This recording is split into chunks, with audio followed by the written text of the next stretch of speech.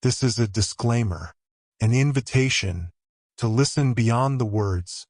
Dear listeners, as you step into this tale, remember, words, like stars, shine in their own way. A name may sound different, a rhythm may shift, but these are not flaws, only the breath of a story made alive. Embrace the creases in the map, the quirks in the voice, the imperfect magic of storytelling. Listen with an open heart, and the journey will remain unchanged. Subscribe for future content updates and new stories. The Secret of the Island by Jules Verne. Chapter 1. It was now 2 years and a half since the castaways from the balloon had been thrown on Lincoln Island, and during that period there had been no communication between them and their fellow creatures. Once the reporter had attempted to communicate with the inhabited world by confiding to a bird a letter which contained the secret of their situation. But that was a chance on which it was impossible to reckon seriously. Ayrton, alone, under the circumstances which have been related, had come to join the little colony. Now, suddenly, on this day, the 17th of October, other men had unexpectedly appeared in sight of the island, on that deserted sea. There could be no doubt about it. A vessel was there, but would she pass on, or would she put into port?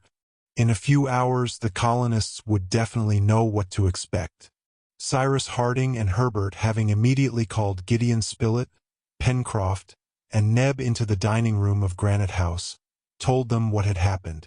Pencroft, seizing the telescope, rapidly swept the horizon, and stopping on the indicated point, that is to say, on that which had made the almost imperceptible spot on the photographic negative. "I'm blessed, but it is really a vessel," he exclaimed, in a voice which did not express any great amount of satisfaction. "Is she coming here?" asked Gideon Spilett. "Impossible to say anything yet," answered Pencroft, "for her rigging alone is above the horizon, and not a bit of her hull can be seen." "What is to be done?" asked the lad. "Wait," replied Harding.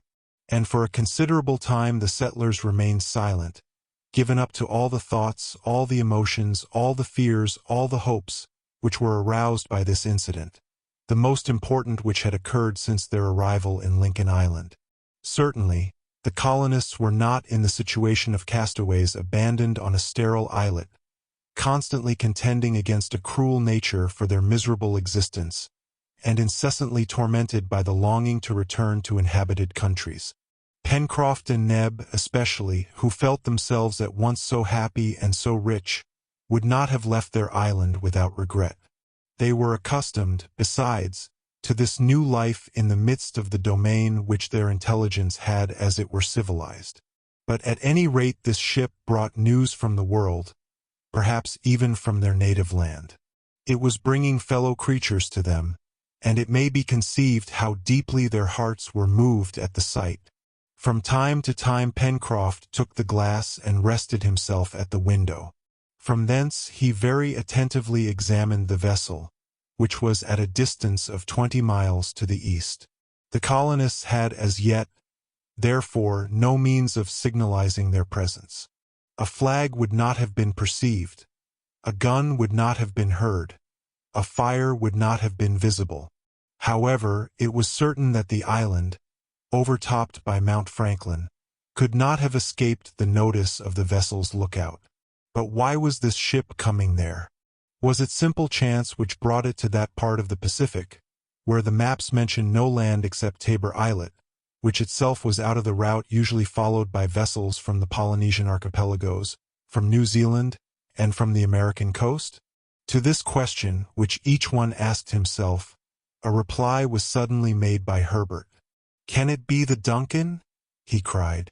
The Duncan, as has been said, was Lord Glenarvan's yacht, which had left Ayrton on the islet, and which was to return there some day to fetch him. Now, the islet was not so far distant from Lincoln Island, but that a vessel, standing for the one, could pass in sight of the other. 150 miles only separated them in longitude, and 70 in latitude. "We must tell Ayrton," said Gideon Spilett, "and send for him immediately." He alone can say if it is the Duncan. This was the opinion of all, and the reporter, going to the telegraphic apparatus which placed the corral in communication with Granite House, sent this telegram: "Come with all possible speed." In a few minutes the bell sounded. "I am coming," replied Ayrton. Then the settlers continued to watch the vessel.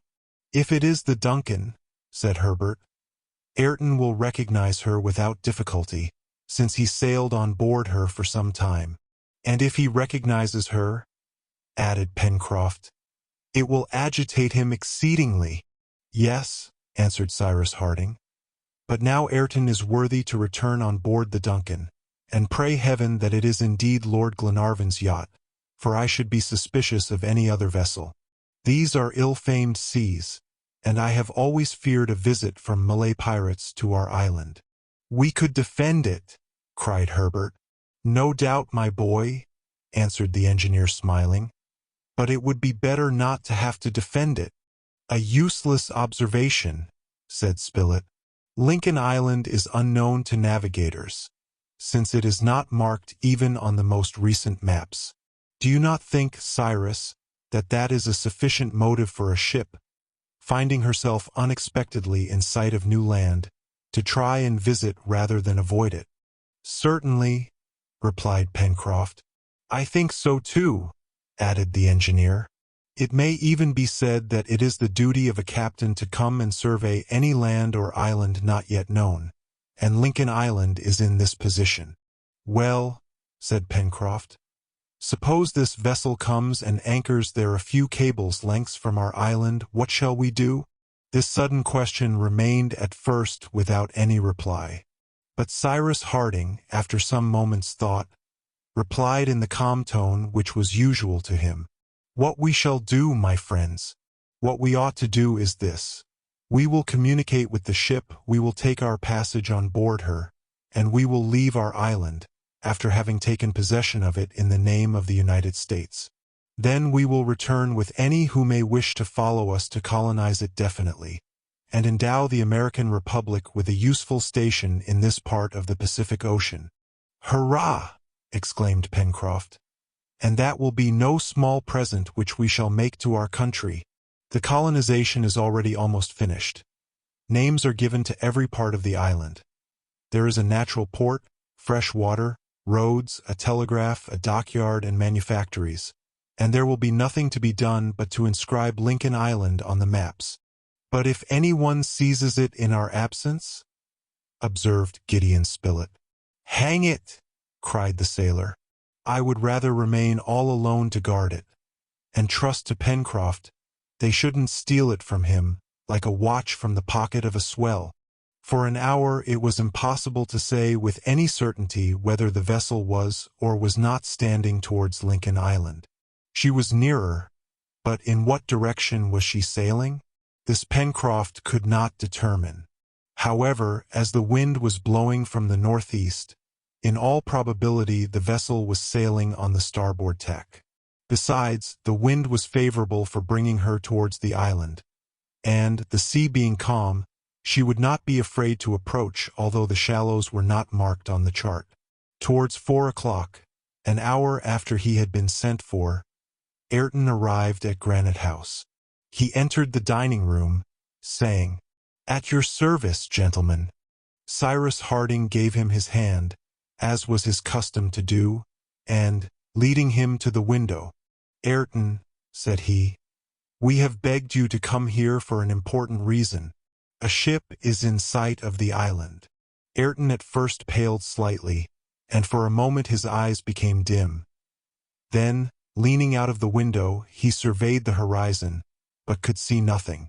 "Take this telescope," said Spilett, "and look carefully, Ayrton, for it is possible that this ship may be the Duncan come to these seas for the purpose of taking you home again." "The Duncan!" murmured Ayrton. "Already!" This last word escaped Ayrton's lips as if involuntarily, and his head drooped upon his hands. Did not 12 years' solitude on a desert island appear to him a sufficient expiation? Did not the penitent yet feel himself pardoned, either in his own eyes or in the eyes of others? "No," said he. "No, it cannot be the Duncan." "Look, Ayrton," then said the engineer, "for it is necessary that we should know beforehand what to expect." Ayrton took the glass and pointed it in the direction indicated. During some minutes he examined the horizon without moving, without uttering a word. Then, "It is indeed a vessel," said he, "but I do not think she is the Duncan." "Why do you not think so?" asked Gideon Spilett. "Because the Duncan is a steam yacht, and I cannot perceive any trace of smoke either above or near that vessel."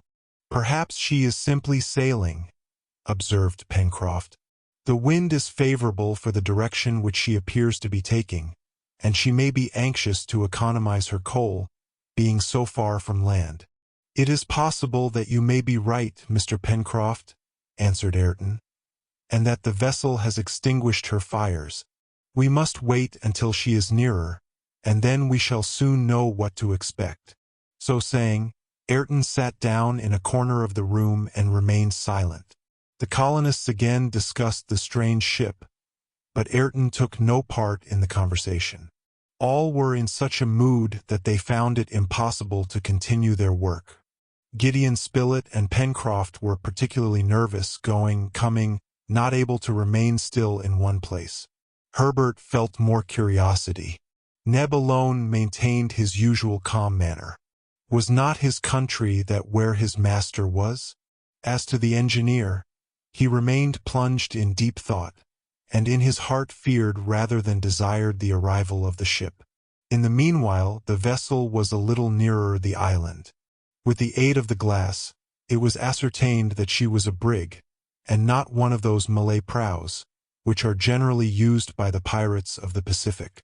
It was, therefore, reasonable to believe that the engineer's apprehensions would not be justified, and that the presence of this vessel in the vicinity of the island was fraught with no danger.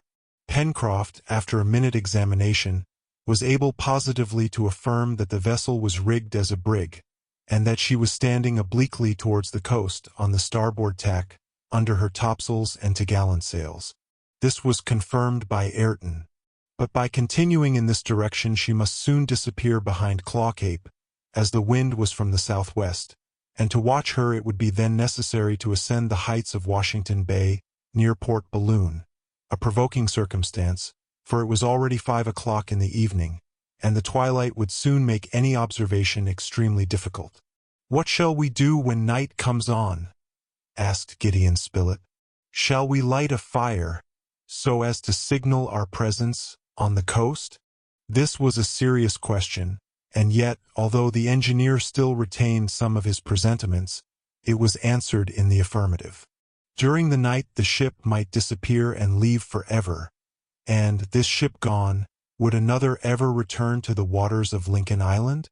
Who could foresee what the future would then have in store for the colonists? "Yes," said the reporter, "we ought to make known to that vessel, whoever she may be, that the island is inhabited. To neglect the opportunity which is offered to us might be to create everlasting regrets." It was, therefore, decided that Neb and Pencroft should go to Port Balloon, and that there, at nightfall, they should light an immense fire, the blaze of which would necessarily attract the attention of the brig. But at the moment when Neb and the sailor were preparing to leave Granite House, the vessel suddenly altered her course, and stood directly for Union Bay. The brig was a good sailor, for she approached rapidly. Neb and Pencroft put off their departure, therefore, and the glass was put into Ayrton's hands, that he might ascertain for certain whether the ship was or was not the Duncan. The Scotch yacht was also rigged as a brig. The question was, whether a chimney could be discerned between the two masts of the vessel, which was now at a distance of only 5 miles. The horizon was still very clear. The examination was easy, and Ayrton soon let the glass fall again, saying, "It is not the Duncan. It could not be her." Pencroft again brought the brig within the range of the telescope, and could see that she was of between 300 and 400 tons burden, wonderfully narrow, well-masted, admirably built, and must be a very rapid sailor. But to what nation did she belong? That was difficult to say. And yet, added the sailor, a flag is floating from her peak, but I cannot distinguish the colors of it. In half an hour we shall be certain about that, answered the reporter. Besides, it is very evident that the intention of the captain of this ship is to land, and consequently, if not today, tomorrow at the latest, we shall make his acquaintance. Never mind, said Pencroft. It is best to know whom we have to deal with, and I shall not be sorry to recognize that fellow's colors. And, while thus speaking, the sailor never left the glass. The day began to fade, and with the day the breeze fell also. The brig's ensign hung in folds, and it became more and more difficult to observe it.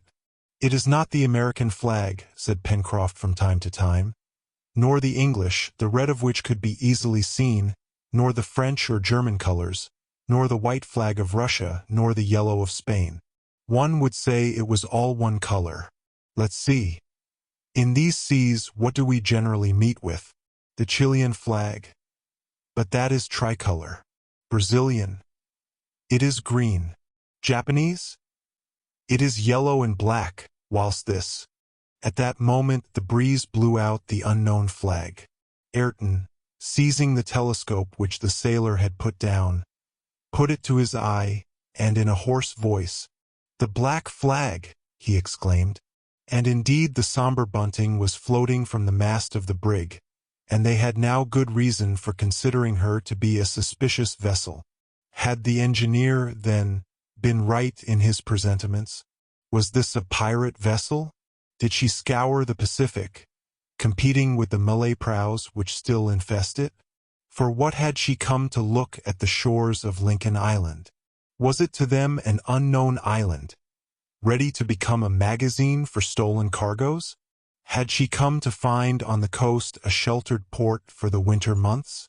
Was the settlers' honest domain destined to be transformed into an infamous refuge, the headquarters of the piracy of the Pacific? All these ideas instinctively presented themselves to the colonists' imaginations. There was no doubt, besides, of the signification which must be attached to the color of the hoisted flag. It was that of pirates. It was that which the Duncan would have carried, had the convicts succeeded in their criminal design. No time was lost before discussing it. "My friends," said Cyrus Harding, "perhaps this vessel only wishes to survey the coast of the island. Perhaps her crew will not land. There is a chance of it. However that may be, we ought to do everything we can to hide our presence here. The windmill on Prospect Heights is too easily seen. Let Ayrton and Neb go and take down the sails. We must also conceal the windows of Granite House with thick branches. All the fires must be extinguished, so that nothing may betray the presence of men on the island." "And our vessel?" said Herbert. "Oh," answered Pencroft, "she is sheltered in Port Balloon, and I defy any of those rascals there to find her." The engineer's orders were immediately executed. Neb and Ayrton ascended the plateau, and took the necessary precautions to conceal any indication of a settlement. Whilst they were thus occupied, their companions went to the border of Jacamar Wood, and brought back a large quantity of branches and creepers, which would at some distance appear as natural foliage, and thus disguise the windows in the granite cliff. At the same time, the ammunition and guns were placed ready so as to be at hand in case of an unexpected attack. When all these precautions had been taken, "My friends," said Harding, and his voice betrayed some emotion, "if these wretches endeavor to seize Lincoln Island, we shall defend it, shall we not?" "Yes, Cyrus," replied the reporter, "and if necessary we will die to defend it." The engineer extended his hand to his companions, who pressed it warmly. Ayrton alone remained in his corner, not joining the colonists. Perhaps he, the former convict, still felt himself unworthy to do so. Cyrus Harding understood what was passing in Ayrton's mind, and going to him, "And you, Ayrton," he asked, "what will you do?"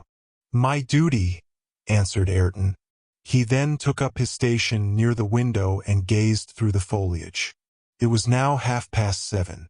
The sun had disappeared 20 minutes ago behind Granite House. Consequently, the eastern horizon was becoming gradually obscured. In the meanwhile, the brig continued to advance towards Union Bay.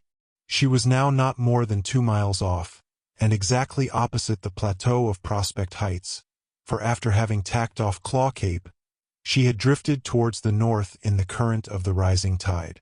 One might have said that at this distance she had already entered the vast bay, for a straight line drawn from Claw Cape to Cape Mandible would have rested on her starboard quarter. Was the brig about to penetrate far into the bay? That was the first question. When once in the bay, would she anchor there? That was the second. Would she not content herself with only surveying the coast, and stand out to sea again without landing her crew? They would know this in an hour. The colonists could do nothing but wait. Cyrus Harding had not seen the suspected vessel hoist the black flag without deep anxiety. Was it not a direct menace against the work which he and his companions had till now conducted so successfully? Had these pirates, for the sailors of the brig could be nothing else, already visited the island, since on approaching it they had hoisted their colors? Had they formerly invaded it, so that certain unaccountable peculiarities might be explained in this way? Did there exist in the as yet unexplored parts some accomplice ready to enter into communication with them? To all these questions which he mentally asked himself, Harding knew not what to reply, but he felt that the safety of the colony could not but be seriously threatened by the arrival of the brig. However, he and his companions were determined to fight to the last gasp. It would have been very important to know if the pirates were numerous and better armed than the colonists. But how was this information to be obtained? Night fell. The new moon had disappeared. Profound darkness enveloped the island and the sea. No light could pierce through the heavy piles of clouds on the horizon. The wind had died away completely with the twilight. Not a leaf rustled on the trees. Not a ripple murmured on the shore. Nothing could be seen of the ship, all her lights being extinguished, and if she was still in sight of the island, her whereabouts could not be discovered. "Well, who knows?" said Pencroft. "Perhaps that cursed craft will stand off during the night, and we shall see nothing of her at daybreak." As if in reply to the sailor's observation, a bright light flashed in the darkness, and a cannon shot was heard. The vessel was still there and had guns on board. 6 seconds elapsed between the flash and the report. Therefore the brig was about 1.25 miles from the coast. At the same time, the chains were heard rattling through the hawse-holes. The vessel had just anchored in sight of Granite House. Chapter 2. There was no longer any doubt as to the pirates' intentions. They had dropped anchor at a short distance from the island, and it was evident that the next day by means of their boats they purposed to land on the beach. Cyrus Harding and his companions were ready to act, but, determined though they were, they must not forget to be prudent. Perhaps their presence might still be concealed in the event of the pirates contenting themselves with landing on the shore without examining the interior of the island. It might be, indeed, that their only intention was to obtain fresh water from the Mercy, and it was not impossible that the bridge, thrown across 1.5 miles from the mouth, and the manufactory at the Chimneys might escape their notice. But why was that flag hoisted at the brig's peak? What was that shot fired for? Pure bravado doubtless, unless it was a sign of the act of taking possession. Harding knew now that the vessel was well armed. And what had the colonists of Lincoln Island to reply to the pirates' guns? A few muskets only. However, observed Cyrus Harding, here we are in an impregnable position. The enemy cannot discover the mouth of the outlet, now that it is hidden under reeds and grass, and consequently it would be impossible for them to penetrate into Granite House. But our plantations, our poultry yard, our corral, everything, exclaimed Pencroft, stamping his foot. They may spoil everything, destroy everything in a few hours. Everything, Pencroft, answered Harding, and we have no means of preventing them. Are they numerous? That is the question, said the reporter. If they are not more than a dozen, we shall be able to stop them, but 40, 50 more perhaps. Captain Harding, then said Ayrton, advancing towards the engineer, will you give me leave? For what, my friend? To go to that vessel to find out the strength of her crew. But Ayrton, answered the engineer, hesitating, you will risk your life. Why not, sir? That is more than your duty. I have more than my duty to do, replied Ayrton. Will you go to the ship in the boat? Asked Gideon Spilett. No, sir, but I will swim. A boat would be seen where a man may glide between wind and water. Do you know that the brig is 1.25 miles from the shore? Said Herbert. I am a good swimmer, Mr. Herbert. I tell you it is risking your life, said the engineer. That is no matter, answered Ayrton. Captain Harding, I ask this as a favor.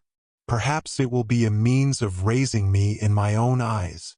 Go, Ayrton, replied the engineer, who felt sure that a refusal would have deeply wounded the former convict, now become an honest man. I will accompany you, said Pencroft. You mistrust me, said Ayrton quickly. Then more humbly, alas! No, no, exclaimed Harding with animation. No, Ayrton, Pencroft does not mistrust you. You interpret his words wrongly. Indeed, returned the sailor, I only propose to accompany Ayrton as far as the islet. It may be, although it is scarcely possible, that one of these villains has landed, and in that case 2 men will not be too many to hinder him from giving the alarm. I will wait for Ayrton on the islet, and he shall go alone to the vessel, since he has proposed to do so. These things agreed to, Ayrton made preparations for his departure. His plan was bold, but it might succeed, thanks to the darkness of the night. Once arrived at the vessel's side, Ayrton, holding onto the main chains, might reconnoiter the number and perhaps overhear the intentions of the pirates. Ayrton and Pencroft, followed by their companions, descended to the beach. Ayrton undressed and rubbed himself with grease, so as to suffer less from the temperature of the water, which was still cold. He might, indeed, be obliged to remain in it for several hours. Pencroft and Neb, during this time, had gone to fetch the boat, moored a few hundred feet higher up, on the bank of the Mersey, and by the time they returned, Ayrton was ready to start. A coat was thrown over his shoulders, and the settlers all came round him to press his hand. Ayrton then shoved off with Pencroft in the boat. It was 10:30 in the evening when the 2 adventurers disappeared in the darkness. Their companions returned to wait at the Chimneys. The channel was easily traversed, and the boat touched the opposite shore of the islet. This was not done without precaution, for fear lest the pirates might be roaming about there. But after a careful survey, it was evident that the islet was deserted. Ayrton then, followed by Pencroft, crossed it with a rapid step, scaring the birds nestled in the holes of the rocks. Then, without hesitating, he plunged into the sea and swam noiselessly in the direction of the ship, in which a few lights had recently appeared, showing her exact situation. As to Pencroft, he crouched down in a cleft of the rock, and awaited the return of his companion. In the meanwhile, Ayrton, swimming with a vigorous stroke, glided through the sheet of water without producing the slightest ripple. His head just emerged above it, and his eyes were fixed on the dark hull of the brig, from which the lights were reflected in the water.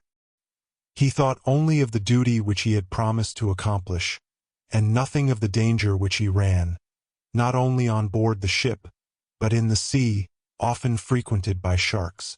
The current bore him along, and he rapidly receded from the shore. Half an hour afterwards, Ayrton, without having been either seen or heard, arrived at the ship and caught hold of the main chains. He took breath. Then, Hoisting himself up, he managed to reach the extremity of the cutwater. There were drying several pairs of sailor's trousers. He put on a pair. Then, settling himself firmly, he listened. They were not sleeping on board the brig. On the contrary, they were talking, singing, laughing. And these were the sentences, accompanied with oaths, which principally struck Ayrton. "Our brig is a famous acquisition. She sails well, and merits her name of the Speedy. She would show all the navy of Norfolk a clean pair of heels. Hurrah for her captain! Hurrah for Bob Harvey!" What Ayrton felt when he overheard this fragment of conversation may be understood when it is known that in this Bob Harvey, he recognized one of his old Australian companions, a daring sailor who had continued his criminal career. Bob Harvey had seized, on the shores of Norfolk Island, this brig, which was loaded with arms, ammunition, utensils, and tools of all sorts, destined for one of the Sandwich Islands. All his gang had gone on board, and pirates, after having been convicts, these wretches, more ferocious than the Malays themselves, scoured the Pacific, destroying vessels and massacring their crews. The convicts spoke loudly. They recounted their deeds, drinking deeply at the same time, and this is what Ayrton gathered. The actual crew of the Speedy was composed solely of English prisoners, escaped from Norfolk Island. Here it may be well to explain what this island was. In 29 degrees 2 minutes south latitude and 165 degrees 42 minutes east longitude, to the east of Australia, is found a little island 6 miles in circumference, overlooked by Mount Pitt, which rises to a height of 1,100 feet above the level of the sea. This is Norfolk Island, once the seat of an establishment in which were lodged the most intractable convicts from the English penitentiaries. They numbered 500 under an iron discipline, threatened with terrible punishments, and were guarded by 150 soldiers, and 150 employed under the orders of the governor. It would be difficult to imagine a collection of greater ruffians. Sometimes, although very rarely, notwithstanding the extreme surveillance of which they were the object, many managed to escape, and seizing vessels which they surprised, they infested the Polynesian archipelagos. Note: Norfolk Island has long since been abandoned as a penal settlement. Thus had Bob Harvey and his companions done. Thus had Ayrton formerly wished to do. Bob Harvey had seized the brig Speedy, anchored in sight of Norfolk Island. The crew had been massacred, and for a year this ship had scoured the Pacific under the command of Harvey, now a pirate and well known to Ayrton. The convicts were, for the most part, assembled under the poop, but a few, stretched on the deck, were talking loudly. The conversation still continued amidst shouts and libations. Ayrton learned that chance alone had brought the Speedy in sight of Lincoln Island. Bob Harvey had never yet set foot on it, but, as Cyrus Harding had conjectured, finding this unknown land in his course, its position being marked on no chart, he had formed the project of visiting it, and, if he found it suitable, of making it the brig's headquarters. As to the black flag hoisted at the Speedy's peak, and the gun which had been fired, in imitation of men of war when they lower their colors, it was pure piratical bravado. It was in no way a signal, and no communication yet existed between the convicts and Lincoln Island. The settlers' domain was now menaced with terrible danger. Evidently the island, with its water, its harbor, its resources of all kinds so increased in value by the colonists, and the concealment afforded by Granite House, could not but be convenient for the convicts. In their hands it would become an excellent place of refuge, and, being unknown, it would assure them, for a long time perhaps, impunity and security. Evidently, also, the lives of the settlers would not be respected, and Bob Harvey and his accomplices' first care would be to massacre them without mercy. Harding and his companions had, therefore, not even the choice of flying and hiding themselves in the island, since the convicts intended to reside there, and since, in the event of the Speedy departing on an expedition, it was probable that some of the crew would remain on shore so as to settle themselves there. Therefore, it would be necessary to fight, to destroy every one of these scoundrels, unworthy of pity, and against whom any means would be right. So thought Ayrton, and he well knew that Cyrus Harding would be of his way of thinking. But was resistance and, in the last place, victory possible? That would depend on the equipment of the brig, and the number of men which she carried. This Ayrton resolved to learn at any cost, and as an hour after his arrival the vociferations had begun to die away, and as a large number of the convicts were already buried in a drunken sleep, Ayrton did not hesitate to venture onto the Speedy's deck, which the extinguished lanterns now left in total darkness. He hoisted himself onto the cutwater, and by the bowsprit arrived at the forecastle. Then, gliding among the convicts stretched here and there, he made the round of the ship, and found that the Speedy carried 4 guns, which would throw shot of from 8 to 10 pounds in weight. He found also, on touching them, that these guns were breech-loaders. They were, therefore, of modern make, easily used, and of terrible effect. As to the men lying on the deck, they were about 10 in number, but it was to be supposed that more were sleeping down below. Besides, by listening to them, Ayrton had understood that there were 50 on board. That was a large number for the 6 settlers of Lincoln Island to contend with. But now, thanks to Ayrton's devotion, Cyrus Harding would not be surprised. He would know the strength of his adversaries, and would make his arrangements accordingly.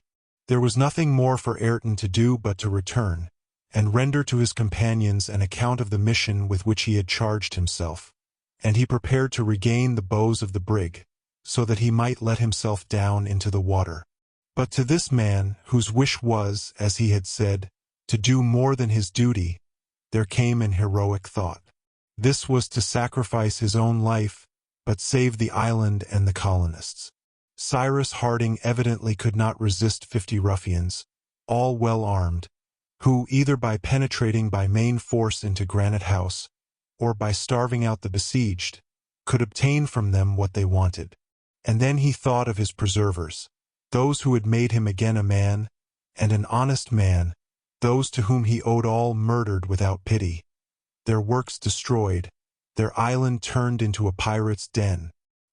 He said to himself that he, Ayrton, was the principal cause of so many disasters, since his old companion, Bob Harvey, had but realized his own plans, and a feeling of horror took possession of him. Then he was seized with an irresistible desire to blow up the brig, and with her all whom she had on board. He would perish in the explosion, but he would have done his duty. Ayrton did not hesitate. To reach the powder room, which is always situated in the after part of a vessel, was easy. There would be no want of powder in a vessel which followed such a trade, and a spark would be enough to destroy it in an instant. Ayrton stole carefully along the between-decks, strewn with numerous sleepers, overcome more by drunkenness than sleep. A lantern was lighted at the foot of the mainmast, round which was hung a gun-rack, furnished with weapons of all sorts. Ayrton took a revolver from the rack, and assured himself that it was loaded and primed. Nothing more was needed to accomplish the work of destruction. He then glided towards the stern, so as to arrive under the brig's poop at the powder magazine. It was difficult to proceed along the dimly lighted deck without stumbling over some half-sleeping convict, who retorted by oaths and kicks. Ayrton was, therefore, more than once obliged to halt. But at last he arrived at the partition dividing the after cabin, and found the door opening into the magazine itself.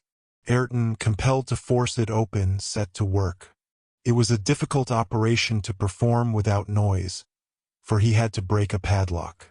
But under his vigorous hand, the padlock broke, and the door was open. At that moment a hand was laid on Ayrton's shoulder. "What are you doing here?"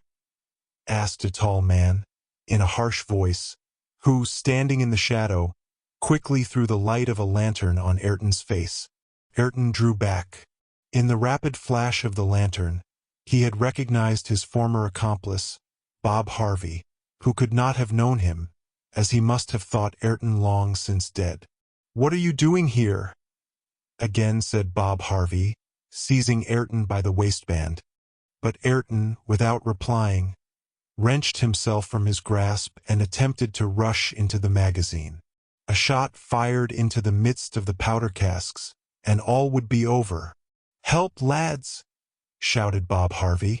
At his shout, 2 or 3 pirates awoke, jumped up, and, rushing on Ayrton, endeavored to throw him down. He soon extricated himself from their grasp. He fired his revolver, and 2 of the convicts fell. But a blow from a knife which he could not ward off made a gash in his shoulder. Ayrton perceived that he could no longer hope to carry out his project. Bob Harvey had reclosed the door of the powder magazine, and a movement on the deck indicated a general awakening of the pirates.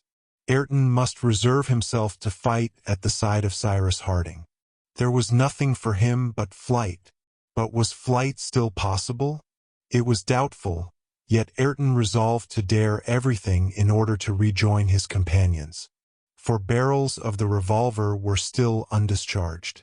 2 were fired. 1, aimed at Bob Harvey, did not wound him, or at any rate only slightly, and Ayrton, profiting by the momentary retreat of his adversaries, rushed towards the companion ladder to gain the deck.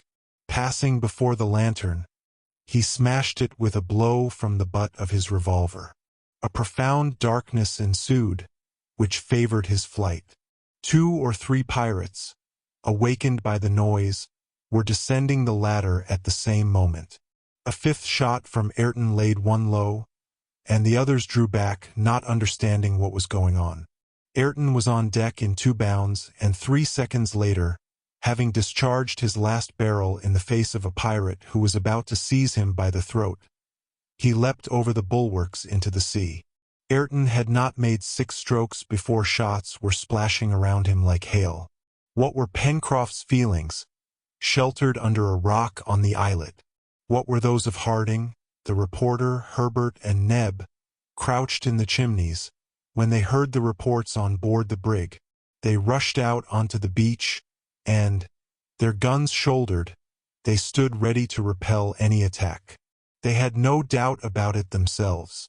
Ayrton, surprised by the pirates, had been murdered, and, perhaps, the wretches would profit by the night to make a descent on the island. Half an hour was passed in terrible anxiety. The firing had ceased, and yet neither Ayrton nor Pencroft had reappeared. Was the islet invaded? Ought they not to fly to the help of Ayrton and Pencroft? But how? The tide being high at that time rendered the channel impassable. The boat was not there. We may imagine the horrible anxiety which took possession of Harding and his companions. At last, towards 12:30, a boat, carrying 2 men, touched the beach. It was Ayrton, slightly wounded in the shoulder, and Pencroft, safe and sound, whom their friends received with open arms. All immediately took refuge in the chimneys. There Ayrton recounted all that had passed, even to his plan for blowing up the brig, which he had attempted to put into execution. All hands were extended to Ayrton, who did not conceal from them that their situation was serious. The pirates had been alarmed. They knew that Lincoln Island was inhabited. They would land upon it in numbers and well armed. They would respect nothing. Should the settlers fall into their hands, they must expect no mercy. "Well, we shall know how to die," said the reporter. "Let us go in and watch," answered the engineer. "Have we any chance of escape, Captain?" asked the sailor. "Yes, Pencroft." "Hum! 6 against 50. "Yes, 6. Without counting." "Who?" asked Pencroft. Cyrus did not reply, but pointed upwards. Chapter 3. The night passed without incident. The colonists were on the qui-vive, and did not leave their post at the chimneys. The pirates, on their side, did not appear to have made any attempt to land. Since the last shots fired at Ayrton, not a report, not even a sound, had betrayed the presence of the brig in the neighborhood of the island. It might have been fancied that she had weighed anchor, thinking that she had to deal with her match, and had left the coast. But it was no such thing, and when day began to dawn the settlers could see a confused mass through the morning mist. It was the Speedy.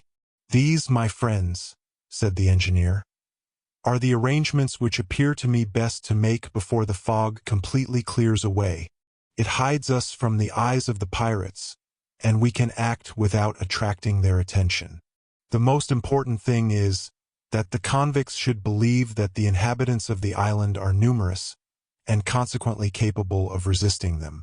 I therefore propose that we divide into 3 parties, the first of which shall be posted at the Chimneys, the second at the mouth of the Mersey. As to the third, I think it would be best to place it on the islet so as to prevent or at all events delay any attempt at landing. We have the use of 2 rifles and 4 muskets. Each of us will be armed, and as we are amply provided with powder and shot, we need not spare our fire. We have nothing to fear from the muskets, nor even from the guns of the brig. What can they do against these rocks? And as we shall not fire from the windows of Granite House, the pirates will not think of causing irreparable damage by throwing shell against it. What is to be feared is the necessity of meeting hand to hand, since the convicts have numbers on their side. We must, therefore, try to prevent them from landing, but without discovering ourselves. Therefore, do not economize the ammunition. Fire often, but with a sure aim. We have each 8 or 10 enemies to kill, and they must be killed." Cyrus Harding had clearly represented their situation, although he spoke in the calmest voice, as if it was a question of directing a piece of work, and not ordering a battle. His companions approved these arrangements without even uttering a word. There was nothing more to be done but for each to take his place before the fog should be completely dissipated. Neb and Pencroft immediately ascended to Granite House and brought back a sufficient quantity of ammunition. Gideon Spilett and Ayrton, both very good marksmen, were armed with the 2 rifles, which carried nearly a mile. The 4 other muskets were divided amongst Harding, Neb, Pencroft, and Herbert. The posts were arranged in the following manner. Cyrus Harding and Herbert remained in ambush at the Chimneys, thus commanding the shore to the foot of Granite House. Gideon Spilett and Neb crouched among the rocks at the mouth of the Mersey, from which the drawbridges had been raised, so as to prevent anyone from crossing in a boat or landing on the opposite shore. As to Ayrton and Pencroft, they shoved off in the boat, and prepared to cross the channel and to take up 2 separate stations on the islet. In this way, shots being fired from 4 different points at once, the convicts would be led to believe that the island was both largely peopled and strongly defended. In the event of a landing being effected without their having been able to prevent it, and also if they saw that they were on the point of being cut off by the brig's boat, Ayrton and Pencroft were to return in their boat to the shore and proceed towards the threatened spot. Before starting to occupy their posts, the colonists for the last time wrung each other's hands. Pencroft succeeded in controlling himself sufficiently to suppress his emotion when he embraced Herbert, his boy, and then they separated. In a few moments Harding and Herbert on one side, the reporter and Neb on the other, had disappeared behind the rocks, and 5 minutes later Ayrton and Pencroft, having without difficulty crossed the channel, disembarked on the islet and concealed themselves in the clefts of its eastern shore. None of them could have been seen, for they themselves could scarcely distinguish the brig in the fog. It was 6:30 in the morning. Soon the fog began to clear away, and the topmasts of the brig issued from the vapor. For some minutes great masses rolled over the surface of the sea. Then a breeze sprang up, which rapidly dispelled the mist. The Speedy now appeared in full view, with a spring on her cable, her head to the north, presenting her larboard side to the island. Just as Harding had calculated, she was not more than 1.25 miles from the coast. The sinister black flag floated from the peak. The engineer, with his telescope, could see that the 4 guns on board were pointed at the island. They were evidently ready to fire at a moment's notice. In the meanwhile, the Speedy remained silent. About 30 pirates could be seen moving on the deck. A few were on the poop. 2 others posted in the shrouds, and armed with spyglasses, were attentively surveying the island. Certainly, Bob Harvey and his crew would not be able easily to give an account of what had happened during the night on board the brig. Had this half-naked man, who had forced the door of the powder magazine, and with whom they had struggled, who had 6 times discharged his revolver at them, who had killed 1 and wounded 2 others, escaped their shot? Had he been able to swim to shore? Whence did he come? What had been his object? Had his design really been to blow up the brig, as Bob Harvey had thought? All this must be confused enough to the convicts' minds. But what they could no longer doubt was that the unknown island before which the Speedy had cast anchor was inhabited, and that there was, perhaps, a numerous colony ready to defend it. And yet no one was to be seen, neither on the shore nor on the heights. The beach appeared to be absolutely deserted. At any rate, there was no trace of dwellings. Had the inhabitants fled into the interior? Thus probably the pirate captain reasoned, and doubtless, like a prudent man, he wished to reconnoiter the locality before he allowed his men to venture there. During an hour and a half, no indication of attack or landing could be observed on board the brig. Evidently Bob Harvey was hesitating. Even with his strongest telescopes, he could not have perceived one of the settlers crouched among the rocks. It was not even probable that his attention had been awakened by the screen of green branches and creepers hiding the windows of Granite House, and showing rather conspicuously on the bare rock. Indeed, how could he imagine that a dwelling was hollowed out at that height in the solid granite? From Claw Cape to the Mandible Capes, in all the extent of Union Bay, there was nothing to lead him to suppose that the island was or could be inhabited. At 8 o'clock, however, the colonists observed a movement on board the Speedy. A boat was lowered, and 7 men jumped into her. They were armed with muskets. One took the yoke lines, for others the oars, and the 2 others, kneeling in the bows, ready to fire, reconnoitered the island. Their object was no doubt to make an examination but not to land, for in the latter case they would have come in larger numbers. The pirates from their lookout could have seen that the coast was sheltered by an islet, separated from it by a channel half a mile in width. However, it was soon evident to Cyrus Harding, on observing the direction followed by the boat, that they would not attempt to penetrate into the channel, but would land on the islet. Pencroft and Ayrton, each hidden in a narrow cleft of the rock, saw them coming directly towards them, and waited till they were within range. The boat advanced with extreme caution. The oars only dipped into the water at long intervals. It could now be seen that one of the convicts held a lead line in his hand, and that he wished to fathom the depth of the channel hollowed out by the current of the Mercy. This showed that it was Bob Harvey's intention to bring his brig as near as possible to the coast. About 30 pirates, scattered in the rigging, followed every movement of the boat, and took the bearings of certain landmarks which would allow them to approach without danger. The boat was not more than 2 cables' lengths off the islet when she stopped. The man at the tiller stood up and looked for the best place at which to land. At that moment 2 shots were heard. Smoke curled up from among the rocks of the islet.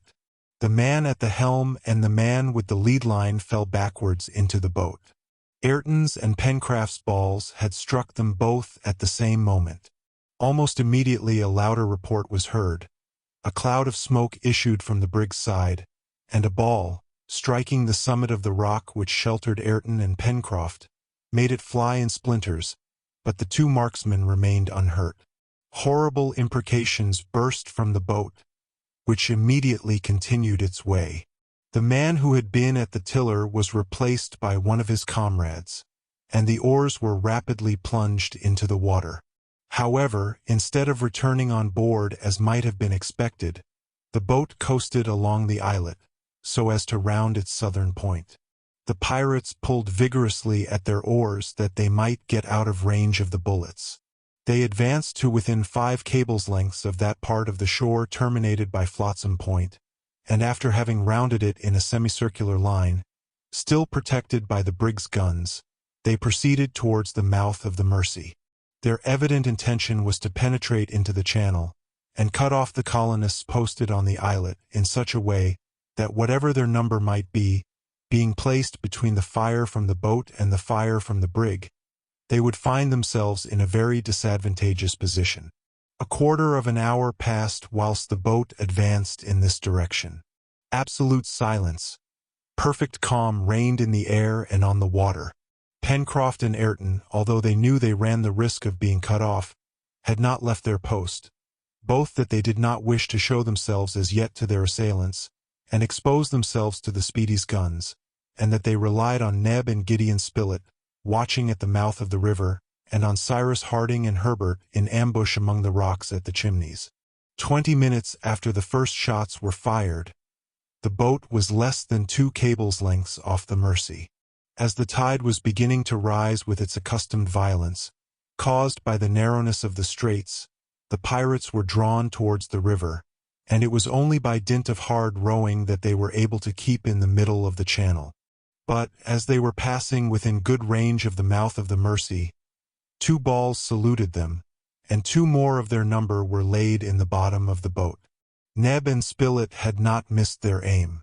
The brig immediately sent a second ball on the post betrayed by the smoke, but without any other result than that of splintering the rock.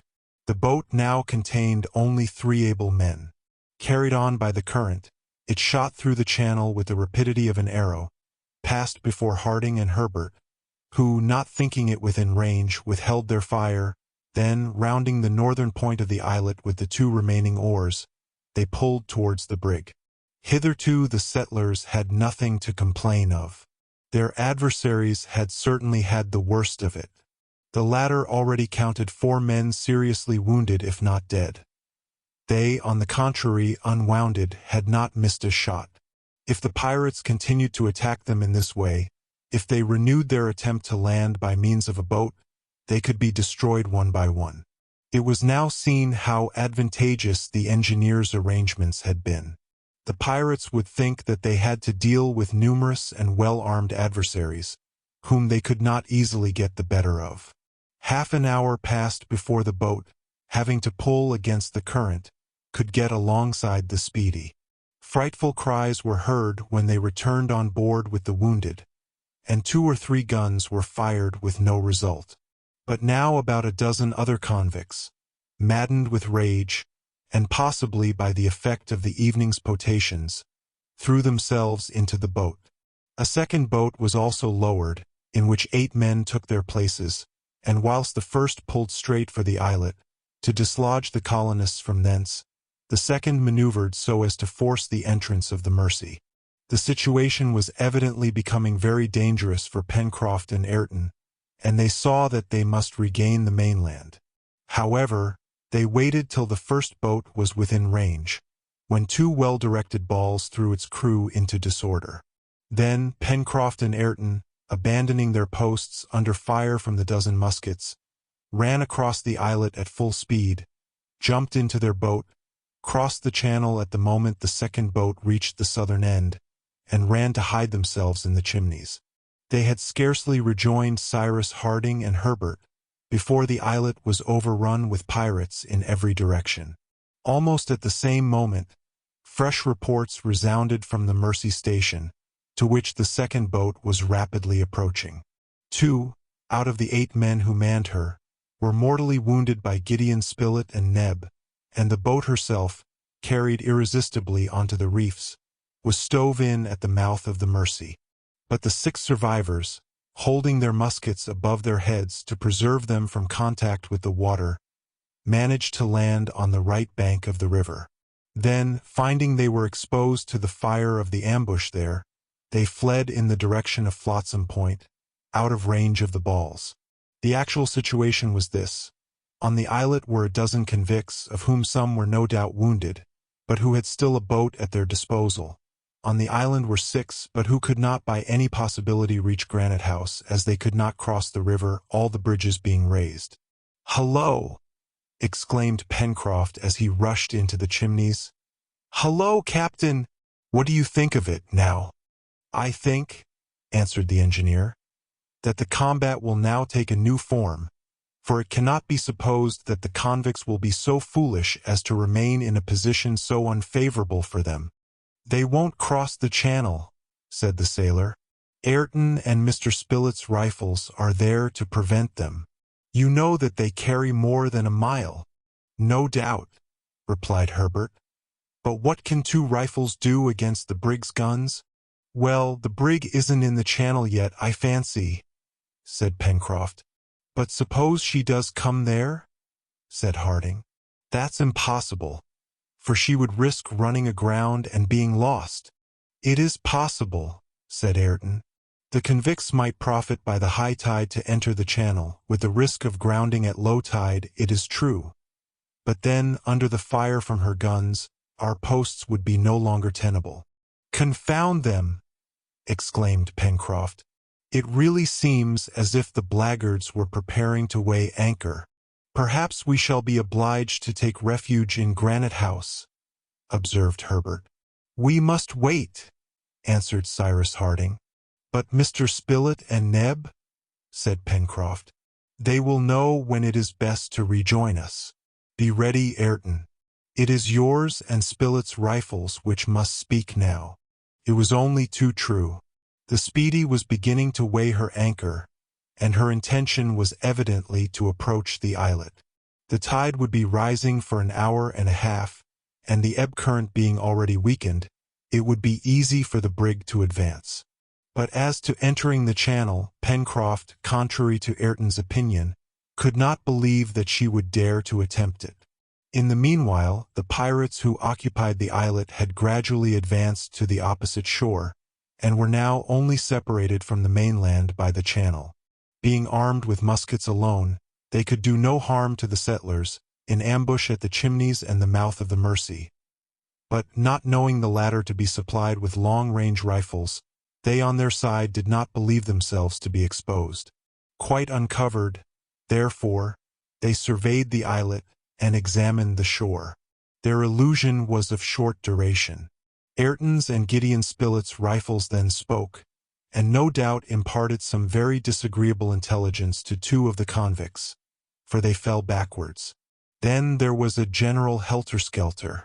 The 10 others, not even stopping to pick up their dead or wounded companions, fled to the other side of the islet, tumbled into the boat which had brought them, and pulled away with all their strength. "8 less!" exclaimed Pencroft. Really, one would have thought that Mr. Spilett and Ayrton had given the word to fire together. "Gentlemen," said Ayrton as he reloaded his gun, "this is becoming more serious. The brig is making sail." "The anchor is weighed!" exclaimed Pencroft. "Yes, and she is already moving." In fact, they could distinctly hear the creaking of the windlass. The Speedy was at first held by her anchor. Then, when that had been raised, she began to drift towards the shore. The wind was blowing from the sea, the jib and the foretopsail were hoisted, and the vessel gradually approached the island. From the 2 posts of the Mercy and the chimneys they watched her without giving a sign of life, but not without some emotion. What could be more terrible for the colonists than to be exposed, at a short distance, to the brig's guns, without being able to reply with any effect? How could they then prevent the pirates from landing? Cyrus Harding felt this strongly, and he asked himself what it would be possible to do. Before long, he would be called upon for his determination. But what was it to be? To shut themselves up in Granite House, to be besieged there, to remain there for weeks, for months even, since they had an abundance of provisions? So far good. But after that, the pirates would not the less be masters of the island, which they would ravage at their pleasure, and in time they would end by having their revenge on the prisoners in Granite House. However, one chance yet remained. It was that Bob Harvey, after all, would not venture his ship into the channel, and that he would keep outside the islet. He would be still separated from the coast by half a mile, and at that distance his shot could not be very destructive. "Never," repeated Pencroft. "Bob Harvey will never, if he is a good seaman, enter that channel. He knows well that it would risk the brig, if the sea got up ever so little. And what would become of him without his vessel?" In the meanwhile the brig approached the islet, and it could be seen that she was endeavoring to make the lower end. The breeze was light, and as the current had then lost much of its force, Bob Harvey had absolute command over his vessel. The route previously followed by the boats had allowed her to reconnoiter the channel, and she boldly entered it. The pirate's design was now only too evident.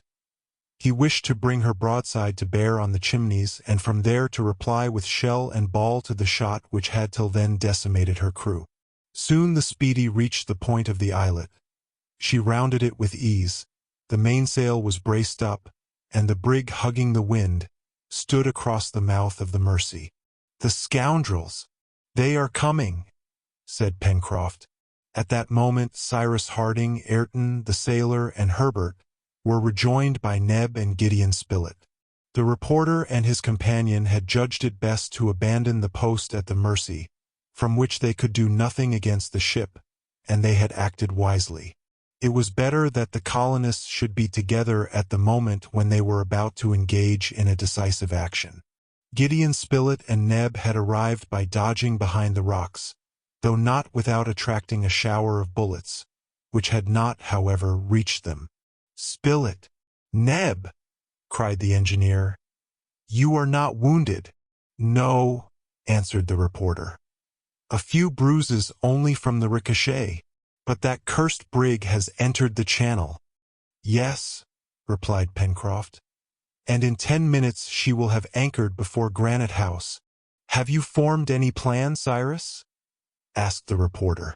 "We must take refuge in Granite House whilst there is still time, and the convicts cannot see us." "That is my opinion, too," replied Gideon Spilett. "But once shut up, we must be guided by circumstances," said the engineer.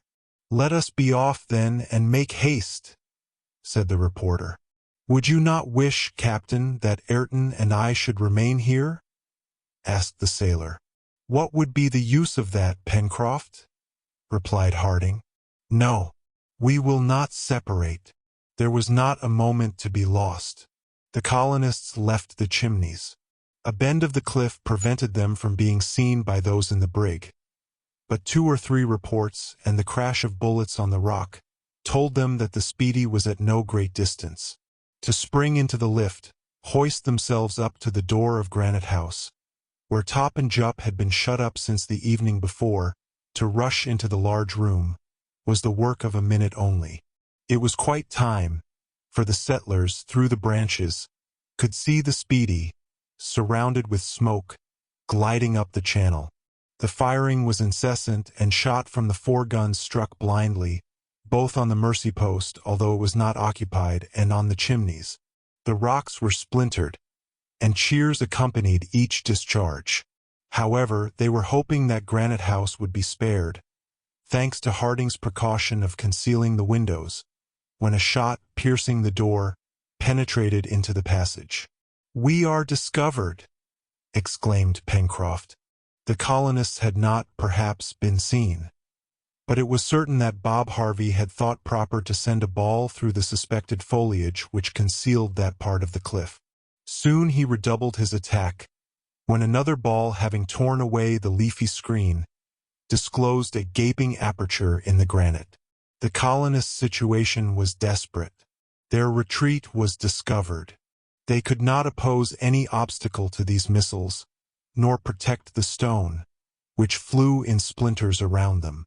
There was nothing to be done but to take refuge in the upper passage of Granite House, and leave their dwelling to be devastated, when a deep roar was heard, followed by frightful cries.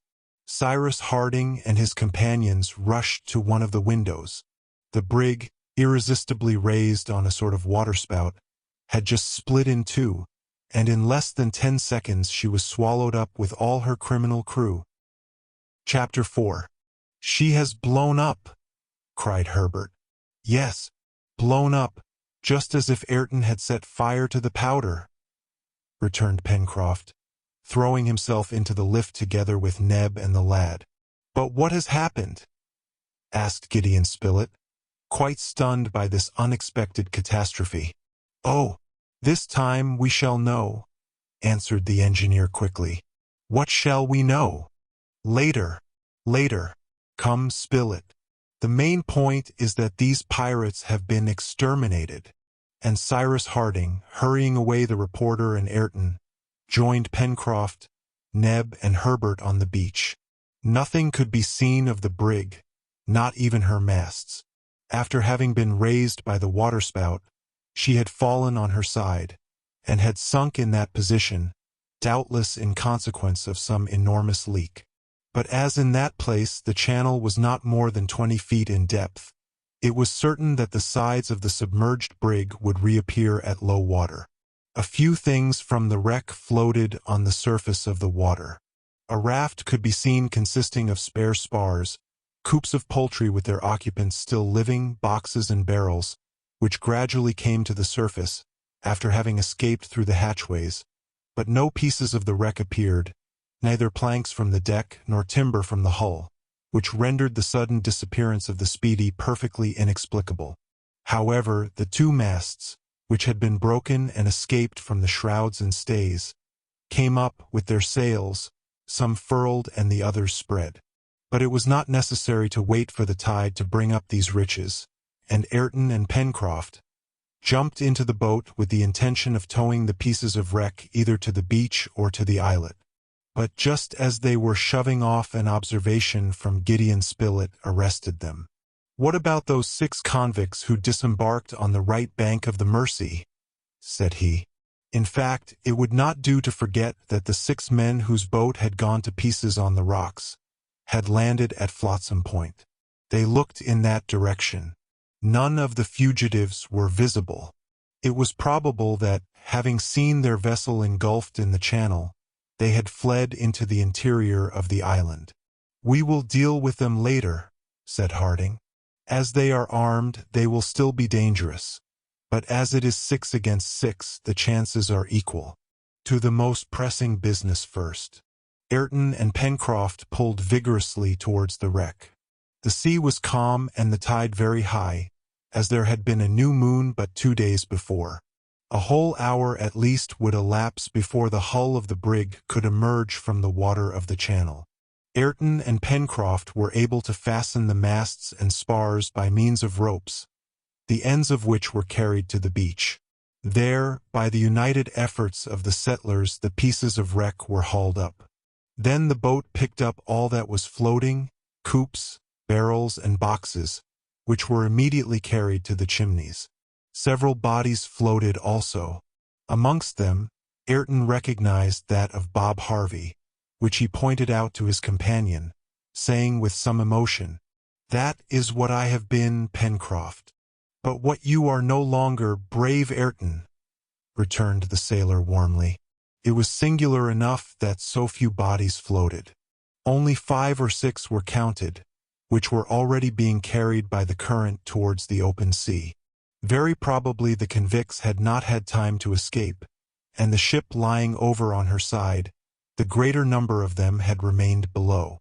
Now the current, by carrying the bodies of these miserable men out to sea, would spare the colonists the sad task of burying them in some corner of their island. For 2 hours, Cyrus Harding and his companions were solely occupied in hauling up the spars onto the sand, and then in spreading the sails, which were perfectly uninjured, to dry. They spoke little, for they were absorbed in their work, but what thoughts occupied their minds? The possession of this brig, or rather all that she contained, was a perfect mine of wealth. In fact, a ship is like a little world in miniature, and the stores of the colony would be increased by a large number of useful articles. It would be, on a large scale, equivalent to the chest found at Flotsam Point. And besides, thought Pencroft, why should it be impossible to refloat the brig? If she has only a leak that may be stopped up, a vessel from 300 to 400 tons, why she is a regular ship compared to our Bonadventure. and we could go a long distance in her. We could go anywhere we liked. Captain Harding, Ayrton, and I must examine her. She would be well worth the trouble. In fact, if the brig was still fit to navigate, the colonists' chances of returning to their native land was singularly increased. But, to decide this important question, it was necessary to wait until the tide was quite low, so that every part of the brig's hull might be examined. When their treasures had been safely conveyed on shore, Harding and his companions agreed to devote some minutes to breakfast. They were almost famished. Fortunately, the larder was not far off, and Neb was noted for being an expeditious cook. They breakfasted, therefore, near the chimneys, and during their repast, as may be supposed, nothing was talked of but the unexpected event which had so miraculously saved the colony. "Miraculous is the word," repeated Pencroft, "for it must be acknowledged that those rascals blew up just at the right moment. Granite House was beginning to be uncomfortable as a habitation. And can you guess, Pencroft," asked the reporter, "how it happened, or what can have occasioned the explosion?" "Oh, Mr. Spilett, nothing is more simple," answered Pencroft. "A convict vessel is not disciplined like a man of war. Convicts are not sailors. Of course the powder magazine was open, and as they were firing incessantly, some careless or clumsy fellow just blew up the vessel." "Captain Harding," said Herbert, "what astonishes me is that the explosion has not produced more effect. The report was not loud, and besides there are so few planks and timbers torn out. It seems as if the ship had rather foundered than blown up." "Does that astonish you, my boy?" asked the engineer. "Yes, Captain, and it astonishes me also, Herbert," replied he. "But when we visit the hull of the brig, we shall no doubt find the explanation of the matter." "Why, Captain," said Pencroft, "you don't suppose that the Speedy simply foundered like a ship which has struck on a rock?" "Why not?" observed Neb. "If there are rocks in the channel?" "Nonsense, Neb," answered Pencroft. "You did not look at the right moment. An instant before she sank, the brig, as I saw perfectly well, rose on an enormous wave and fell back on her larboard side. Now, if she had only struck, she would have sunk quietly and gone to the bottom like an honest vessel." "It was just because she was not an honest vessel," returned Neb. "Well, we shall soon see, Pencroft," said the engineer. "We shall soon see," rejoined the sailor. "But I would wager my head there are no rocks in the channel. Look here, Captain, to speak candidly, do you mean to say that there is anything marvelous in the occurrence?" Cyrus Harding did not answer. "At any rate," said Gideon Spilett, "whether rock or explosion, you will agree, Pencroft, that it occurred just in the nick of time." "Yes, yes," replied the sailor, "but that is not the question. I ask Captain Harding if he sees anything supernatural in all this." "I cannot say, Pencroft," said the engineer. "That is all the answer I can make." A reply which did not satisfy Pencroft at all. He stuck to an explosion, and did not wish to give it up.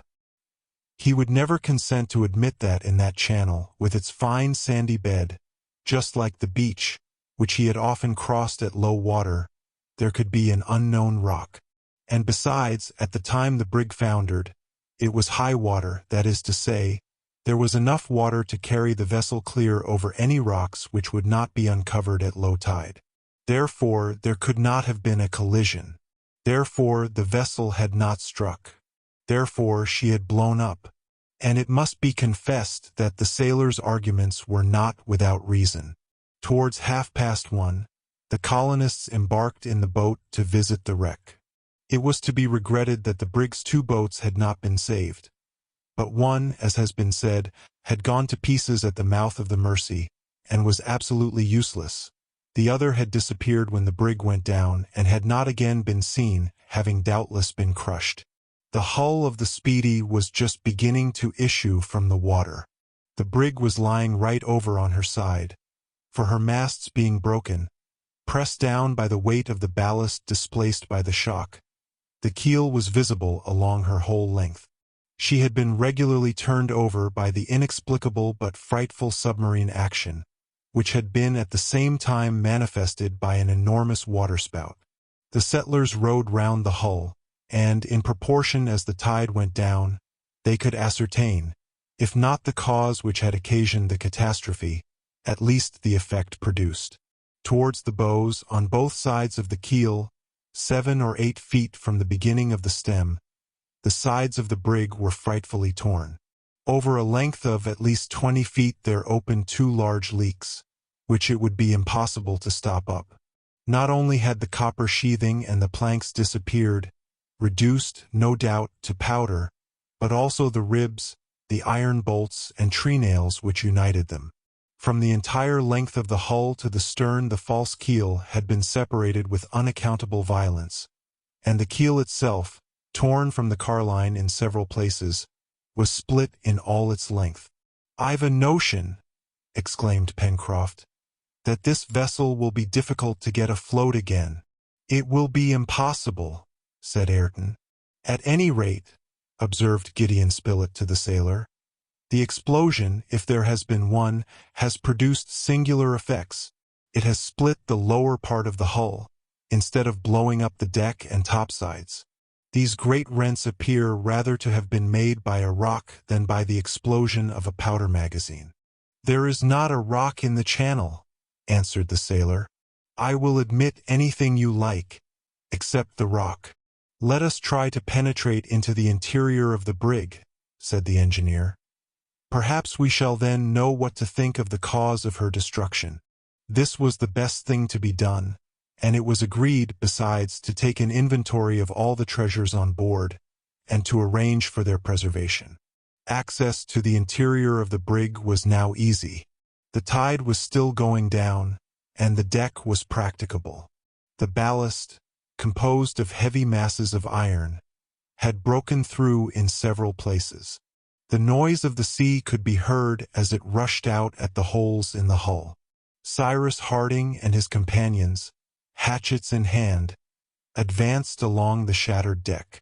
Cases of all sorts encumbered it, and, as they had been but a very short time in the water, their contents were perhaps uninjured. They then busied themselves in placing all this cargo in safety. The water would not return for several hours, and these hours must be employed in the most profitable way. Ayrton and Pencroft had, at the entrance made in the hull, discovered tackle, which would serve to hoist up the barrels and chests. The boat received them and transported them to the shore. They took the articles as they came, intending to sort them afterwards.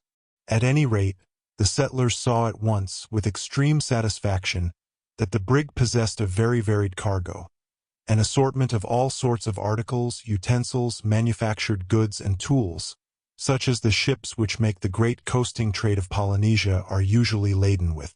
It was probable that they would find a little of everything, and they agreed that it was exactly what was necessary for the colony of Lincoln Island.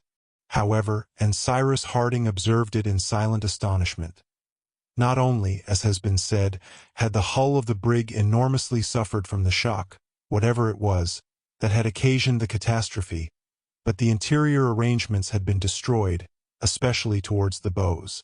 Partitions and staunch irons were smashed, as if some tremendous shell had burst in the interior of the brig.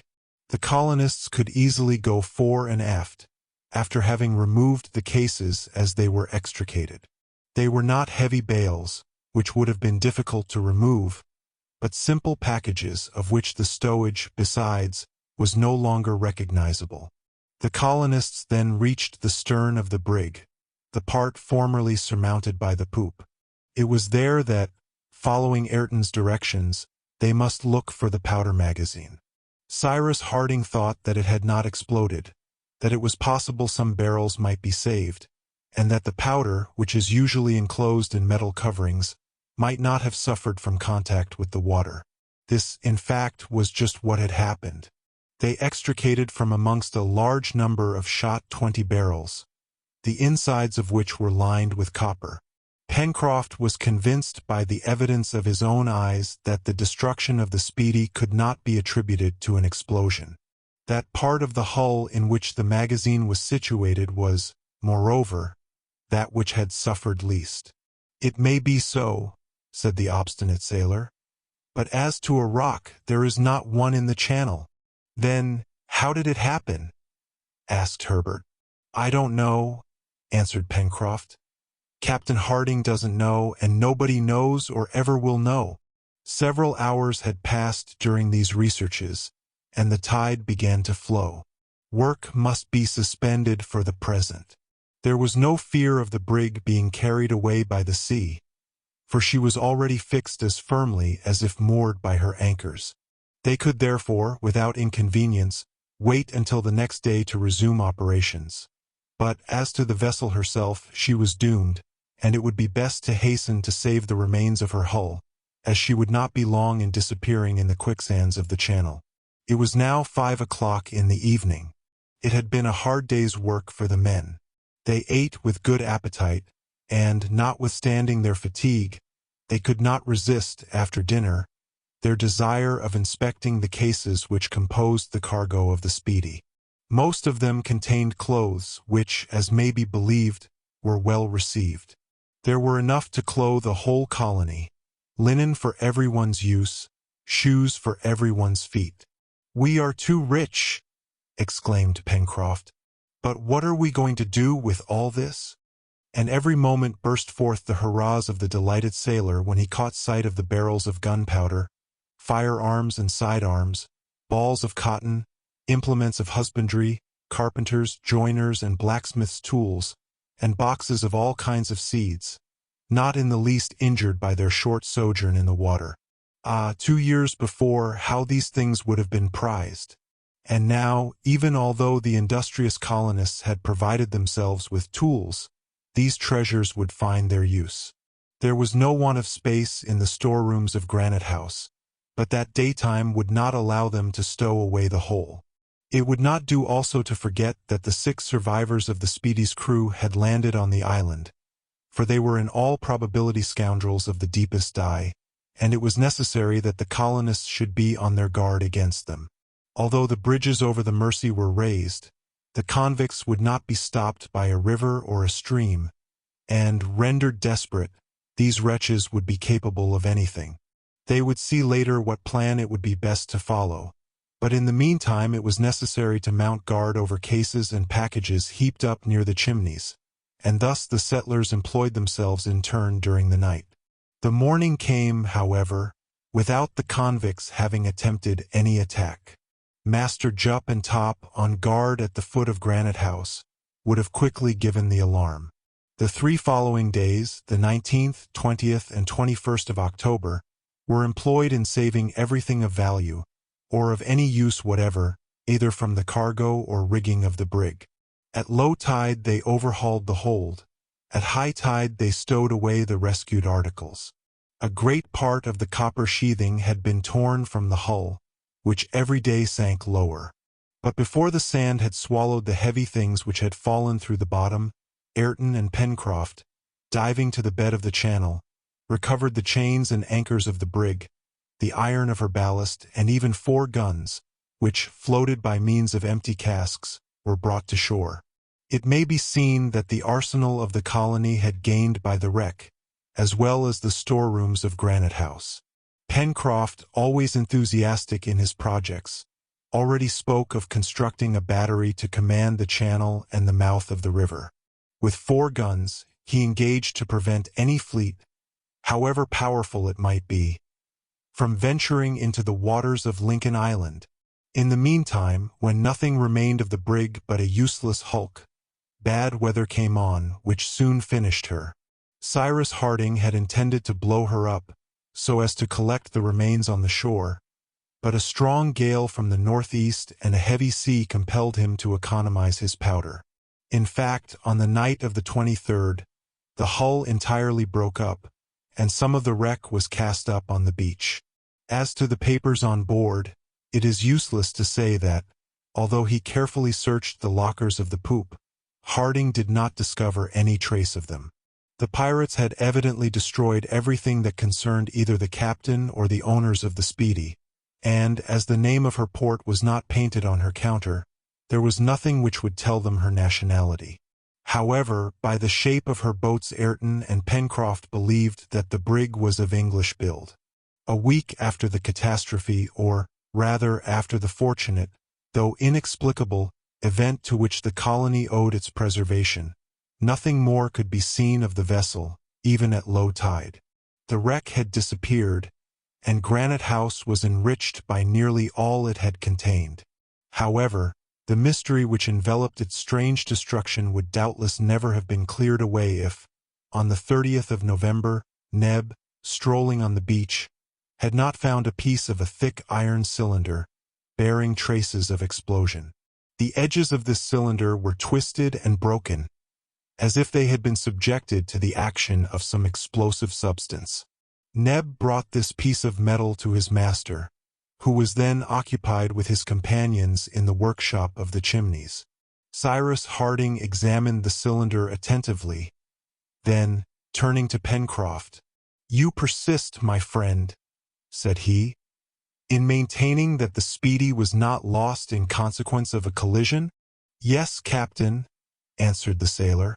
"You know as well as I do that there are no rocks in the channel." "But suppose she had run against this piece of iron?" said the engineer, showing the broken cylinder. "What, that bit of pipe?" exclaimed Pencroft in a tone of perfect incredulity. "My friends," resumed Harding, "you remember that before she foundered the brig rose on the summit of a regular waterspout?" "Yes, captain," replied Herbert. "Well, would you like to know what occasioned that waterspout?" "It was this," said the engineer, holding up the broken tube. "That?" returned Pencroft. "Yes, this cylinder is all that remains of a torpedo." "A torpedo!" exclaimed the engineer's companions. "And who put the torpedo there?" demanded Pencroft, who did not like to yield. "All that I can tell you is, that it was not I," answered Cyrus Harding. "But it was there, and you have been able to judge of its incomparable power." Chapter 5. So, then, all was explained by the submarine explosion of this torpedo. Cyrus Harding could not be mistaken, as, during the War of the Union, he had had occasion to try these terrible engines of destruction. It was under the action of this cylinder, charged with some explosive substance, nitroglycerin, picrate, or some other material of the same nature, that the water of the channel had been raised like a dome, the bottom of the brig crushed in, and she had sunk instantly, the damage done to her hull being so considerable that it was impossible to refloat her. The Speedy had not been able to withstand a torpedo that would have destroyed an ironclad as easily as a fishing boat. Yes, all was explained, everything, except the presence of the torpedo in the waters of the channel. "My friends, then," said Cyrus Harding, "we can no longer be in doubt as to the presence of a mysterious being, a castaway like us, perhaps, abandoned on our island, and I say this in order that Ayrton may be acquainted with all the strange events which have occurred during these 2 years. Who this beneficent stranger is, whose intervention has, so fortunately for us, been manifested on many occasions, I cannot imagine. What his object can be in acting thus, in concealing himself after rendering us so many services, I cannot understand. But his services are not the less real, and are of such a nature that only a man possessed of prodigious power could render them. Ayrton is indebted to him as much as we are, for, if it was the stranger who saved me from the waves after the fall from the balloon, evidently it was he who wrote the document, who placed the bottle in the channel, and who has made known to us the situation of our companion. I will add that it was he who guided that chest, provided with everything we wanted, and stranded it on Flotsam Point, that it was he who lighted that fire on the heights of the island, which permitted you to land, that it was he who fired that bullet found in the body of the peccary, that it was he who immersed that torpedo in the channel which destroyed the brig. In a word, that all those inexplicable events, for which we could not assign a reason, are due to this mysterious being. Therefore, whoever he may be, whether shipwrecked or exiled on our island, we shall be ungrateful if we think ourselves freed from gratitude towards him. We have contracted a debt, and I hope that we shall one day pay it." "You are right in speaking thus, my dear Cyrus," replied Gideon Spilett. "Yes, there is an almost all-powerful being, hidden in some part of the island, and whose influence has been singularly useful to our colony. I will add that the unknown appears to possess means of action which border on the supernatural if, in the events of practical life, the supernatural were recognizable. Is it he who is in secret communication with us by the well in Granite House, and has he thus a knowledge of all our plans? Was it he who threw us that bottle when the vessel made her first cruise? Was it he who threw Top out of the lake and killed the dugong? Was it he who, as everything leads us to believe, saved you from the waves, and that under circumstances in which anyone else would not have been able to act? If it was he possesses a power which renders him master of the elements." The reporter's reasoning was just, and everyone felt it to be so. "Yes," rejoined Cyrus Harding, "if the intervention of a human being is not more questionable for us, I agree that he has at his disposal means of action beyond those possessed by humanity. There is a mystery still, but if we discover the man, the mystery will be discovered also. The question, then, is, ought we to respect the incognito of this generous being, or ought we to do everything to find him out? What is your opinion on the matter?" "My opinion," said Pencroft, "is that, whoever he may be, he is a brave man, and he has my esteem." "Be it so," answered Harding. "But that is not an answer, Pencroft." "Master," then said Neb, "my idea is, that we may search as long as we like for this gentleman whom you are talking about, but that we shall not discover him till he pleases." "That's not bad what you say, Neb," observed Pencroft. "I am of Neb's opinion," said Gideon Spilett.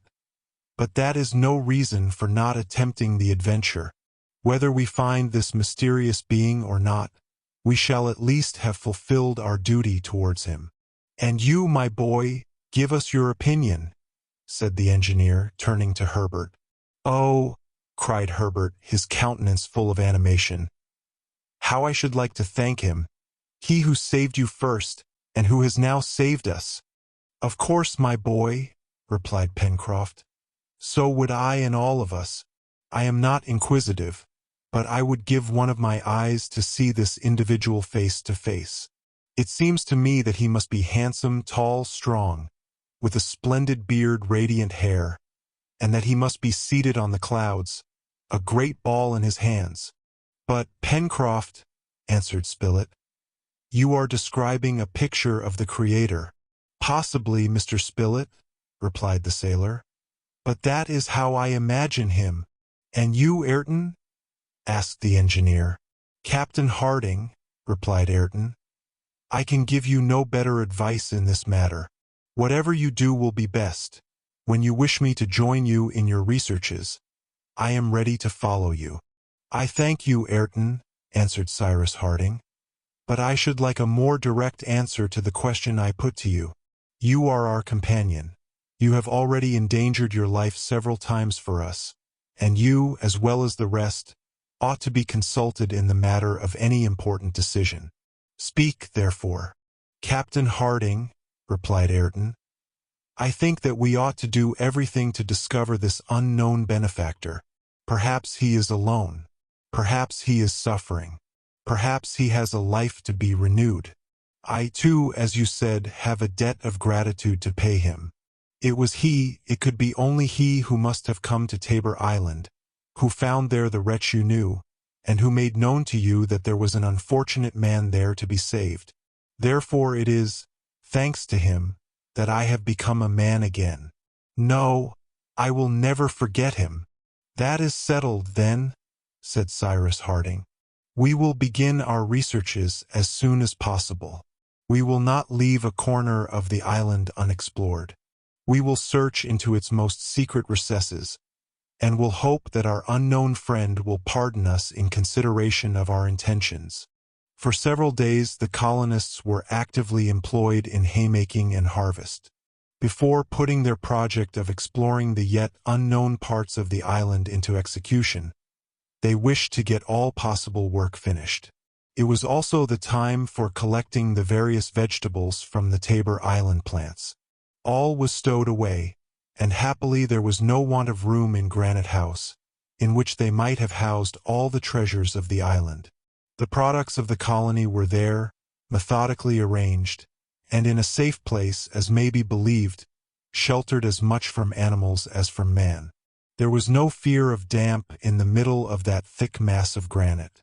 Many natural excavations situated in the upper passage were enlarged either by pickaxe or mine, and Granite House thus became a general warehouse, containing all the provisions, arms, tools, and spare utensils, in a word, all the stores of the colony. As to the guns obtained from the brig, they were pretty pieces of ordnance, which, at Pencroft's entreaty, were hoisted by means of tackle and pulleys, right up into Granite House. Embrasures were made between the windows, and the shining muzzles of the guns could soon be seen through the granite cliff. From this height they commanded all Union Bay.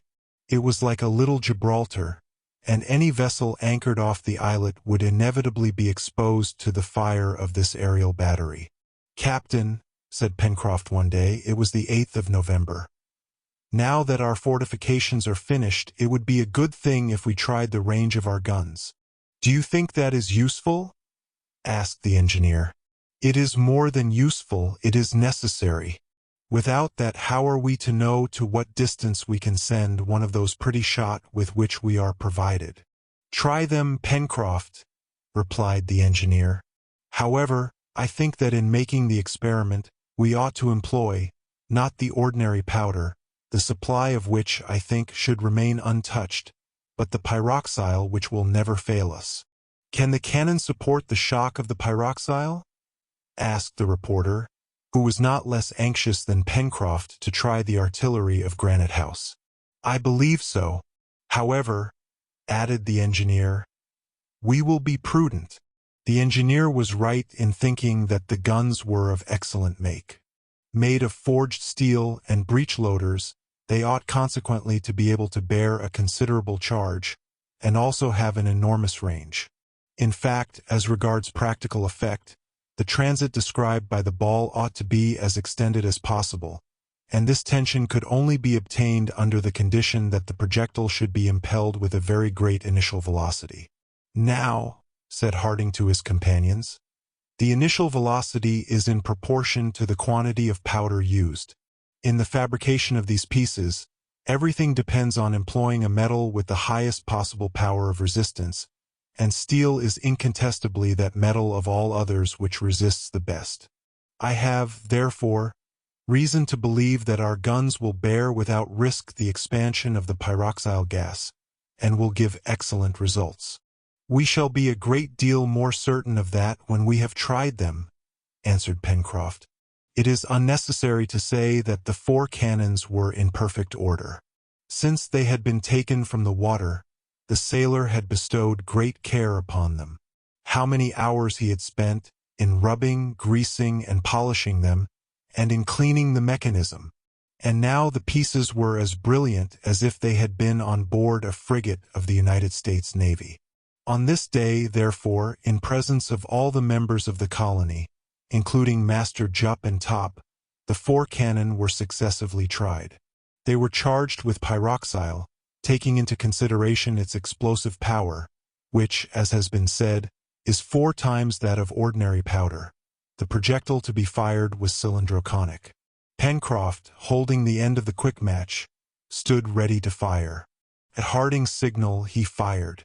The shot, passing over the islet, fell into the sea at a distance which could not be calculated with exactitude. The second gun was pointed at the rocks at the end of Flotsam Point, and the shot, striking a sharp rock nearly 3 miles from Granite House, made it fly into splinters. It was Herbert who had pointed this gun and fired it, and very proud he was of his first shot. Pencroft only was prouder than he.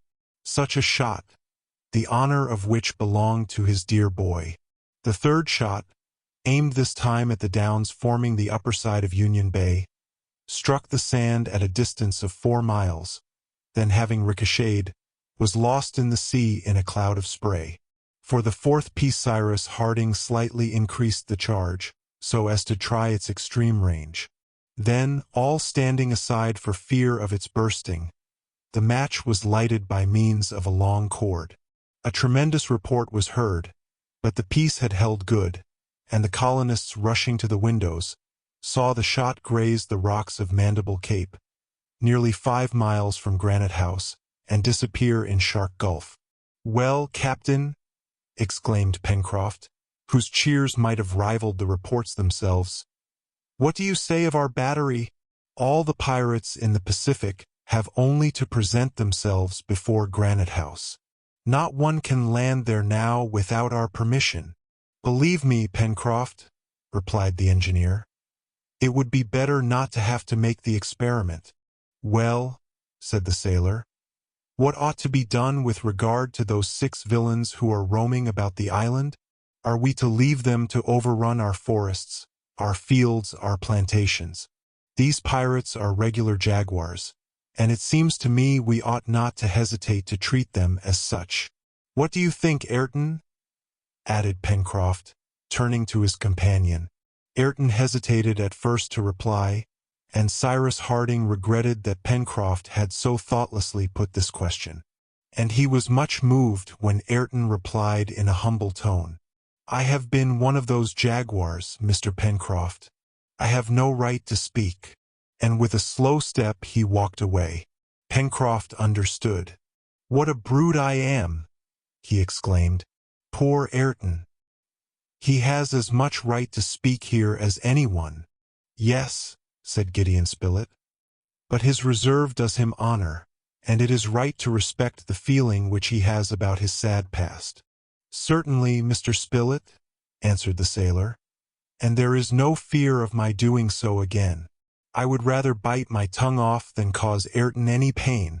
But to return to the question, it seems to me that these ruffians have no right to any pity, and that we ought to rid the island of them as soon as possible." "Is that your opinion, Pencroft?" asked the engineer. "Quite my opinion. And before hunting them mercilessly, you would not wait until they had committed some fresh act of hostility against us? Isn't what they have done already enough?" asked Pencroft, who did not understand these scruples. "They may adopt other sentiments," said Harding, "and perhaps repent." "They repent!" exclaimed the sailor, shrugging his shoulders. "Pencroft, think of Ayrton," said Herbert, taking the sailor's hand. "He became an honest man again." Pencroft looked at his companions one after the other. He had never thought of his proposal being met with any objection. His rough nature could not allow that they ought to come to terms with the rascals who had landed on the island with Bob Harvey's accomplices, the murderers of the crew of the Speedy, and he looked upon them as wild beasts which ought to be destroyed without delay and without remorse. "Come," said he, "everybody is against me. You wish to be generous to those villains. Very well. I hope we mayn't repent it." "What danger shall we run?" said Herbert, "if we take care to be always on our guard?" "Hum!" observed the reporter, who had not given any decided opinion. "They are 6 and well armed.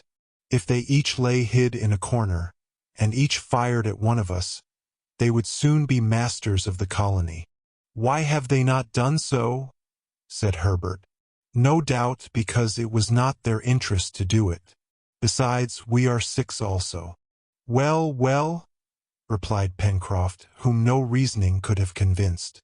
"Let us leave these good people to do what they like, and don't think anything more about them." "Come, Pencroft," said Neb, "don't make yourself out so bad as all that. Suppose one of these unfortunate men were here before you, within good range of your gun, you would not fire." "I would fire on him as I would on a mad dog, Neb," replied Pencroft coldly. "Pencroft," said the engineer, "you have always shown much deference to my advice. Will you, in this matter, yield to me?"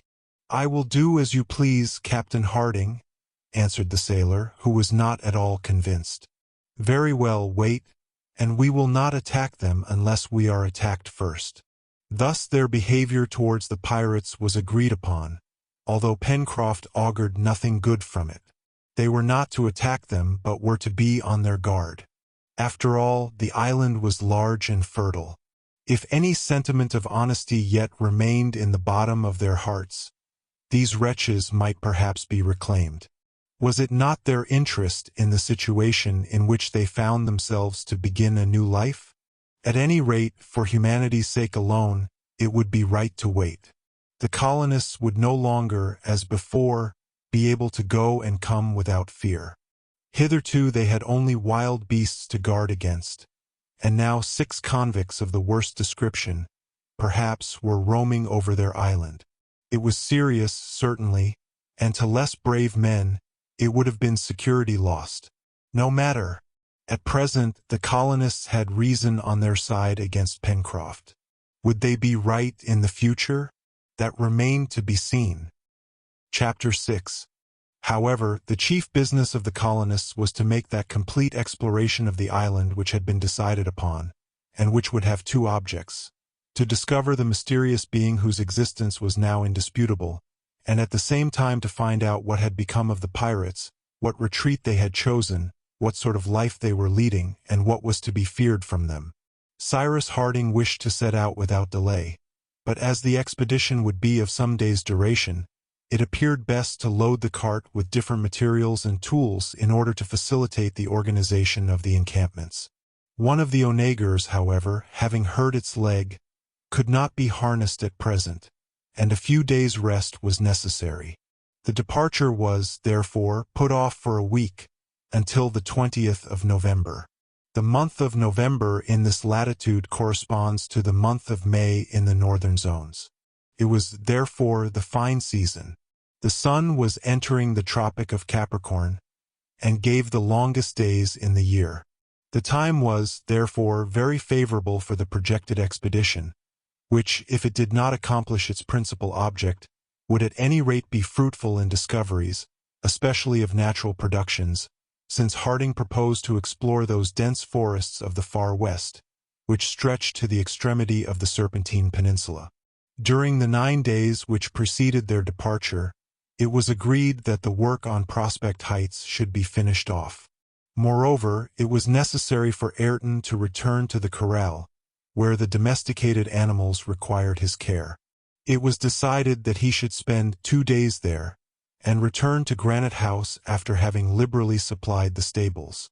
As he was about to start, Harding asked him if he would not like one of them to accompany him, observing that the island was less safe than formerly. Ayrton replied that this was unnecessary, as he was enough for the work, and that besides he apprehended no danger. If anything occurred at the corral or in the neighborhood, he could instantly warn the colonists by sending a telegram to Granite House. Ayrton departed at dawn on the 9th, taking the cart drawn by one onager, and 2 hours after, the electric wire announced that he had found all in order at the corral.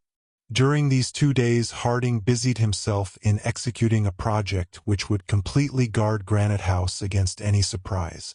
It was necessary to completely conceal the opening of the old outlet, which was already walled up and partly hidden under grass and plants, at the southern angle of Lake Grant. Nothing was easier, since if the level of the lake was raised 2 or 3 feet, the opening would be quite beneath it. Now, to raise this level, they had only to establish a dam at the 2 openings made by the lake, and by which were fed Creek Glycerine and Falls River. The colonists worked with a will, and the 2 dams, which besides did not exceed 8 feet in width by 3 in height, were rapidly erected by means of well-cemented blocks of stone. This work finished, it would have been impossible to guess that at that part of the lake there existed a subterranean passage through which the overflow of the lake formerly escaped. Of course, the little stream which fed the reservoir of Granite House and worked the lift had been carefully preserved, and the water could not fail. The lift once raised, this sure and comfortable retreat would be safe from any surprise. This work had been so quickly done that Pencroft, Gideon Spilett, and Herbert found time to make an expedition to Port Balloon. The sailor was very anxious to know if the little creek in which the Bonadventure was moored had been visited by the convicts. These gentlemen, he observed, landed on the south coast, and if they followed the shore, it is to be feared that they may have discovered the little harbor, and in that case I wouldn't give $50 for our Bonadventure. Pencroft's apprehensions were not without foundation, and a visit to Port Balloon appeared to be very desirable. The sailor and his companions set off on the 10th of November, after dinner well armed. Pencroft, ostentatiously slipping 2 bullets into each barrel of his rifle, shook his head in a way which betokened nothing good to anyone who approached too near to him, whether man or beast, as he said. Gideon Spilett and Herbert also took their guns, and about 3 o'clock all 3 left Granite House. Neb accompanied them to the turn of the Mersey, and after they had crossed, he raised the bridge. It was agreed that a gunshot should announce the colonists' return, and that at the signal Neb should return and re-establish the communication between the 2 banks of the river. The little band advanced directly along the road which led to the southern coast of the island. This was only a distance of 3.5 miles, but Gideon Spilett and his companions took 2 hours to traverse it. They examined all the border of the road, the thick forest, as well as Tabor Marsh. They found no trace of the fugitives who, no doubt, not having yet discovered the number of the colonists, or the means of defense which they had at their disposal, had gained the less accessible parts of the island. Arrived at Port Balloon, Pencroft saw with extreme satisfaction that the Bonadventure was tranquilly floating in the narrow creek. However, Port Balloon was so well hidden amongst high rocks that it could scarcely be discovered either from the land or the sea. "Come," said Pencroft, "the blackguards have not been there yet. Long grass suits reptiles best, and evidently we shall find them in the far west. And it's very lucky, for if they had found the Bonadventure," added Herbert, "they would have gone off in her, and we should have been prevented from returning to Tabor Island."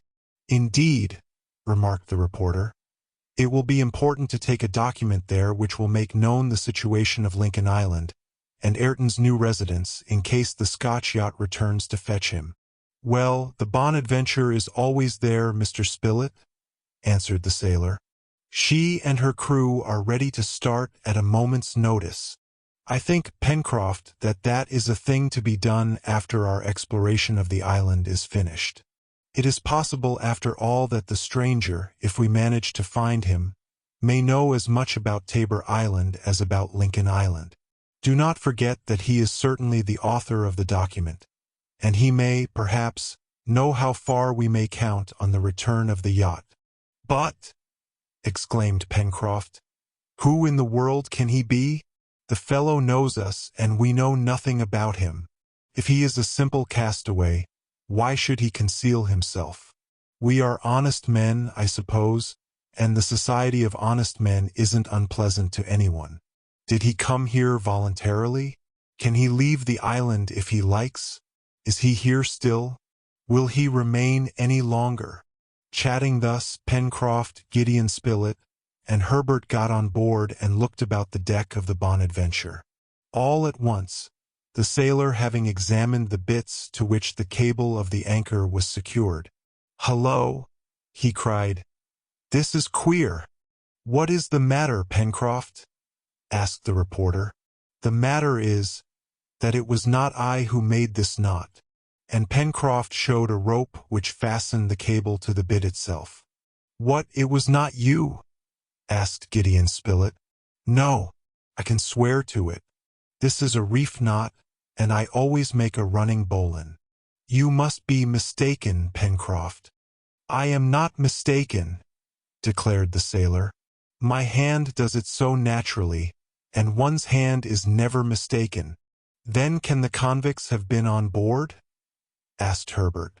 "I know nothing about that," answered Pencroft. "But what is certain is that someone has weighed the Bonadventure's anchor and dropped it again. And look here, here is another proof. The cable of the anchor has been run out, and its service is no longer at the hawse-hole. I repeat that someone has been using our vessel. But if the convicts had used her, they would have pillaged her, or rather gone off with her. Gone off? Where to? To Tabor Island, replied Pencroft. Do you think they would risk themselves in a boat of such small tonnage? We must, besides, be sure that they know of the islet, rejoined the reporter. However that may be, said the sailor, as sure as my name is Bonadventure Pencroft of the Vineyard, our Bonadventure has sailed without us. The sailor was so positive that neither Gideon Spilett nor Herbert could dispute his statement. It was evident that the vessel had been moved, more or less, since Pencroft had brought her to Port Balloon. As to the sailor, he had not the slightest doubt that the anchor had been raised and then dropped again. Now, what was the use of these two maneuvers, unless the vessel had been employed in some expedition? But how was it we did not see the Bonadventure pass in sight of the island? Observed the reporter, who was anxious to bring forward every possible objection. Why, Mr. Spilett, replied the sailor, they would only have to start in the night with a good breeze, and they would be out of sight of the island in 2 hours. Well, resumed Gideon Spilett, I ask again, what object could the convicts have had in using the Bonadventure, and why, after they had made use of her, should they have brought her back to port? Why, Mr. Spilett, replied the sailor, we must put that among the unaccountable things, and not think anything more about it. The chief thing is that the Bonadventure was there, and she is there now. Only, unfortunately, if the convicts take her a second time, we shall very likely not find her again in her place. Then, Pencroft, said Herbert, would it not be wisest to bring the Bonadventure off to Granite House? Yes and no, answered Pencroft. Or rather no. The mouth of the Mersey is a bad place for a vessel, and the sea is heavy there. But by hauling her up on the sand, to the foot of the chimneys? Perhaps yes, replied Pencroft. At any rate, since we must leave Granite House for a long expedition, I think the Bonadventure will be safer here during our absence, and we shall do best to leave her here until the island is rid of these blackguards. That is exactly my opinion, said the reporter. At any rate, in the event of bad weather, she will not be exposed here as she would be at the mouth of the Mersey. But suppose the convicts pay her another visit, said Herbert. Well, my boy, replied Pencroft, not finding her here, they would not be long in finding her on the sands of Granite House, and, during our absence, nothing could hinder them from seizing her. I agree, therefore, with Mr. Spilett, that she must be left in Port Balloon. But, if on our return we have not rid the island of those rascals, it will be prudent to bring our boat to Granite House, until the time when we need not fear any unpleasant visits. That's settled. Let us be off, said the reporter. Pencroft, Herbert, and Gideon Spilett, on their return to Granite House, told the engineer all that had passed, and the latter approved of their arrangements both for the present and the future. He also promised the sailor that he would study that part of the channel situated between the islet and the coast, so as to ascertain if it would not be possible to make an artificial harbor there by means of dams. In this way, the Bonadventure would be always within reach, under the eyes of the colonists, and if necessary, under lock and key.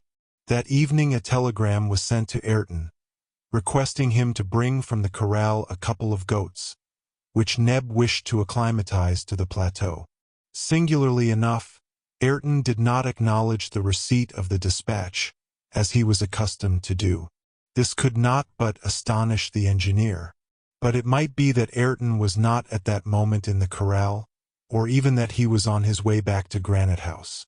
In fact, 2 days had already passed since his departure, and it had been decided that on the evening of the 10th, or at the latest the morning of the 11th, he should return. The colonists waited, therefore, for Ayrton to appear on Prospect Heights.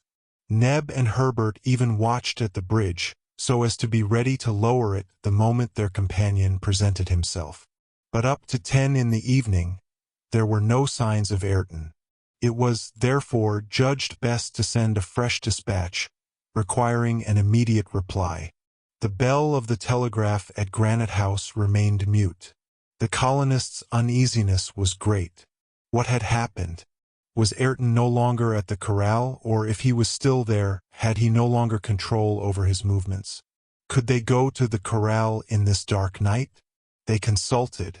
Some wished to go, the others to remain. But, said Herbert, perhaps some accident had happened to the telegraphic apparatus, so that it works no longer? That may be, said the reporter. Wait till tomorrow, replied Cyrus Harding.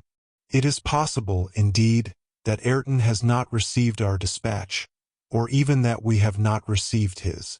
They waited, of course not without some anxiety. At dawn of day, the 11th of November, Harding again sent the electric current along the wire and received no reply. He tried again, the same result. Off to the corral, said he. And well armed, added Pencroft. It was immediately decided that Granite House should not be left alone and that Neb should remain there. After having accompanied his friends to Creek Glycerine, he raised the bridge, and waiting behind a tree he watched for the return of either his companions or Ayrton. In the event of the pirates presenting themselves and attempting to force the passage, he was to endeavor to stop them by firing on them, and as a last resource he was to take refuge in Granite House, where, the lift once raised, he would be in safety. Cyrus Harding, Gideon Spilett, Herbert, and Pencroft were to repair to the corral, and if they did not find Ayrton, search the neighboring woods. At 6 o'clock in the morning, the engineer and his 3 companions had passed Creek Glycerine, and Neb posted himself behind a small mound crowned by several dragonines on the left bank of the stream. The colonists, after leaving the plateau of Prospect Heights, immediately took the road to the corral. They shouldered their guns, ready to fire on the smallest hostile demonstration. The 2 rifles and the 2 guns had been loaded with ball. The wood was thick on each side of the road and might easily have concealed the convicts, who, owing to their weapons, would have been really formidable. The colonists walked rapidly and in silence. Top preceded them, sometimes running on the road, sometimes taking a ramble into the wood, but always quiet and not appearing to fear anything unusual. And they could be sure that the faithful dog would not allow them to be surprised, but would bark at the least appearance of danger. Cyrus Harding and his companions followed beside the road the wire which connected the corral with Granite House. After walking for nearly 2 miles, they had not as yet discovered any explanation of the difficulty. The posts were in good order, the wire regularly expended. However, at that moment the engineer observed that the wire appeared to be slack, and on arriving at post number 74, Herbert, who was in advance, stopped, exclaiming, "The wire is broken!" His companions hurried forward and arrived at the spot where the lad was standing. The post was rooted up and lying across the path. The unexpected explanation of the difficulty was here, and it was evident that the dispatches from Granite House had not been received at the corral, nor those from the corral at Granite House. "It wasn't the wind that blew down this post," observed Pencroft. "No," replied Gideon Spilett. "The earth has been dug up round its foot, and it has been torn up by the hand of man. Besides, the wire is broken," added Herbert, showing that the wire had been snapped. "Is the fracture recent?" asked Harding. "Yes," answered Herbert. "It has certainly been done quite lately. To the corral! To the corral!" exclaimed the sailor. The colonists were now halfway between Granite House and the corral, having still 2 miles and a half to go. They pressed forward with redoubled speed. Indeed, it was to be feared that some serious accident had occurred in the corral. No doubt, Ayrton might have sent a telegram which had not arrived, but this was not the reason why his companions were so uneasy. For a more unaccountable circumstance, Ayrton, who had promised to return the evening before, had not reappeared. In short, it was not without a motive that all communication had been stopped between the corral and Granite House. And who but the convicts could have any interest in interrupting this communication? The settlers hastened on, their hearts oppressed with anxiety. They were sincerely attached to their new companion. Were they to find him struck down by the hands of those of whom he was formerly the leader? Soon they arrived at the place where the road led along the side of a little stream which flowed from the Red Creek and watered the meadows of the corral. They then moderated their pace so that they should not be out of breath at the moment when a struggle might be necessary. Their guns were in their hands ready cocked. The forest was watched on every side. Top uttered sullen groans which were rather ominous. At last the palisade appeared through the trees. No trace of any damage could be seen. The gate was shut as usual. Deep silence reigned in the corral. Neither the accustomed bleating of the sheep nor Ayrton's voice could be heard. "Let us enter," said Cyrus Harding, and the engineer advanced, whilst his companions, keeping watch about 20 paces behind him, were ready to fire at a moment's notice. Harding raised the inner latch of the gate and was about to push it back, when Top barked loudly. A report sounded and was responded to by a cry of pain. Herbert, struck by a bullet, lay stretched on the ground. Chapter 7. At Herbert's cry, Pencroft, letting his gun fall, rushed towards him. "They have killed him," he cried. "My boy! They have killed him!" Cyrus Harding and Gideon Spilett ran to Herbert. The reporter listened to ascertain if the poor lad's heart was still beating. "He lives," said he, "but he must be carried." "To Granite House? That is impossible," replied the engineer. "Into the corral, then," said Pencroft. "In a moment," said Harding, and he ran round the left corner of the palisade. There he found a convict who, aiming at him, sent a ball through his hat. In a few seconds, before he had even time to fire his second barrel, he fell, struck to the heart by Harding's dagger, more sure even than his gun. During this time, Gideon Spilett and the sailor hoisted themselves over the palisade, leapt into the enclosure, threw down the props which supported the inner door, ran into the empty house, and soon poor Herbert was lying on Ayrton's bed. In a few moments Harding was by his side. On seeing Herbert senseless, the sailor's grief was terrible. He sobbed, he cried, he tried to beat his head against the wall. Neither the engineer nor the reporter could calm him. They themselves were choked with emotion. They could not speak. However, they knew that it depended on them to rescue from death the poor boy who was suffering beneath their eyes. Gideon Spilett had not passed through the many incidents by which his life had been checkered without acquiring some slight knowledge of medicine. He knew a little of everything, and several times he had been obliged to attend to wounds produced either by a sword bayonet or shot. Assisted by Cyrus Harding, he proceeded to render the aid Herbert required. The reporter was immediately struck by the complete stupor in which Herbert lay, a stupor owing either to the hemorrhage or to the shock, the ball having struck a bone with sufficient force to produce a violent concussion. Herbert was deadly pale, and his pulse so feeble that Spilett only felt it beat at long intervals, as if it was on the point of stopping. These symptoms were very serious. Herbert's chest was laid bare, and the blood having been staunched with handkerchiefs, it was bathed with cold water. The contusion, or rather the contused wound, appeared, an oval below the chest between the third and fourth ribs. It was there that Herbert had been hit by the bullet. Cyrus Harding and Gideon Spilett then turned the poor boy over. As they did so, he uttered a moan so feeble that they almost thought it was his last sigh. Herbert's back was covered with blood from another contused wound, by which the ball had immediately escaped. "God be praised," said the reporter. "The ball is not in the body, and we shall not have to extract it." "But the heart?" asked Harding. "The heart has not been touched. If it had been, Herbert would be dead." "Dead?" exclaimed Pencroft with a groan. The sailor had only heard the last words uttered by the reporter. "No, Pencroft," replied Cyrus Harding. "No, he is not dead. His pulse still beats.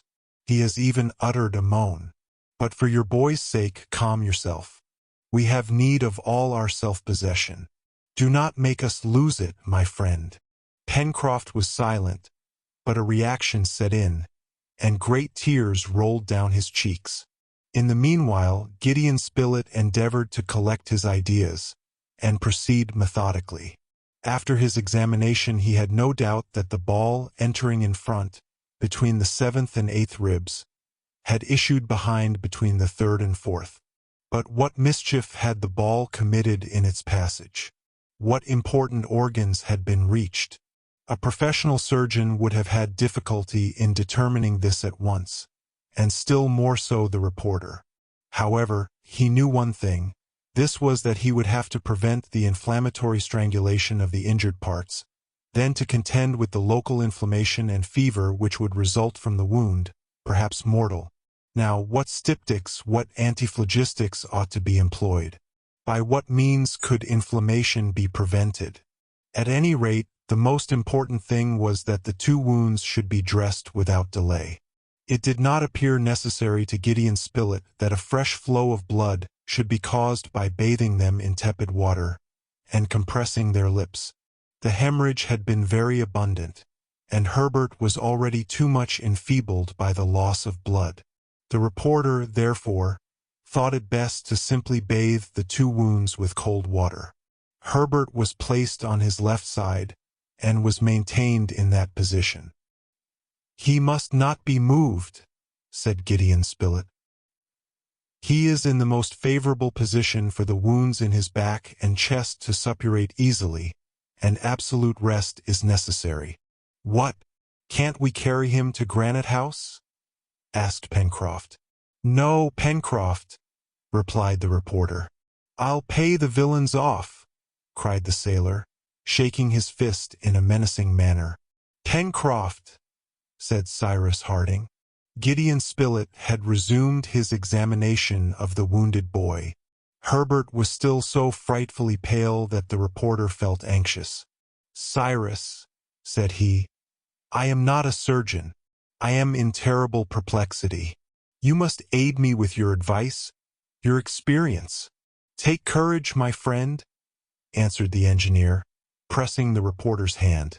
"Judge coolly. Think only of this. Herbert must be saved."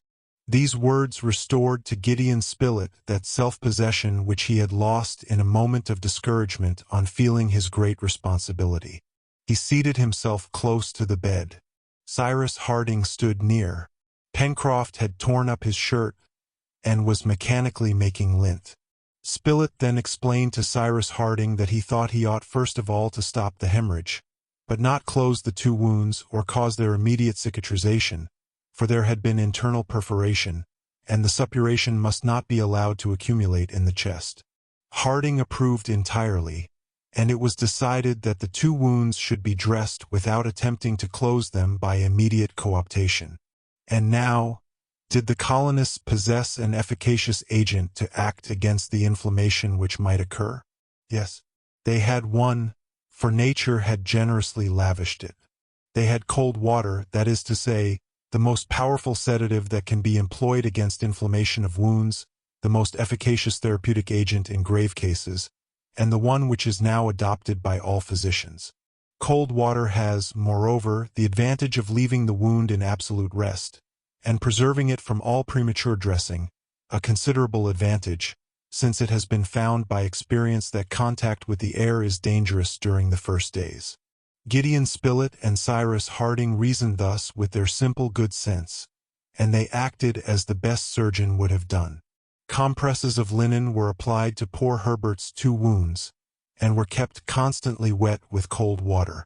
The sailor had at first lighted a fire in the hut, which was not wanting in things necessary for life. Maple sugar, medicinal plants, the same which the lad had gathered on the banks of Lake Grant, enabled them to make some refreshing drinks, which they gave him without his taking any notice of it. His fever was extremely high, and all that day and night passed without his becoming conscious. Herbert's life hung on a thread, and this thread might break at any moment. The next day, the 12th of November, the hopes of Harding and his companions slightly revived. Herbert had come out of his long stupor. He opened his eyes. He recognized Cyrus Harding, the reporter, and Pencroft. He uttered 2 or 3 words. He did not know what had happened. They told him, and Spilett begged him to remain perfectly still, telling him that his life was not in danger, and that his wounds would heal in a few days. However, Herbert scarcely suffered at all, and the cold water with which they were constantly bathed prevented any inflammation of the wounds. The suppuration was established in a regular way. The fever did not increase, and it might now be hoped that this terrible wound would not involve any catastrophe. Pencroft felt the swelling of his heart gradually subside. He was like a sister of mercy, like a mother by the bed of her child. Herbert dozed again, but his sleep appeared more natural. "Tell me again that you hope, Mr. Spilett," said Pencroft. "Tell me again that you will save Herbert." "Yes, we will save him," replied the reporter. "The wound is serious, and perhaps even the ball has traversed the lungs, but the perforation of this organ is not fatal."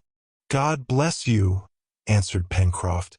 As may be believed, during the 24 hours they had been in the corral, the colonists had no other thought than that of nursing Herbert.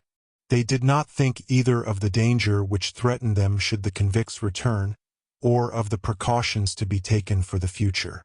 But on this day, whilst Pencroft watched by the sickbed, Cyrus Harding and the reporter consulted as to what it would be best to do. First of all they examined the corral. There was not a trace of Ayrton. Had the unhappy man been dragged away by his former accomplices? Had he resisted and been overcome in the struggle? This last supposition was only too probable. Gideon Spilett, at the moment he scaled the palisade, had clearly seen some one of the convicts running along the southern spur of Mount Franklin, towards whom Top had sprung. It was one of those whose object had been so completely defeated by the rocks at the mouth of the Mercy. Besides, the one killed by Harding, and whose body was found outside the enclosure, of course belonged to Bob Harvey's crew. As to the corral, it had not suffered any damage. The gates were closed, and the animals had not been able to disperse in the forest. Nor could they see traces of any struggle, any devastation, either in the hut or in the palisade. The ammunition only with which Ayrton had been supplied had disappeared with him. "The unhappy man has been surprised," said Harding, "and as he was a man to defend himself, he must have been overpowered." "Yes, that is to be feared," said the reporter. "Then, doubtless, the convicts installed themselves in the corral where they found plenty of everything, and only fled when they saw us coming. It is very evident, too, that at this moment Ayrton, whether living or dead, is not here. We shall have to beat the forest," said the engineer, "and rid the island of these wretches." Pencroft's presentiments were not mistaken when he wished to hunt them as wild beasts. "That would have spared us all these misfortunes." "Yes," answered the reporter, "but now we have the right to be merciless." "At any rate," said the engineer, "we are obliged to wait some time, and to remain at the corral until we can carry Herbert without danger to Granite House." "But Neb?" asked the reporter. "Neb is in safety. But if, uneasy at our absence, he would venture to come?" "He must not come," returned Cyrus Harding quickly. "He would be murdered on the road. It is very probable, however, that he will attempt to rejoin us. Ah, if the telegraph still acted, he might be warned. But that is impossible now. As to leaving Pencroft and Herbert here alone, we could not do it. Well, I will go alone to Granite House." "No, no, Cyrus," answered the reporter, You must not expose yourself. Your courage would be of no avail. The villains are evidently watching the corral. They are hidden in the thick woods which surround it. And if you go, we shall soon have to regret 2 misfortunes instead of 1. But Neb, repeated the engineer. It is now 24 hours since he has had any news of us. He will be sure to come, and as he will be less on his guard than we should be ourselves, added Spilett. He will be killed. Is there really no way of warning him? Whilst the engineer thought, his eyes fell on Top, who, going backwards and forwards, seemed to say, Am not I here? Top! Exclaimed Cyrus Harding. The animal sprang at his master's call. Yes, Top will go, said the reporter, who had understood the engineer. Top can go where we cannot. He will carry to Granite House the news of the corral, and he will bring back to us that from Granite House. Quick, said Harding. Quick. Spilett rapidly tore a leaf from his notebook and wrote these words. Herbert wounded. We are at the corral. Be on your guard. Do not leave Granite House. Have the convicts appeared in the neighborhood? Reply by Top. This laconic note contained all that Neb ought to know, and at the same time asked all the colonists wished to know. It was folded and fastened to Top's collar in a conspicuous position. Top, my dog, said the engineer, caressing the animal. Neb, Top, Neb, go, go. Top bounded at these words. He understood, he knew what was expected of him. The road to the corral was familiar to him. In less than an hour he could clear it, and it might be hoped that where neither Cyrus Harding nor the reporter could have ventured without danger, Top, running amongst the grass or in the wood, would pass unperceived. The engineer went to the gate of the corral and opened it. Neb, Top, Neb, repeated the engineer, again pointing in the direction of Granite House. Top sprang forwards, and almost immediately disappeared. He will get there, said the reporter. Yes, and he will come back, the faithful animal. What o'clock is it? Asked Gideon Spilett. 10. In an hour he may be here. We will watch for his return. The gate of the corral was closed. The engineer and the reporter re-entered the house. Herbert was still in a sleep. Pencroft kept the compressor always wet. Spilett, seeing there was nothing he could do at that moment, busied himself in preparing some nourishment, whilst attentively watching that part of the enclosure against the hill at which an attack might be expected. The settlers awaited Top's return with much anxiety. A little before 11 o'clock, Cyrus Harding and the reporter, rifle in hand, were behind the gate, ready to open it at the first bark of their dog. They did not doubt that if Top had arrived safely at Granite House, Neb would have sent him back immediately. They had both been there for about 10 minutes, when a report was heard, followed by repeated barks. The engineer opened the gate, and seeing smoke 100 feet off in the wood, he fired in that direction. Almost immediately Top bounded into the corral, and the gate was quickly shut. Top!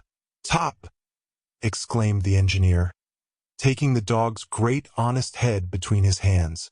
A note was fastened to his neck, and Cyrus Harding read these words, traced in Neb's large writing. No pirates in the neighborhood of Granite House. I will not stir. Poor Mr. Herbert. Chapter 8.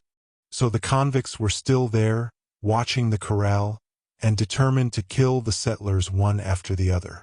There was nothing to be done but to treat them as wild beasts. But great precautions must be taken, for just now the wretches had the advantage on their side, seeing and not being seen, being able to surprise by the suddenness of their attack, yet not to be surprised themselves.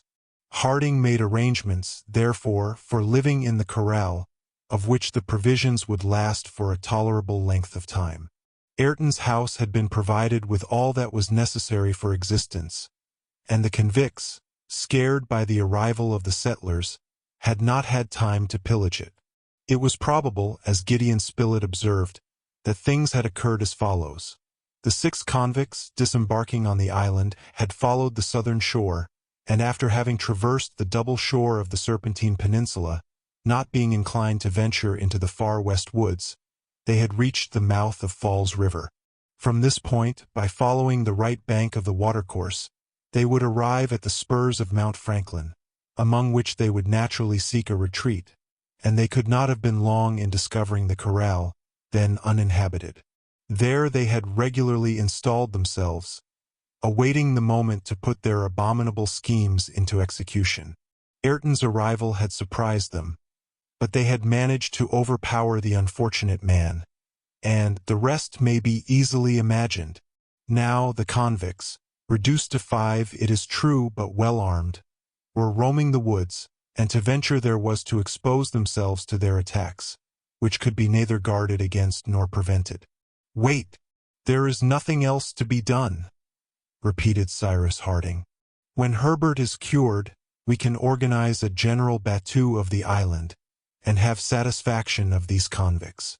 That will be the object of our grand expedition at the same time as the search for our mysterious protector," added Gideon Spilett, finishing the engineer's sentence.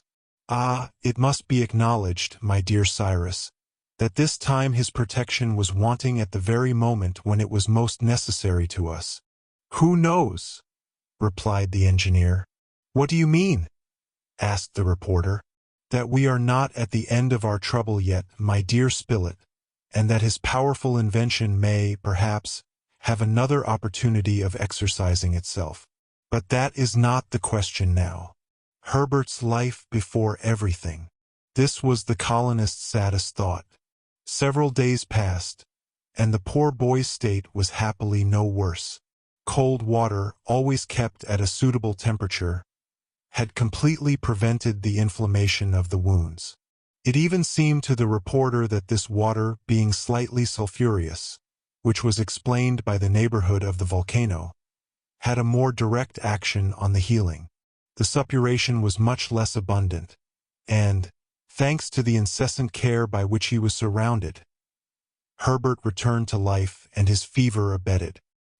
He was besides subjected to a severe diet, and consequently his weakness was and would be extreme. But there was no want of refreshing drinks, and absolute rest was of the greatest benefit to him. Cyrus Harding, Gideon Spilett, and Pencroft had become very skillful in dressing the lad's wounds. All the linen in the house had been sacrificed. Herbert's wounds, covered with compresses and lint, were pressed neither too much nor too little, so as to cause their cicatrization without determining on inflammatory reaction. The reporter used extreme care in the dressing, knowing well the importance of it, and repeating to his companions that which most surgeons willingly admit, that it is perhaps rarer to see a dressing well done than an operation well performed. In 10 days, on the 22nd of November, Herbert was considerably better.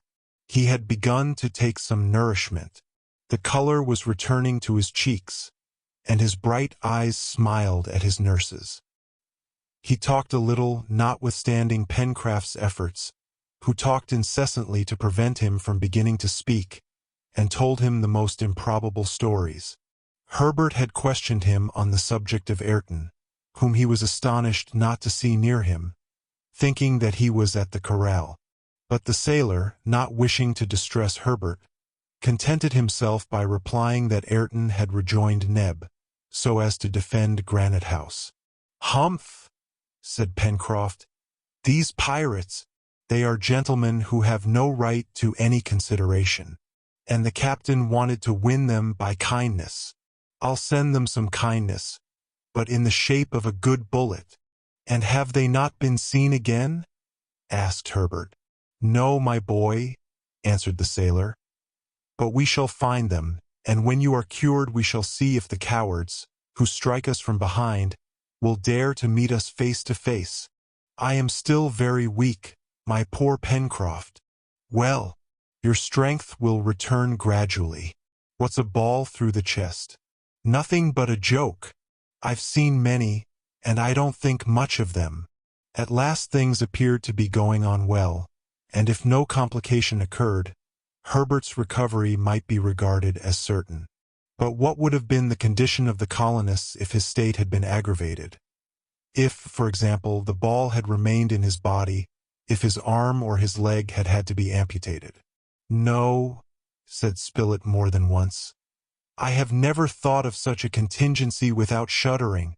And yet, if it had been necessary to operate," said Harding one day to him, "you would not have hesitated?" "No, Cyrus," said Gideon Spilett.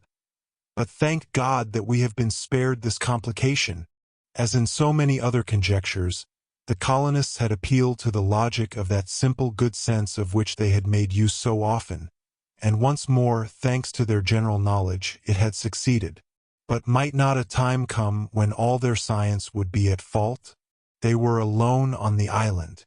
Now, men in all states of society are necessary to each other. Cyrus Harding knew this well, and sometimes he asked himself if some circumstance might not occur which they would be powerless to surmount. It appeared to him, besides, that he and his companions, till then so fortunate, had entered into an unlucky period. During the 3 years and a half which had elapsed since their escape from Richmond, it might be said that they had had everything their own way. The island had abundantly supplied them with minerals, vegetables, animals, and as nature had constantly loaded them, their science had known how to take advantage of what she offered them. The well-being of the colony was therefore complete. Moreover, in certain occurrences an inexplicable influence had come to their aid. But all that could only be for a time. In short, Cyrus Harding believed that fortune had turned against them. In fact, the convict ship had appeared in the waters of the island, and if the pirates had been, so to speak, miraculously destroyed, 6 of them, at least, had escaped the catastrophe. They had disembarked on the island, and it was almost impossible to get at the 5 who survived. Ayrton had no doubt been murdered by these wretches, who possessed firearms, and at the first use that they had made of them, Herbert had fallen, wounded almost mortally. Were these the first blows aimed by adverse fortune at the colonists? This was often asked by Harding. This was often repeated by the reporter, and it appeared to him also that the intervention, so strange, yet so efficacious, which till then had served them so well, had now failed them. Had this mysterious being, whatever he was, whose existence could not be denied, abandoned the island? Had he in his turn succumbed? No reply was possible to these questions. But it must not be imagined that because Harding and his companions spoke of these things, they were men to despair. Far from that. They looked their situation in the face, they analyzed the chances, they prepared themselves for any event, they stood firm and straight before the future, and if adversity was at last to strike them, it would find in them men prepared to struggle against it. Chapter 9. The convalescence of the young invalid was regularly progressing. One thing only was now to be desired, that his state would allow him to be brought to Granite House. However well built and supplied the corral house was, it could not be so comfortable as the healthy granite dwelling. Besides, it did not offer the same security, and its tenants, notwithstanding their watchfulness, were here always in fear of some shot from the convicts. There, on the contrary, in the middle of that impregnable and inaccessible cliff, they would have nothing to fear, and any attack on their persons would certainly fail. They therefore waited impatiently for the moment when Herbert might be moved without danger from his wound, and they were determined to make this move, although the communication through Jacamar Wood was very difficult. They had no news from Neb, but were not uneasy on that account. The courageous Negro, well entrenched in the depths of Granite House, would not allow himself to be surprised.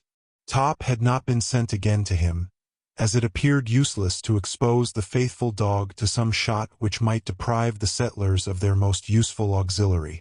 They waited, therefore, although they were anxious to be reunited at Granite House. It pained the engineer to see his forces divided, for it gave great advantage to the pirates. Since Ayrton's disappearance they were only 4 against 5, for Herbert could not yet be counted, and this was not the least care of the brave boy, who well understood the trouble of which he was the cause. The question of knowing how, in their condition, they were to act against the pirates, was thoroughly discussed on the 29th of November by Cyrus Harding, Gideon Spilett, and Pencroft, at a moment when Herbert was asleep and could not hear them.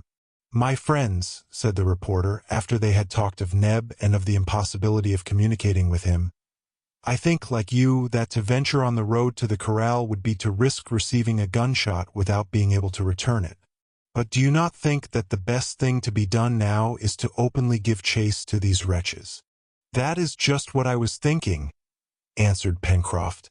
"I believe we're not fellows to be afraid of a bullet, and as for me, if Captain Harding approves, I'm ready to dash into the forest.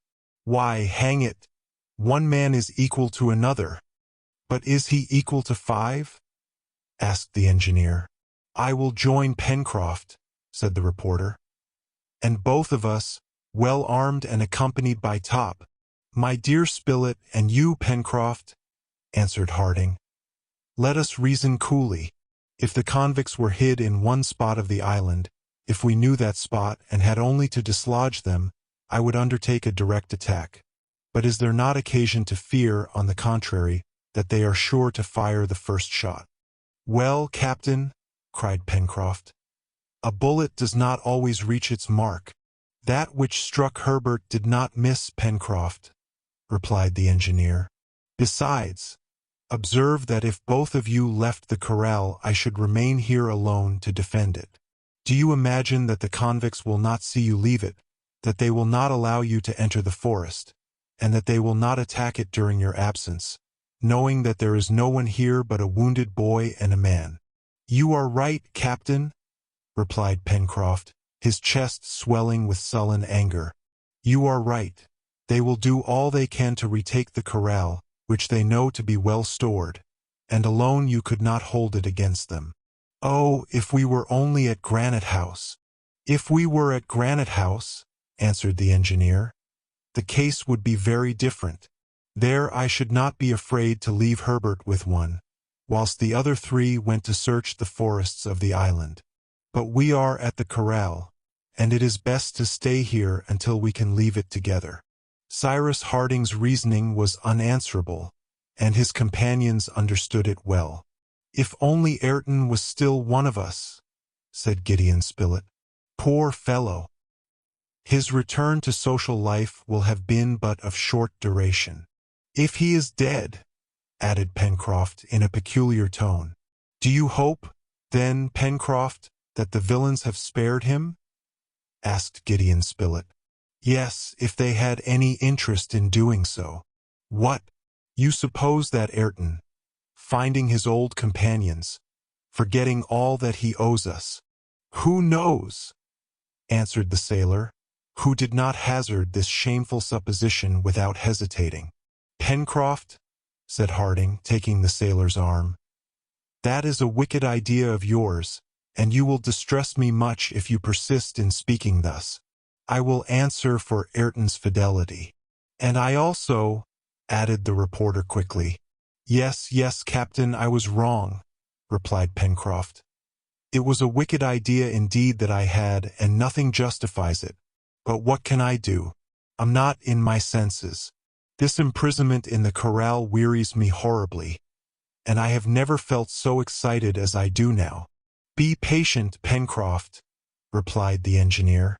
"How long will it be, my dear Spilett, before you think Herbert may be carried to Granite House?" "That is difficult to say, Cyrus," answered the reporter, "for any imprudence might involve terrible consequences. But his convalescence is progressing, and if he continues to gain strength, in 8 days from now, well, we shall see." 8 days!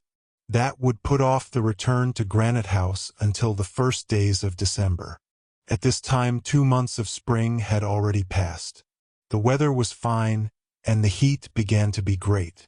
The forests of the island were in full leaf, and the time was approaching when the usual crops ought to be gathered. The return to the plateau of Prospect Heights would, therefore, be followed by extensive agricultural labors, interrupted only by the projected expedition through the island. It can, therefore, be well understood how injurious this seclusion in the corral must be to the colonists. But if they were compelled to bow before necessity, they did not do so without impatience. Once or twice the reporter ventured out into the road and made the tour of the palisade. Top accompanied him, and Gideon Spilett, his gun cocked, was ready for any emergency. He met with no misadventure and found no suspicious traces. His dog would have warned him of any danger, and, as Top did not bark, it might be concluded that there was nothing to fear at that moment at least, and that the convicts were occupied in another part of the island. However, on his second sortie, on the 27th of November, Gideon Spilett, who had ventured a quarter of a mile into the wood, towards the south of the mountains, remarked that Top scented something. The dog had no longer his unconcerned manner. He went backwards and forwards, ferreting amongst the grass and bushes as if his smell had revealed some suspicious object to him. Gideon Spilett followed Top, encouraged him, excited him by his voice, whilst keeping a sharp lookout, his gun ready to fire, and sheltering himself behind the trees. It was not probable that Top scented the presence of man, for in that case, he would have announced it by half-uttered, sullen, angry barks. Now, as he did not growl, it was because danger was neither near nor approaching. Nearly 5 minutes passed thus, Top rummaging, the reporter following him prudently, when, all at once, the dog rushed towards a thick bush and drew out a rag. It was a piece of cloth, stained and torn, which Spilett immediately brought back to the corral. There it was examined by the colonists, who found that it was a fragment of Ayrton's waistcoat, a piece of that felt, manufactured solely by the Granite House factory. "You see, Pencroft," observed Harding, "there has been resistance on the part of the unfortunate Ayrton. The convicts have dragged him away in spite of himself. Do you still doubt his honesty?" "No, Captain," answered the sailor, "and I repented of my suspicion a long time ago, but it seems to me that something may be learned from the incident." "What is that?" asked the reporter. "It is that Ayrton was not killed at the corral, that they dragged him away living, since he has resisted. Therefore, perhaps, he is still living." "Perhaps, indeed," replied the engineer, who remained thoughtful.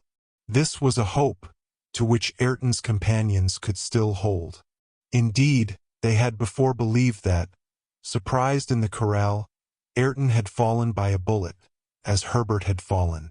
But if the convicts had not killed him at first, if they had brought him living to another part of the island, might it not be admitted that he was still their prisoner? Perhaps, even, one of them had found in Ayrton his old Australian companion Ben Joyce, the chief of the escaped convicts. And who knows but that they had conceived the impossible hope of bringing back Ayrton to themselves. He would have been very useful to them, if they had been able to make him turn traitor. This incident was, therefore, favorably interpreted at the corral, and it no longer appeared impossible that they should find Ayrton again.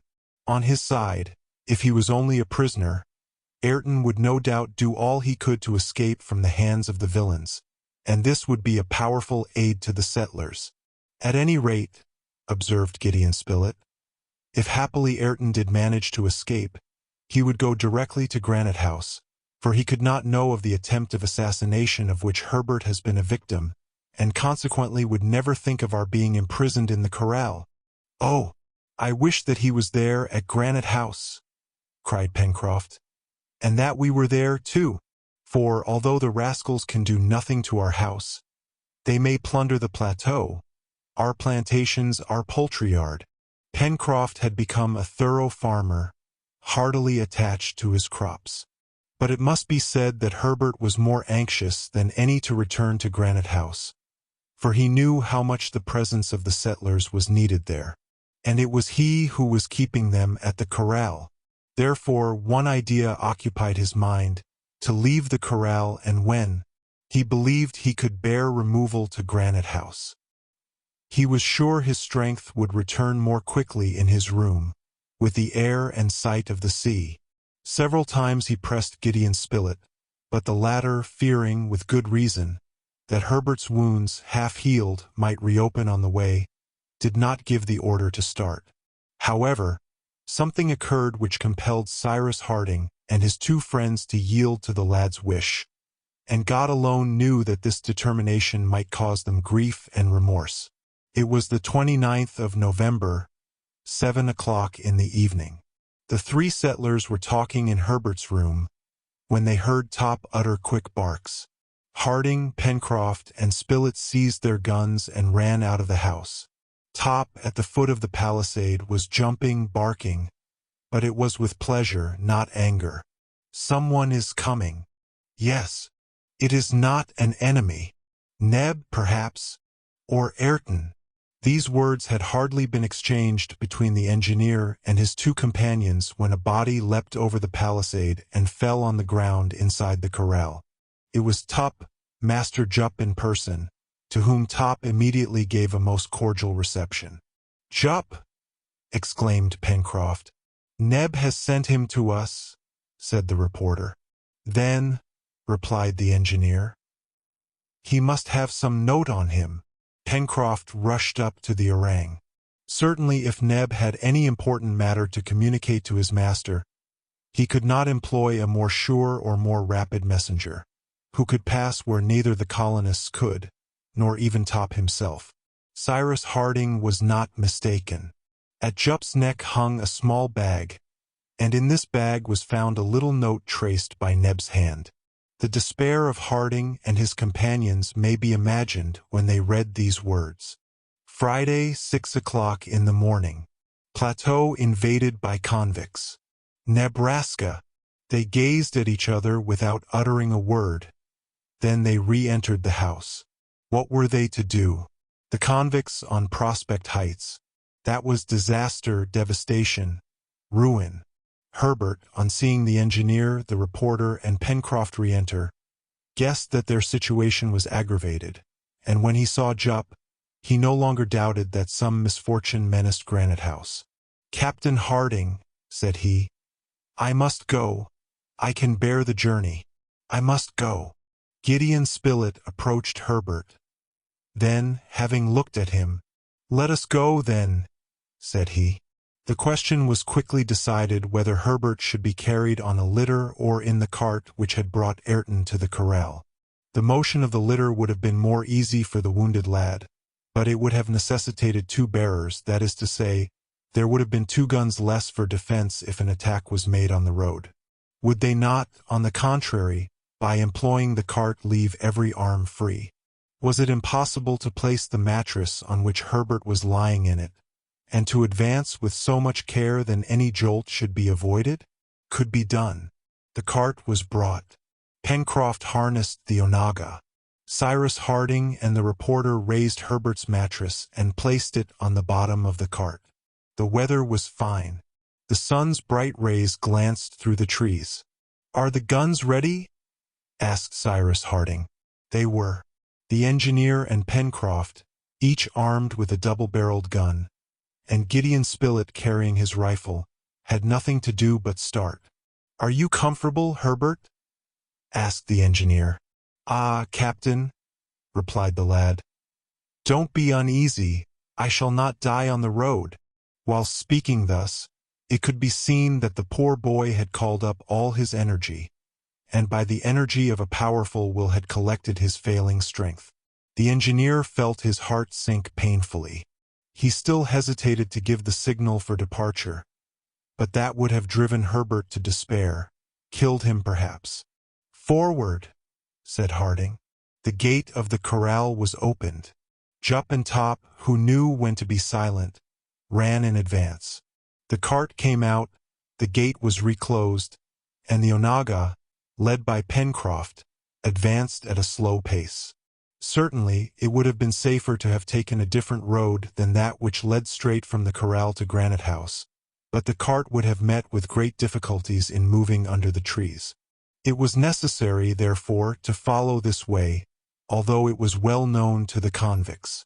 Cyrus Harding and Gideon Spilett walked one on each side of the cart, ready to answer to any attack. However, it was not probable that the convicts would have yet left the plateau of Prospect Heights.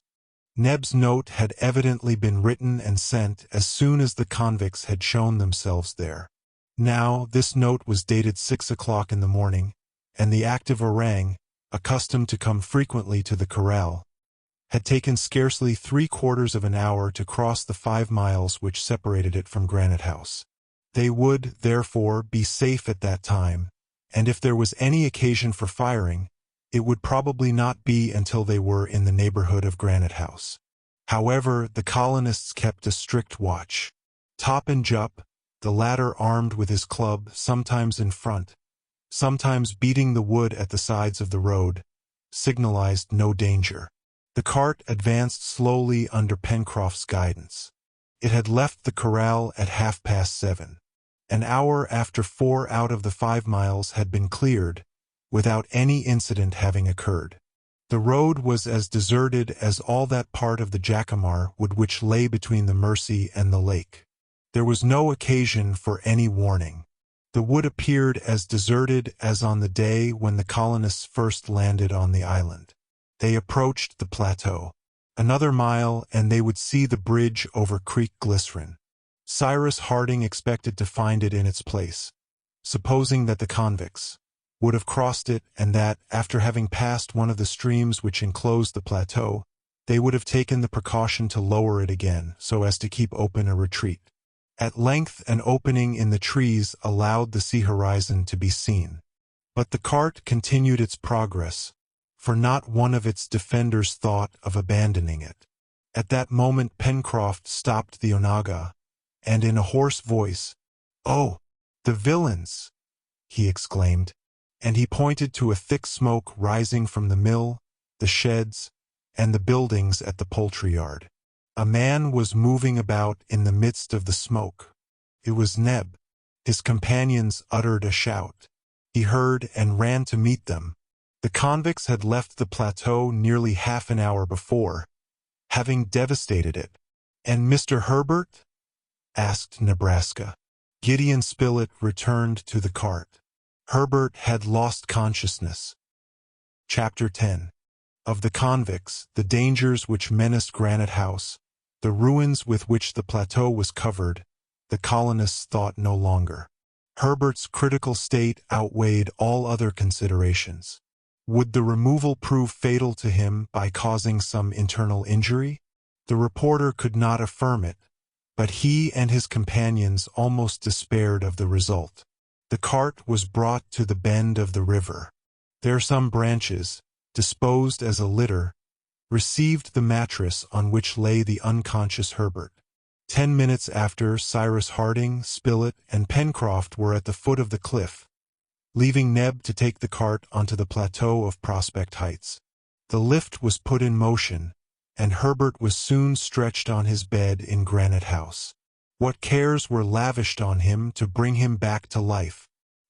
He smiled for a moment on finding himself in his room, but could scarcely even murmur a few words, so great was his weakness.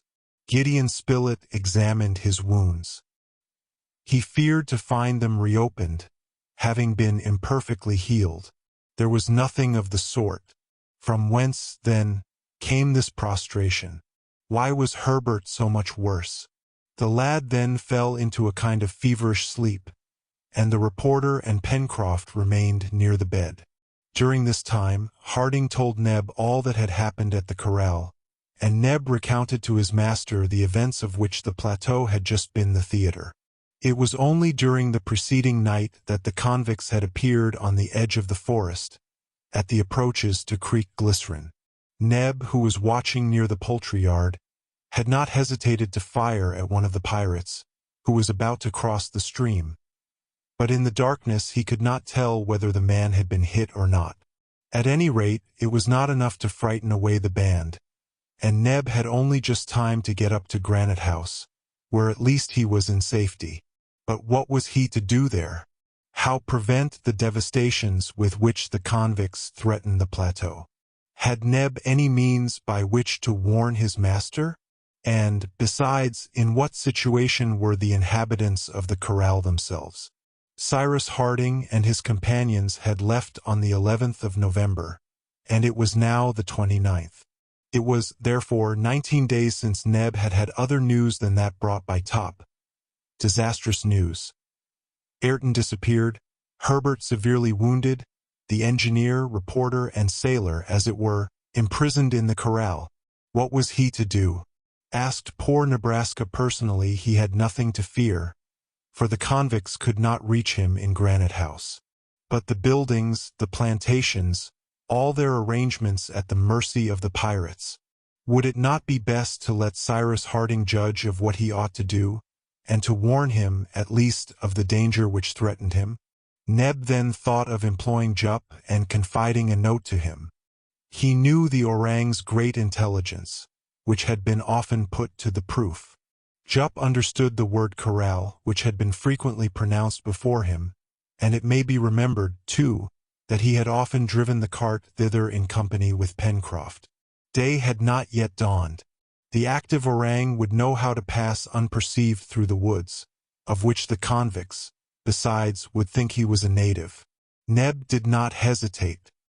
He wrote the note, he tied it to Jup's neck, he brought the ape to the door of Granite House, from which he let down a long cord to the ground. Then, several times, he repeated these words, "Jup, Jup, corral, corral." The creature understood, seized the cord, glided rapidly down to the beach, and disappeared in the darkness without the convict's attention having been in the least excited. "You did well, Neb," said Harding. "But perhaps in not warning us you would have done still better." And, in speaking thus, Cyrus Harding thought of Herbert, whose recovery the removal had so seriously checked. Neb ended his account. The convicts had not appeared at all on the beach. Not knowing the number of the island's inhabitants, they might suppose that Granite House was defended by a large party. They must have remembered that during the attack by the brig numerous shot had been fired both from the lower and upper rocks, and no doubt they did not wish to expose themselves. But the plateau of Prospect Heights was open to them, and not covered by the fire of Granite House.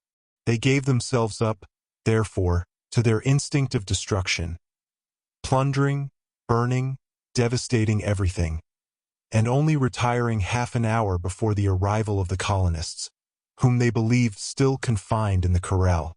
On their retreat, Neb hurried out.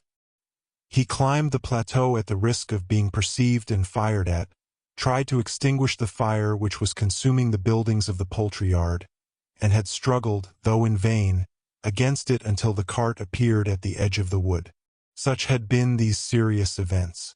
The presence of the convicts constituted a permanent source of danger to the settlers in Lincoln Island, until then so happy, and who might now expect still greater misfortunes. Spilett remained in Granite House with Herbert and Pencroft, while Cyrus Harding, accompanied by Neb, proceeded to judge for himself of the extent of the disaster. It was fortunate that the convicts had not advanced to the foot of Granite House. The workshop at the Chimneys would in that case not have escaped destruction. But after all, this evil would have been more easily reparable than the ruins accumulated on the plateau of Prospect Heights. Harding and Neb proceeded towards the Mercy, and ascended its left bank without meeting with any trace of the convicts. Nor on the other side of the river, in the depths of the wood, could they perceive any suspicious indications. Besides, it might be supposed that in all probability either the convicts knew of the return of the settlers to Granite House, by having seen them pass on the road from the corral, or, after the devastation of the plateau, they had penetrated into Jacamar Wood, following the course of the Mercy, and were thus ignorant of their return.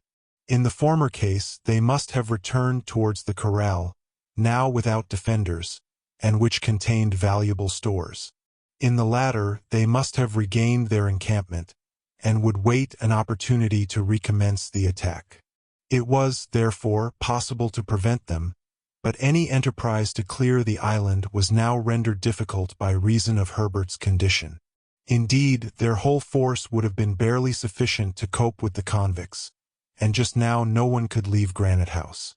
The engineer and Neb arrived on the plateau. Desolation reigned everywhere. The fields had been trampled over. The ears of wheat, which were nearly full-grown, lay on the ground. The other plantations had not suffered less. The kitchen garden was destroyed. Happily, Granite House possessed a store of seed which would enable them to repair these misfortunes. As to the wall and buildings of the poultry yard and the Onaga stable, the fire had destroyed all. A few terrified creatures roamed over the plateau. The birds, which during the fire had taken refuge on the waters of the lake, had already returned to their accustomed spot and were dabbling on the banks. Everything would have to be reconstructed.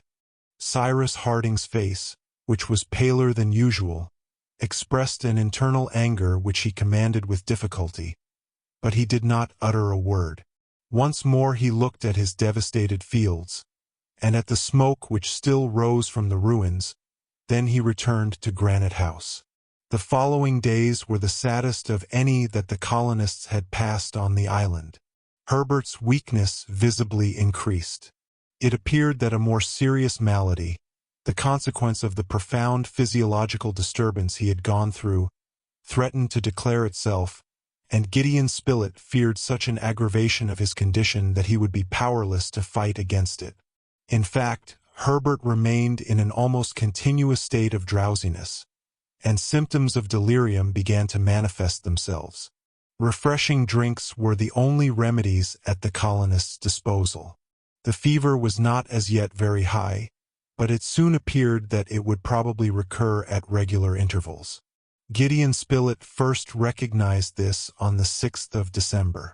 The poor boy, whose fingers, nose, and ears had become extremely pale, was at first seized with slight shiverings, horripilations, and tremblings. His pulse was weak and irregular, his skin dry, his thirst intense. To this soon succeeded a hot fit.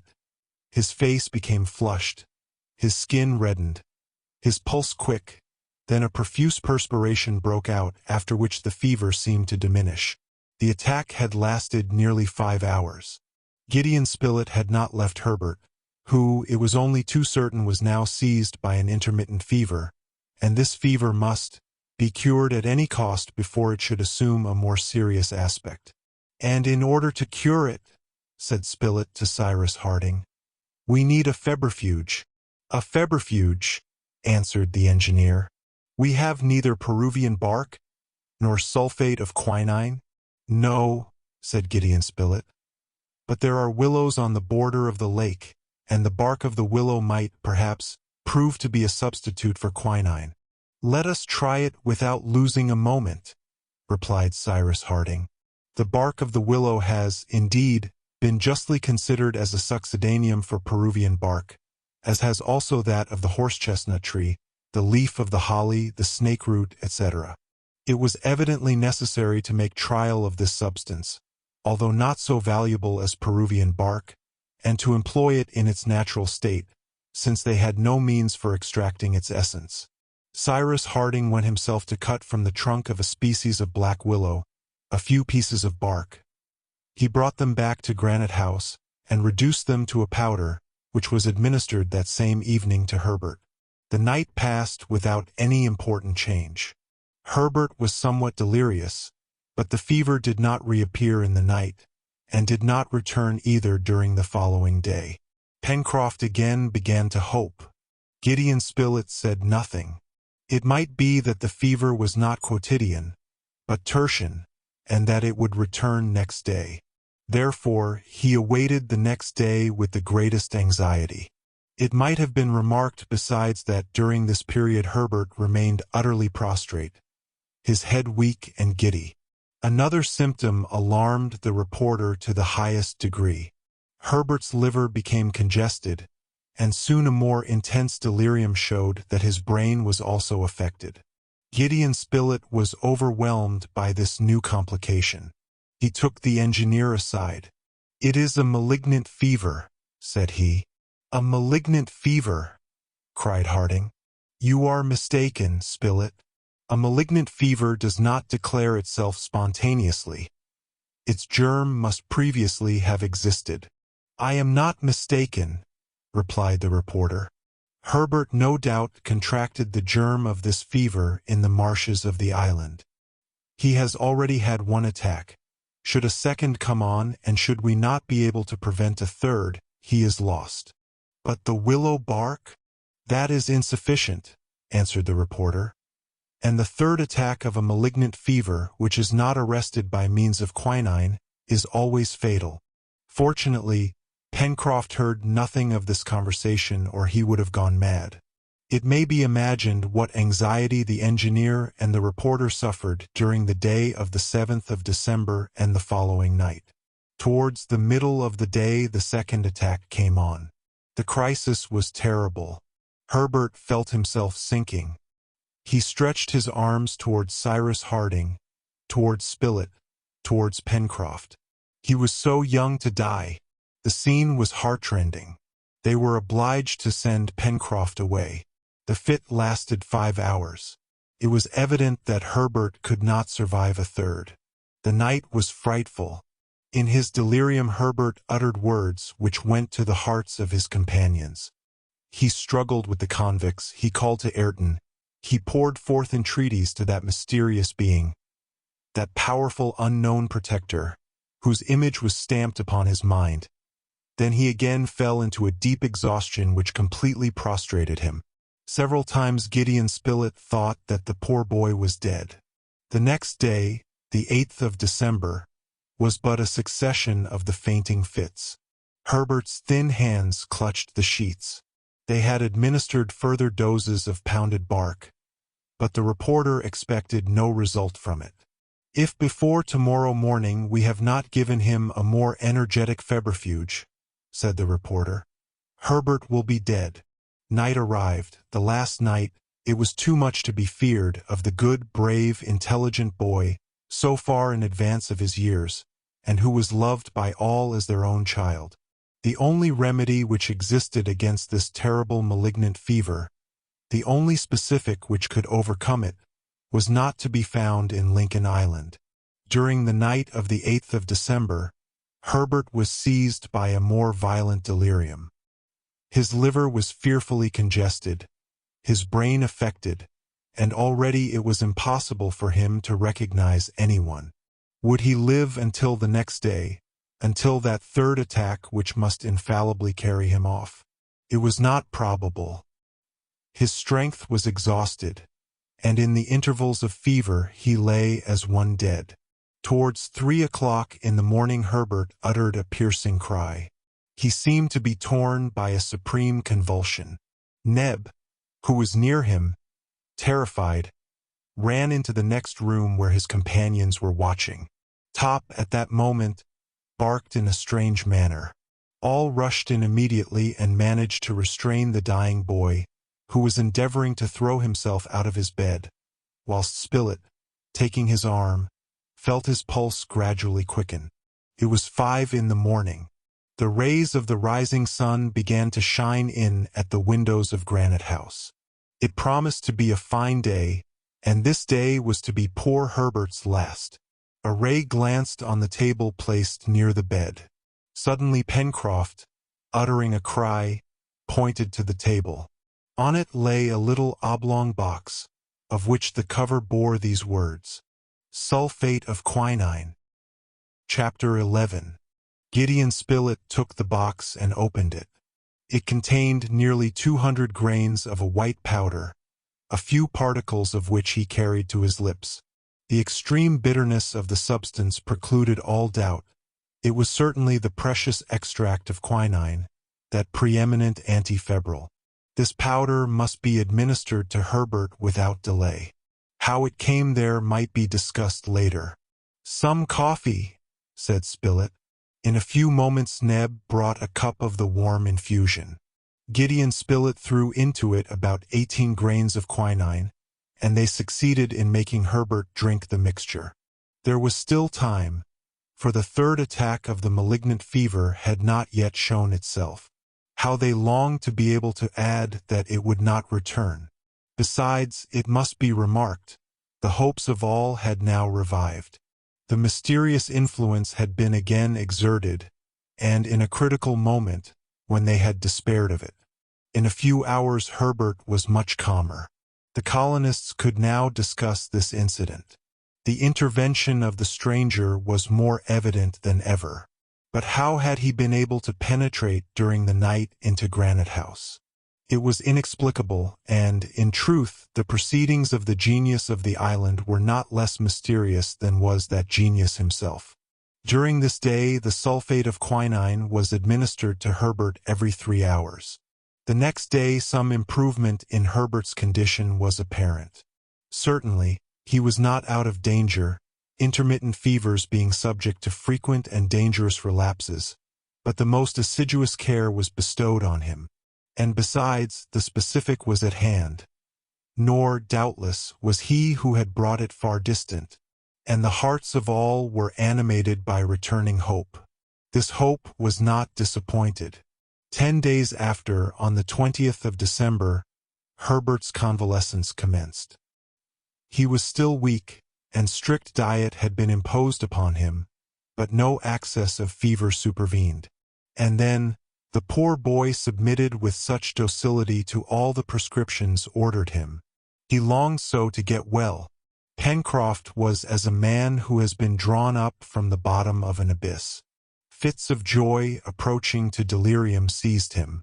When the time for the third attack had passed by, he nearly suffocated the reporter in his embrace. Since then, he always called him Dr. Spilett. The real doctor, however, remained undiscovered. "We will find him," repeated the sailor. Certainly, this man, whoever he was, might expect a somewhat too energetic embrace from the worthy Pencroft. The month of December ended, and with it the year 1867, during which the colonists of Lincoln Island had of late been so severely tried. They commenced the year 1868 with magnificent weather, great heat, and a tropical temperature, delightfully cooled by the sea breeze. Herbert's recovery progressed, and from his bed, placed near one of the windows of Granite House, he could inhale the fresh air, charged with ozone, which could not fail to restore his health. His appetite returned, and what numberless delicate, savory little dishes Neb prepared for him. "It is enough to make one wish to have a fever oneself," said Pencroft. During all this time, the convicts did not once appear in the vicinity of Granite House. There was no news of Ayrton, and though the engineer and Herbert still had some hopes of finding him again, their companions did not doubt but that the unfortunate man had perished. However, this uncertainty could not last, and when once the lad should have recovered, the expedition, the result of which must be so important, would be undertaken. But they would have to wait a month, perhaps, for all the strength of the colony must be put into requisition to obtain satisfaction from the convicts. However, Herbert's convalescence progressed rapidly. The congestion of the liver had disappeared, and his wounds might be considered completely healed. During the month of January, important work was done on the plateau of Prospect Heights, but it consisted solely in saving as much as was possible from the devastated crops, either of corn or vegetables. The grain and the plants were gathered, so as to provide a new harvest for the approaching half-season. With regard to rebuilding the poultry yard, wall, or stables, Cyrus Harding preferred to wait. Whilst he and his companions were in pursuit of the convicts, the latter might very probably pay another visit to the plateau, and it would be useless to give them an opportunity of recommencing their work of destruction. When the island should be cleared of these miscreants, they would set about rebuilding. The young convalescent began to get up in the second week of January, at first for 1 hour a day, then 2, then 3. His strength visibly returned, so vigorous was his constitution. He was now 18 years of age. He was tall, and promised to become a man of noble and commanding presence. From this time his recovery, while still requiring care, and Dr. Spilett was very strict, made rapid progress. Towards the end of the month, Herbert was already walking about on Prospect Heights and the beach. He derived, from several sea baths, which he took in company with Pencroft and Neb, the greatest possible benefit. Cyrus Harding thought he might now settle the day for their departure, for which the 15th of February was fixed. The nights, very clear at this time of year, would be favorable to the researches they intended to make all over the island. The necessary preparations for this exploration were now commenced, and were important, for the colonists had sworn not to return to Granite House until their twofold object had been achieved. On the one hand, to exterminate the convicts and rescue Ayrton, if he was still living. On the other, to discover who it was that presided so effectually over the fortunes of the colony. Of Lincoln Island, the settlers knew thoroughly all the eastern coast from Claw Cape to the Mandible Capes, the extensive Tattern Marsh, the neighborhood of Lake Grant, Jacamar Wood, between the road to the Corral and the Mercy, the courses of the Mercy and Red Creek, and lastly, the spurs of Mount Franklin, among which the Corral had been established. They had explored, though only in an imperfect manner, the vast shore of Washington Bay from Claw Cape to Reptile End, the woody and marshy border of the west coast, and the interminable downs, ending at the open mouth of Shark Gulf. But they had in no way surveyed the woods which covered the Serpentine Peninsula, all to the right of the Mercy, the left bank of Falls River, and the wilderness of spurs and valleys which supported 3/4 of the base of Mount Franklin, to the east, the north, and the west, and where doubtless many secret retreats existed. Consequently, many millions of acres of the island had still escaped their investigations. It was, therefore, decided that the expedition should be carried through the far west, so as to include all that region situated on the right of the Mercy.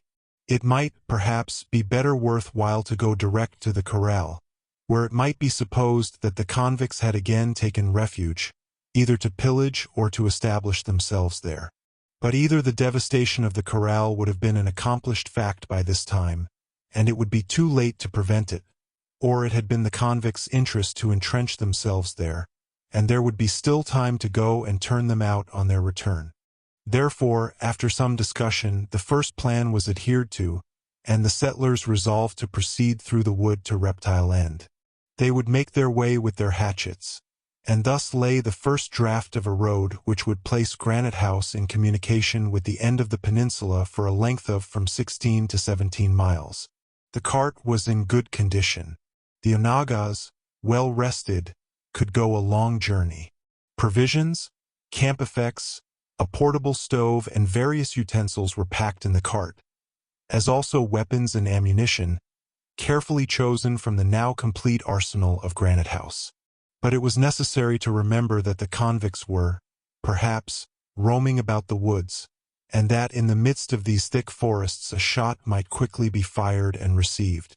It was therefore resolved that the little band of settlers should remain together and not separate under any pretext whatever. It was also decided that no one should remain at Granite House. Top and Jup themselves were to accompany the expedition. The inaccessible dwelling needed no guard. The 14th of February, eve of the departure, was Sunday. It was consecrated entirely to repose, and thanksgivings addressed by the colonists to the Creator. A place in the cart was reserved for Herbert, who, though thoroughly convalescent, was still a little weak. The next morning, at daybreak, Cyrus Harding took the necessary measures to protect Granite House from any invasion. The ladders, which were formerly used for the ascent, were brought to the chimneys and buried deep in the sand, so that they might be available on the return of the colonists, for the machinery of the lift had been taken to pieces, and nothing of the apparatus remained. Pencroft stayed the last in Granite House in order to finish this work, and he then lowered himself down by means of a double rope held below, and which, when once hauled down, left no communication between the upper landing and the beach. The weather was magnificent. "We shall have a warm day of it," said the reporter, laughing. "Pooh, Dr. Spilett," answered Pencroft. "We shall walk under the shade of the trees and shan't even see the sun." "Forward," said the engineer. The cart was waiting on the beach before the chimneys. The reporter made Herbert take his place in it during the first hours at least of the journey, and the lad was obliged to submit to his doctor's orders. Neb placed himself at the onaga's heads. Cyrus Harding, the reporter, and the sailor walked in front. Top bounded joyfully along. Herbert offered a seat in his vehicle to Jup, who accepted it without ceremony. The moment for departure had arrived, and the little band set out. The cart first turned the angle of the mouth of the Mersey, then, having ascended the left bank for a mile, crossed the bridge, at the other side of which commenced the road to Port Balloon, and there the explorers, leaving this road on their left, entered the cover of the immense woods which formed the region of the far west. For the first 2 miles the widely scattered trees allowed the cart to pass with ease. From time to time it became necessary to cut away a few creepers and bushes, but no serious obstacle impeded the progress of the colonists. The thick foliage of the trees threw a grateful shade on the ground. Deodars, Douglas firs, casuarinas, banksias, gum trees, dragon trees, and other well-known species, succeeded each other far as the eye could reach. The feathered tribes of the island were all represented: tetras, jacamars, pheasants, lories, as well as the chattering cockatoos, parrots, and paraquets. Agoutis, kangaroos, and capybaras fled swiftly at their approach, and all this reminded the settlers of the first excursions they had made on their arrival at the island. "Nevertheless," observed Cyrus Harding, "I notice that these creatures, both birds and quadrupeds, are more timid than formerly. These woods have, therefore, been recently traversed by the convicts, and we shall certainly find some traces of them." And in fact, in several places they could distinguish traces more or less recent of the passage of a band of men. Here branches broken off the trees, perhaps to mark out the way. There the ashes of a fire and footprints in clay spots, but nothing which appeared to belong to a settled encampment. The engineer had recommended his companions to refrain from hunting. The reports of the firearms might give the alarm to the convicts, who were, perhaps, roaming through the forest. Moreover, the hunters would necessarily ramble some distance from the cart, which it was dangerous to leave unguarded. In the after part of the day, when about 6 miles from Granite House, their progress became much more difficult. In order to make their way through some thickets, they were obliged to cut down trees. Before entering such places Harding was careful to send in Top and Jup, who faithfully accomplished their commission, and when the dog and orang returned without giving any warning, there was evidently nothing to fear, either from convicts or wild beasts, 2 varieties of the animal kingdom, whose ferocious instincts placed them on the same level. On the evening of the first day the colonists encamped about 9 miles from Granite House, on the border of a little stream falling into the Mersey, and of the existence of which they had till then been ignorant. It evidently, however, belonged to the hydrographical system to which the soil owed its astonishing fertility. The settlers made a hearty meal, for their appetites were sharpened, and measures were then taken that the night might be passed in safety. If the engineer had had only to deal with wild beasts, jaguars, or others, he would have simply lighted fires all round his camp, which would have sufficed for its defense. But the convicts would be rather attracted than terrified by the flames, and it was, therefore, better to be surrounded by the profound darkness of night. The watch was, however, carefully organized. 2 of the settlers were to watch together, and every 2 hours it was agreed that they should be relieved by their comrades. And so, notwithstanding his wish to the contrary, Herbert was exempted from guard, Pencroft and Gideon Spilett in one party, the engineer and Neb in another, mounted guard in turns over the camp. The night, however, was but a few hours. The darkness was due rather to the thickness of the foliage than to the disappearance of the sun. The silence was scarcely disturbed by the howling of jaguars and the chattering of the monkeys, the latter appearing to particularly irritate Master Jup. The night passed without incident, and on the next day, the 15th of February, the journey through the forest, rather tedious than difficult, was continued. This day they could not accomplish more than 6 miles, For every moment they were obliged to cut a road with their hatchets. Like true settlers, the colonists spared the largest and most beautiful trees, which would besides have cost immense labor to fell, and the small ones only were sacrificed. But the result was that the road took a very winding direction, and lengthened itself by numerous detours. During the day Herbert discovered several new specimens not before met with in the island, such as the tree fern, with its leaves spread out like the waters of a fountain, locust trees, on the long pods of which the onagas browsed greedily, and which supplied a sweet pulp of excellent flavor. There, too, the colonists again found groups of magnificent cowries, their cylindrical trunks, crowned with a cone of verdure, rising to a height of 200 feet. These were the tree kings of New Zealand, as celebrated as the cedars of Lebanon. As to the fauna, there was no addition to those species already known to the hunters. Nevertheless, they saw, though unable to get near them, a couple of those large birds peculiar to Australia, a sort of cassowary called emu, 5 feet in height, and with brown plumage, which belonged to the tribe of waders. Top darted after them as fast as his 4 legs could carry him. But the emus distanced him with ease, so prodigious was their speed. As to the traces left by the convicts, a few more were discovered. Some footprints found near an apparently recently extinguished fire were attentively examined by the settlers. By measuring them one after the other, according to their length and breadth, the marks of 5 men's feet were easily distinguished. The 5 convicts had evidently camped on this spot. But, and this was the object of so minute an examination, a 6th footprint could not be discovered, which in that case would have been that of Ayrton. Ayrton was not with them, said Herbert. No, answered Pencroft. And if he was not with them, it was because the wretches had already murdered him. But then these rascals have not a den to which they may be tracked like tigers. No, replied the reporter. It is more probable that they wander at random, and it is their interest to rove about until the time when they will be masters of the island. The masters of the island! Exclaimed the sailor. The masters of the island! He repeated, and his voice was choked, as if his throat was seized in an iron grasp. Then in a calmer tone, "Do you know, Captain Harding," said he, "what the ball is which I have rammed into my gun?" "No, Pencroft.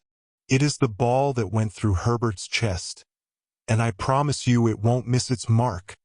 But this just retaliation would not bring Ayrton back to life, and from the examination of the footprints left in the ground, they must, alas, conclude that all hopes of ever seeing him again must be abandoned. That evening they encamped 14 miles from Granite House, and Cyrus Harding calculated that they could not be more than 5 miles from Reptile Point. And, indeed, the next day the extremity of the peninsula was reached, and the whole length of the forest had been traversed. But there was nothing to indicate the retreat in which the convicts had taken refuge, nor that, no less secret, which sheltered the mysterious unknown. Chapter 12. The next day, the 18th of February, was devoted to the exploration of all that wooded region forming the shore from Reptile End to Falls River. The colonists were able to search this forest thoroughly, for, as it was comprised between the 2 shores of the Serpentine Peninsula, it was only from 3 to 4 miles in breadth.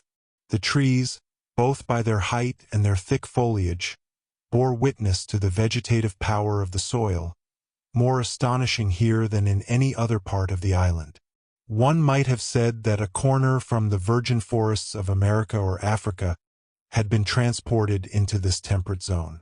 This led them to conclude that the superb vegetation found a heat in this soil, damp in its upper layer, but warmed in the interior by volcanic fires, which could not belong to a temperate climate. The most frequently occurring trees were kauris and eucalypti of gigantic dimensions. But the colonists' object was not simply to admire the magnificent vegetation. They knew already that in this respect Lincoln Island would have been worthy to take the first rank in the Canary group, to which the first name given was that of the Happy Isles. Now, alas! Their island no longer belonged to them entirely. Others had taken possession of it, miscreants polluted its shores, and they must be destroyed to the last man. No traces were found on the western coast, although they were carefully sought for. No more footprints, no more broken branches, no more deserted camps. "This does not surprise me," said Cyrus Harding to his companions. The convicts first landed on the island in the neighborhood of Flotsam Point, and they immediately plunged into the far west forests, after crossing Tattern Marsh. They then followed almost the same route that we took on leaving Granite House. This explains the traces we found in the wood. But, arriving on the shore, the convicts saw at once that they would discover no suitable retreat there, and it was then that, going northwards again, they came upon the corral. "Where they have perhaps returned," said Pencroft. "I do not think so," answered the engineer, "for they would naturally suppose that our researches would be in that direction. The corral is only a storehouse to them, and not a definitive encampment." "I am of Cyrus' opinion," said the reporter, "and I think that it is among the spurs of Mount Franklin that the convicts will have made their lair." "Then, Captain, straight to the corral," cried Pencroft. "We must finish them off. Until now we have only lost time." "No, my friend," replied the engineer. "You forget that we have a reason for wishing to know if the forests of the far west do not contain some habitation.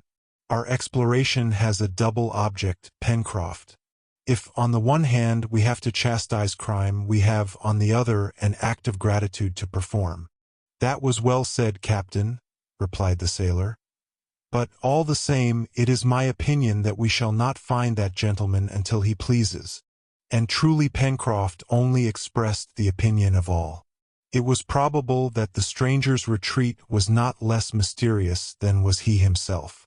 That evening the cart halted at the mouth of Falls River. The camp was organized as usual, and the customary precautions were taken for the night. Herbert, become again the healthy and vigorous lad he was before his illness, derived great benefit from this life in the open air, between the sea breezes and the vivifying air from the forests. His place was no longer in the cart, but at the head of the troop. The next day, the 19th of February, the colonists, leaving the shore, where, beyond the mouth, basalts of every shape were so picturesquely piled up, ascended the river by its left bank. The road had been already partially cleared in their former excursions made from the corral to the west coast. The settlers were now about 6 miles from Mount Franklin. The engineer's plan was this: to minutely survey the valley forming the bed of the river, and to cautiously approach the neighborhood of the corral. If the corral was occupied, to seize it by force. If it was not, to entrench themselves there and make it the center of the operations which had for their object the exploration of Mount Franklin. This plan was unanimously approved by the colonists, for they were impatient to regain entire possession of their island. They made their way along the narrow valley separating two of the largest spurs of Mount Franklin. The trees, crowded on the river's bank, became rare on the upper slopes of the mountain. The ground was hilly and rough, very suitable for ambushes, and over which they did not venture without extreme precaution. Top and Jup skirmished on the flanks, springing right and left through the thick brushwood, and emulating each other in intelligence and activity. But nothing showed that the banks of the stream had been recently frequented. Nothing announced either the presence or the proximity of the convicts. Towards 5 in the evening the cart stopped nearly 600 feet from the palisade. A semicircular screen of trees still hid it. It was necessary to reconnoiter the corral, in order to ascertain if it was occupied. To go there openly, in broad daylight, when the convicts were probably in ambush, would be to expose themselves, as poor Herbert had done, to the firearms of the ruffians. It was better, then, to wait until night came on. However, Gideon Spilett wished without further delay to reconnoiter the approaches to the corral, and Pencroft, who was quite out of patience, volunteered to accompany him. "No, my friends," said the engineer. "Wait till night. I will not allow one of you to expose himself in open day." "But, Captain," answered the sailor, little disposed to obey.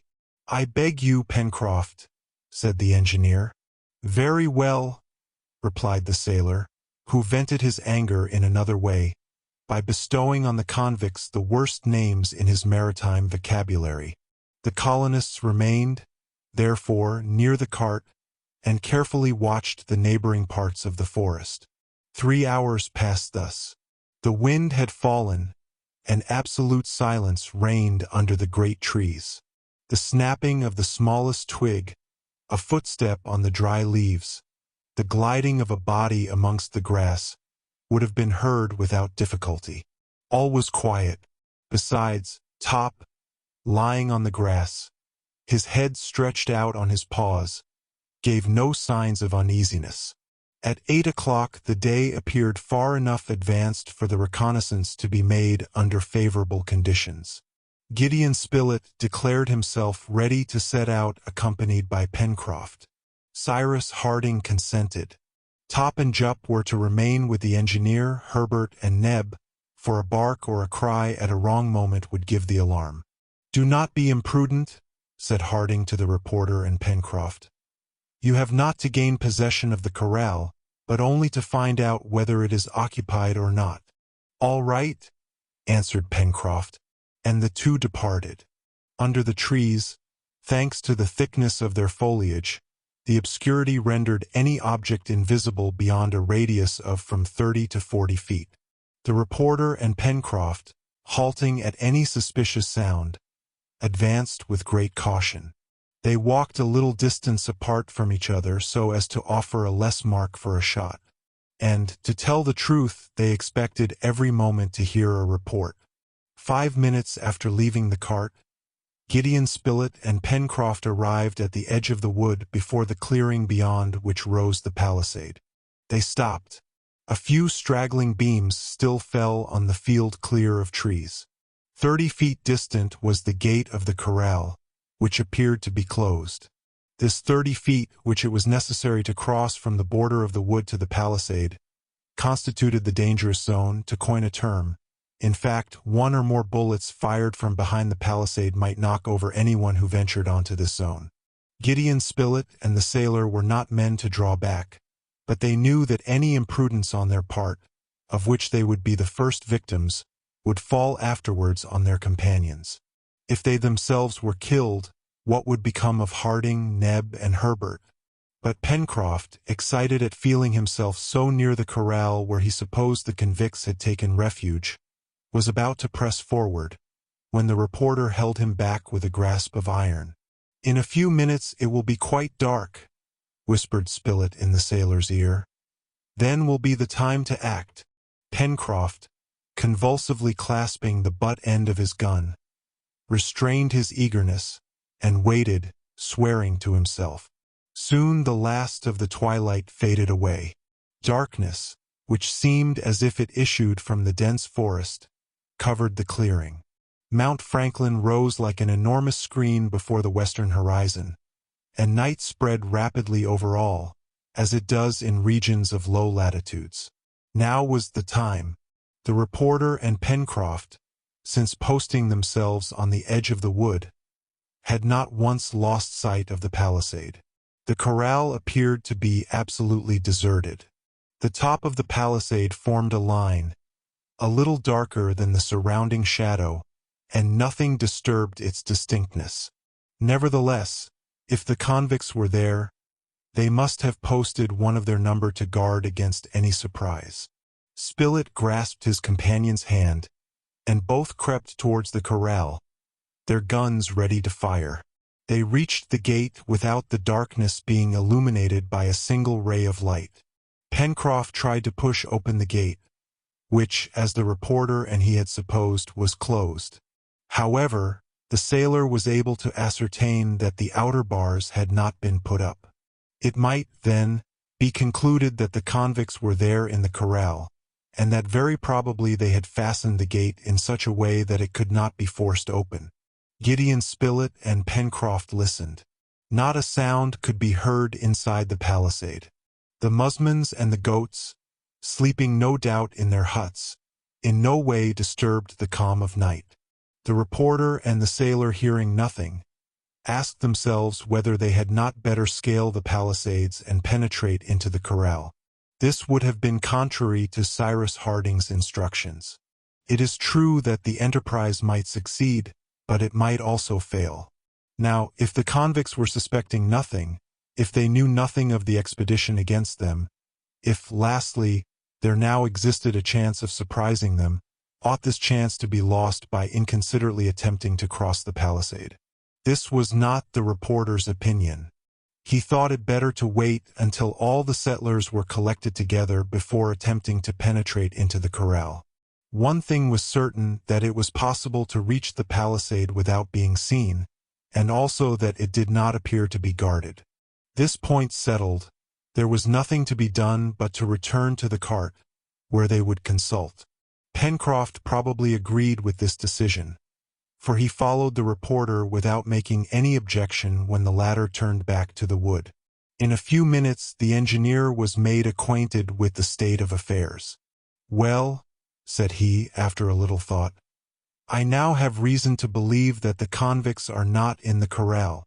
"We shall soon know," said Pencroft, "when we have scaled the palisade."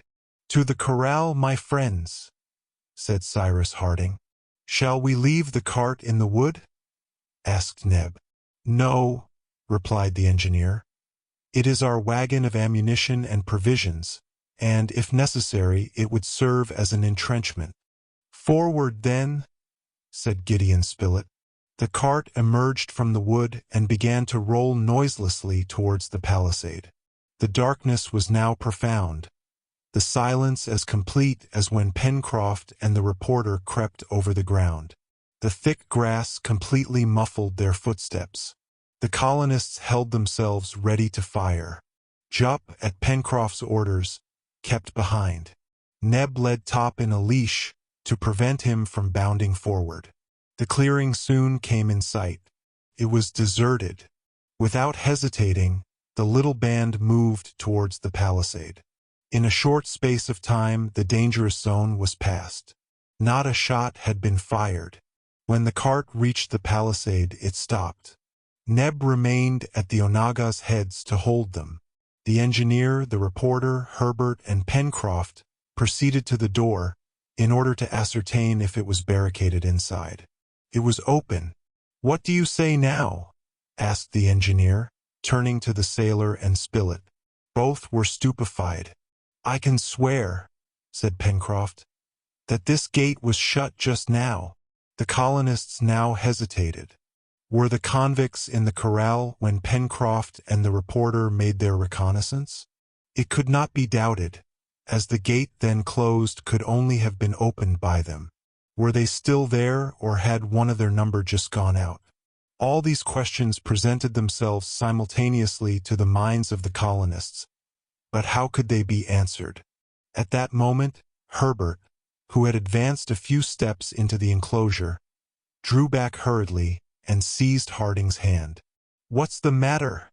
asked the engineer. "A light! In the house!" "Yes." All five advanced, and indeed, through the window fronting them, they saw glimmering a feeble light. Cyrus Harding made up his mind rapidly. "It is our only chance," said he to his companions, "of finding the convicts collected in this house, suspecting nothing. They are in our power. Forward!"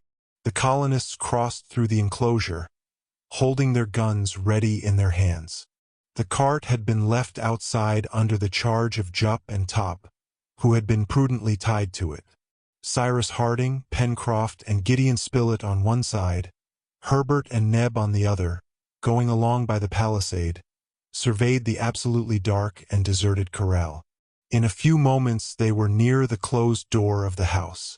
Harding signed to his companions not to stir, and approached the window, then feebly lighted by the inner light. He gazed into the apartment. On the table burned a lantern.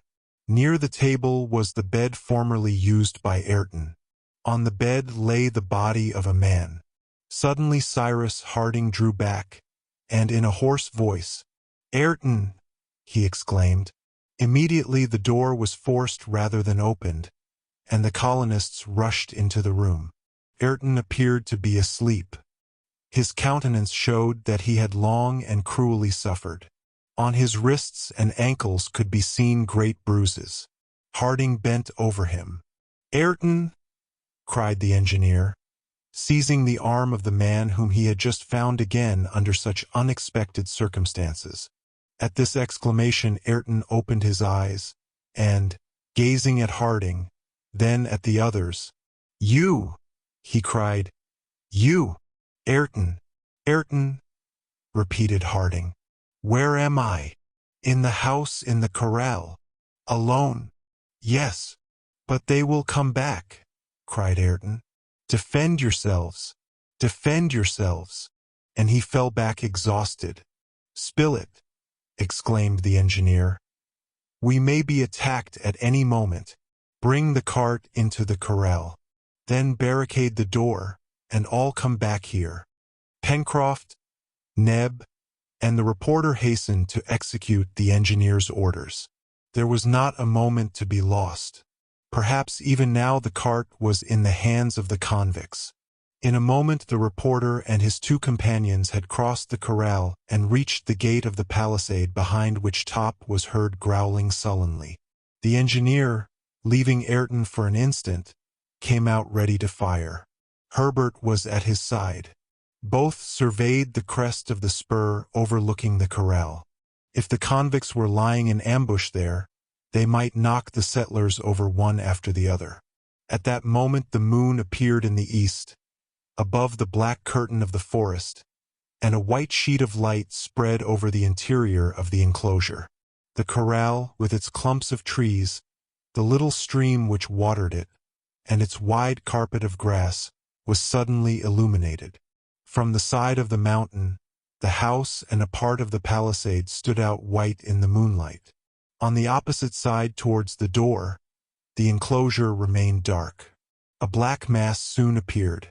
This was the cart entering the circle of light, and Cyrus Harding could hear the noise made by the door, as his companions shut it and fastened the interior bars. But, at that moment, Top, breaking loose, began to bark furiously and rushed to the back of the corral, to the right of the house. "Be ready to fire, my friends!" cried Harding. The colonists raised their pieces and waited the moment to fire. Top still barked, and Jup, running towards the dog, uttered shrill cries. The colonists followed him, and reached the borders of the little stream, shaded by large trees. And there, in the bright moonlight, what did they see? 5 corpses, stretched on the bank. They were those of the convicts who, for months previously, had landed on Lincoln Island. Chapter 13. How had it happened? Who had killed the convicts? Was it Ayrton? No, for a moment before he was dreading their return. But Ayrton was now in a profound stupor, from which it was no longer possible to rouse him. After uttering those few words, he had again become unconscious, and had fallen back motionless on the bed. The colonists, a prey to 1,000 confused thoughts, under the influence of violent excitement, waited all night, without leaving Ayrton's house, or returning to the spot where lay the bodies of the convicts. It was very probable that Ayrton would not be able to throw any light on the circumstances under which the bodies had been found, since he himself was not aware that he was in the corral. But at any rate he would be in a position to give an account of what had taken place before this terrible execution. The next day Ayrton awoke from his torpor, and his companions cordially manifested all the joy they felt on seeing him again, almost safe and sound, after 104 days' separation. Ayrton then, in a few words, recounted what had happened, or at least as much as he knew. The day after his arrival at the corral, on the 10th of last November at nightfall, he was surprised by the convicts, who had scaled the palisade. They bound and gagged him. Then he was led to a dark cavern, at the foot of Mount Franklin, where the convicts had taken refuge. His death had been decided upon, and the next day the convicts were about to kill him, when one of them recognized him and called him by the name which he bore in Australia. The wretches had no scruples as to murdering Ayrton. They spared Ben Joyce, but from that moment Ayrton was exposed to the importunities of his former accomplices. They wished him to join them again, and relied upon his aid to enable them to gain possession of Granite House, to penetrate into that hitherto inaccessible dwelling, and to become masters of the island after murdering the colonists. Ayrton remained firm. The once convict, now repentant and pardoned, would rather die than betray his companions. Ayrton, bound, gagged, and closely watched, lived in this cave for 4 months. Nevertheless, the convicts had discovered the corral a short time after their arrival in the island, and since then they had subsisted on Ayrton's stores, but did not live at the corral.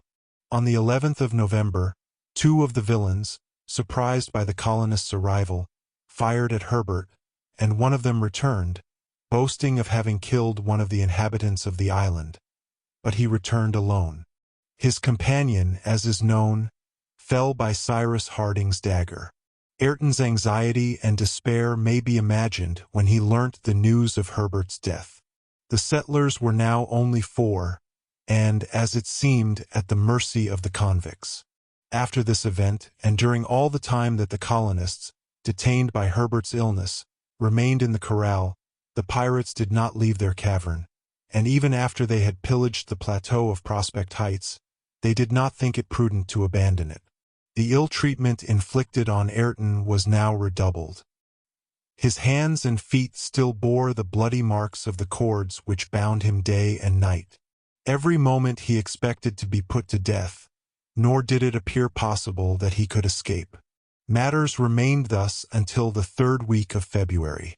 The convicts, still watching for a favorable opportunity, rarely quitted their retreat, and only made a few hunting excursions, either to the interior of the island or the south coast. Ayrton had no further news of his friends, and relinquished all hope of ever seeing them again.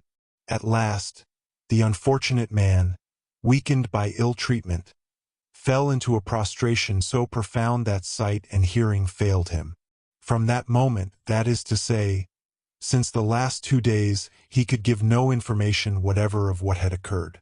But, Captain Harding, he added, since I was imprisoned in that cavern, how is it that I find myself in the corral? How is it that the convicts are lying yonder dead, in the middle of the enclosure? Answered the engineer. Dead? Cried Ayrton, half rising from his bed, notwithstanding his weakness. His companions supported him. He wished to get up, and with their assistance he did so. They then proceeded together towards the little stream. It was now broad daylight. There, on the bank, in the position in which they had been stricken by death in its most instantaneous form, lay the corpses of the 5 convicts. Ayrton was astounded. Harding and his companions looked at him without uttering a word. On a sign from the engineer, Neb and Pencroft examined the bodies, already stiffened by the cold. They bore no apparent trace of any wound. Only, after carefully examining them, Pencroft found on the forehead of one, on the chest of another, on the back of this one, on the shoulder of that, a little red spot, a sort of scarcely visible bruise, the cause of which it was impossible to conjecture. It is there that they have been struck, said Cyrus Harding. But with what weapon? Cried the reporter. A weapon, lightning-like in its effects, and of which we have not the secret. And who has struck the blow? Asked Pencroft. The avenging power of the island, replied Harding. He who brought you here, Ayrton, whose influence has once more manifested itself, who does for us all that which we cannot do for ourselves, and who, his will accomplished, conceals himself from us. Let us make search for him, then? Exclaimed Pencroft. Yes, we will search for him, answered Harding. But we shall not discover this powerful being who performs such wonders until he pleases to call us to him. This invisible protection, which rendered their own action unavailing, both irritated and piqued the engineer. The relative inferiority which it proved was of a nature to wound a haughty spirit. A generosity evinced in such a manner as to elude all tokens of gratitude implied a sort of disdain for those on whom the obligation was conferred, which in Cyrus Harding's eyes marred, in some degree, the worth of the benefit. "Let us search," he resumed, "and God grant that we may some day be permitted to prove to this haughty protector that he has not to deal with ungrateful people. What would I not give could we repay him, by rendering him in our turn, although at the price of our lives, some signal service?" From this day, the thoughts of the inhabitants of Lincoln Island were solely occupied with the intended search. Everything incited them to discover the answer to this enigma, an answer which could only be the name of a man endowed with a truly inexplicable, and in some degree superhuman power. In a few minutes, the settlers re-entered the house, where their influence soon restored to Ayrton his moral and physical energy. Neb and Pencroft carried the corpses of the convicts into the forest, some distance from the corral, and buried them deep in the ground. Ayrton was then made acquainted with the facts which had occurred during his seclusion. He learnt Herbert's adventures, and through what various trials the colonists had passed. As to the settlers, they had despaired of ever seeing Ayrton again, and had been convinced that the convicts had ruthlessly murdered him. "And now," said Cyrus Harding as he ended his recital, "a duty remains for us to perform. Half of our task is accomplished, but although the convicts are no longer to be feared, it is not owing to ourselves that we are once more masters of the island." "Well," answered Gideon Spilett, "let us search all this labyrinth of the spurs of Mount Franklin. We will not leave a hollow, not a hole unexplored. Ah! If ever a reporter found himself face to face with a mystery, it is I who now speak to you, my friends. And we will not return to Granite House until we have found our benefactor," said Herbert. "Yes," said the engineer. "We will do all that it is humanly possible to do, but I repeat we shall not find him until he himself permits us." "Shall we stay at the corral?" asked Pencroft. "We shall stay here," answered Harding. "Provisions are abundant, and we are here in the very center of the circle we have to explore. Besides, if necessary, the cart will take us rapidly to Granite House." "Good," answered the sailor. "Only I have a remark to make." "What is it?" "Here is the fine season getting on, and we must not forget that we have a voyage to make." "A voyage?" said Gideon Spilett. "Yes, to Tabor Island," answered Pencroft. "It is necessary to carry a notice there to point out the position of our island and say that Ayrton is here in case the Scotch yacht should come to take him off. Who knows if it is not already too late?" "But, Pencroft," asked Ayrton, "how do you intend to make this voyage?" "In the Bonadventure." "The Bonadventure!" exclaimed Ayrton. "She no longer exists." "My Bonadventure exists no longer!" shouted Pencroft, bounding from his seat. "No," answered Ayrton. "The convicts discovered her in her little harbor only 8 days ago. They put to sea in her, and—" said Pencroft, his heart beating. "And not having Bob Harvey to steer her, they ran on the rocks, and the vessel went to pieces." "Oh, the villains, the cutthroats, the infamous scoundrels!" exclaimed Pencroft. "Pencroft," said Herbert, taking the sailor's hand, "we will build another Bonadventure, a larger one. We have all the ironwork, all the rigging of the brig at our disposal." "But do you know," returned Pencroft, "that it will take at least 5 or 6 months to build a vessel of from 30 to 40 tons? "We can take our time," said the reporter, "and we must give up the voyage to Tabor Island for this year." "Oh, my Bonadventure! My poor Bonadventure!" cried Pencroft, almost broken-hearted at the destruction of the vessel of which he was so proud. The loss of the Bonadventure was certainly a thing to be lamented by the colonists. and it was agreed that this loss should be repaired as soon as possible. This settled, they now occupied themselves with bringing their researches to bear on the most secret parts of the island. The exploration was commenced at daybreak on the 19th of February and lasted an entire week. The base of the mountain, with its spurs and their numberless ramifications, formed a labyrinth of valleys and elevations. It was evident that there, in the depths of these narrow gorges, perhaps even in the interior of Mount Franklin itself, was the proper place to pursue their researches.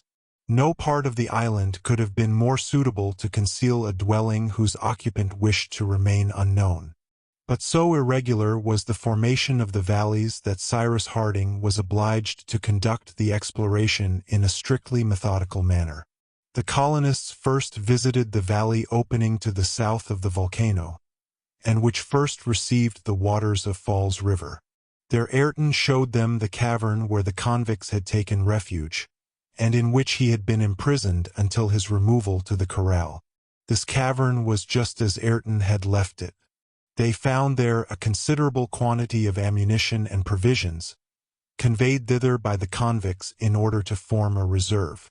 The whole of the valley bordering on the cave, shaded by fir and other trees, was thoroughly explored, and on turning the point of the southwestern spur, the colonists entered a narrower gorge similar to the picturesque columns of basalt on the coast. Here the trees were fewer. Stones took the place of grass. Goats and musmons gamboled among the rocks. Here began the barren part of the island. It could already be seen that, of the numerous valleys branching off at the base of Mount Franklin, 3 only were wooded and rich in pasturage like that of the corral, which bordered on the west on the Falls River Valley, and on the east on the Red Creek Valley.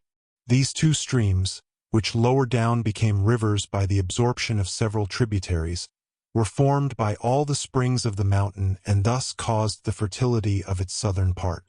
As to the Mercy, it was more directly fed from ample springs concealed under the cover of jacamar wood, and it was by springs of this nature, spreading in 1,000 streamlets, that the soil of the Serpentine Peninsula was watered.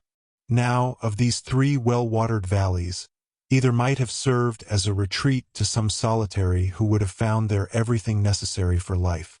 But the settlers had already explored them, and in no part had they discovered the presence of man. Was it then in the depths of those barren gorges, in the midst of the piles of rock, in the rugged northern ravines, among the streams of lava, that this dwelling and its occupant would be found?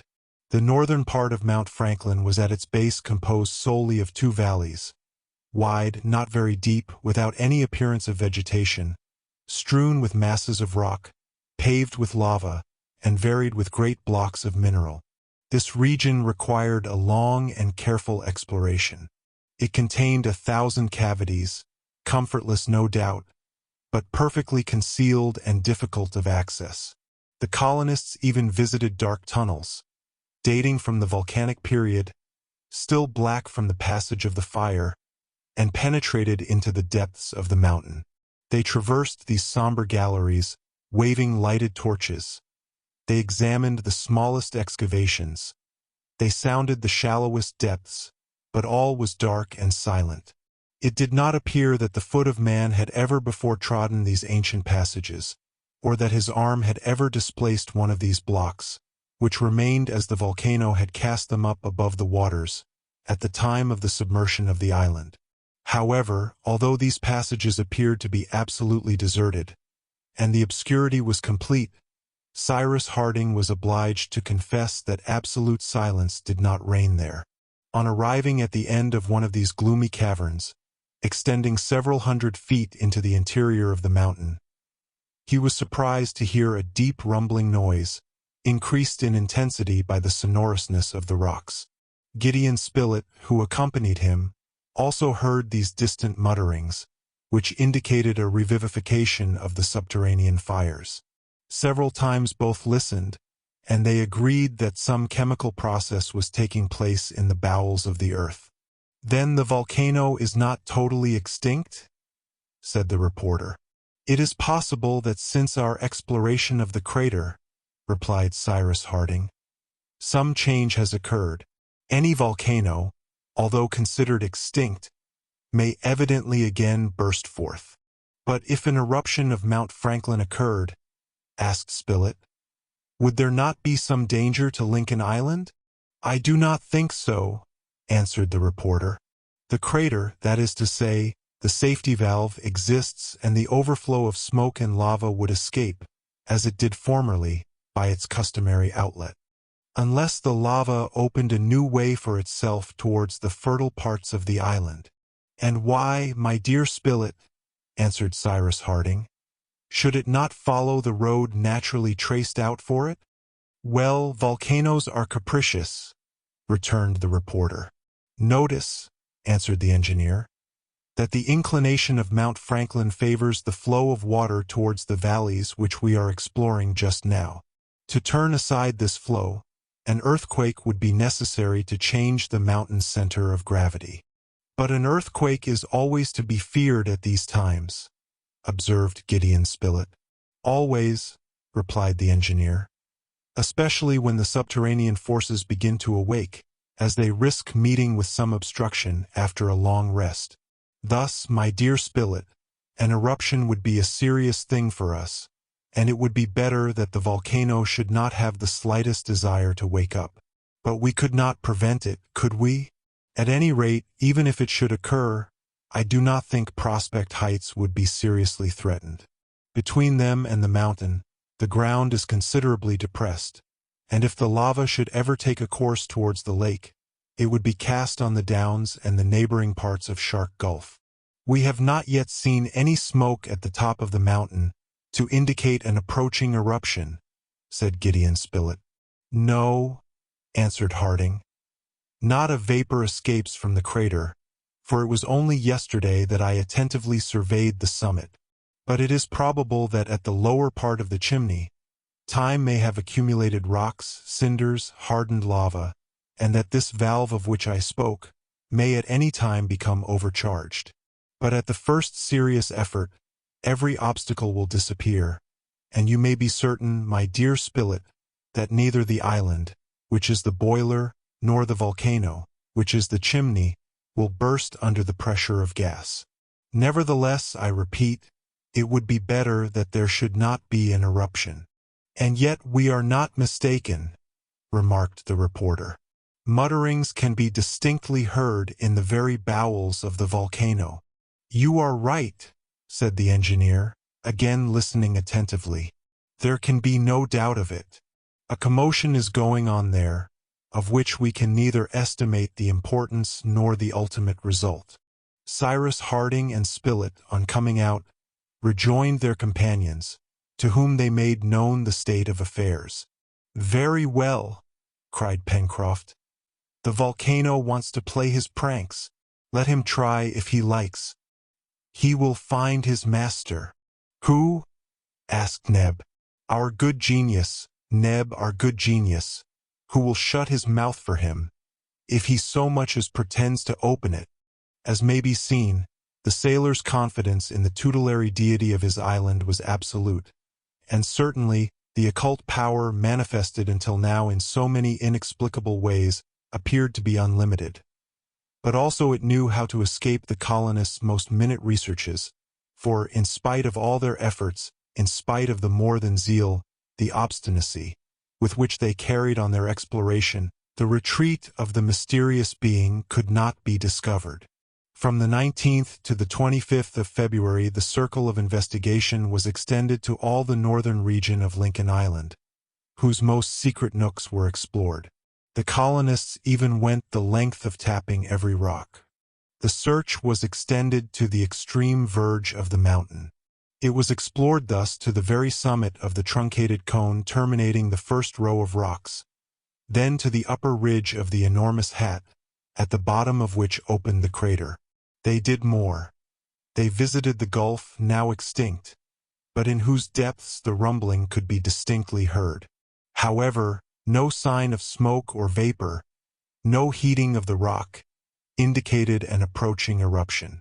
But neither there, nor in any other part of Mount Franklin, did the colonists find any traces of him of whom they were in search. Their investigations were then directed to the Downs.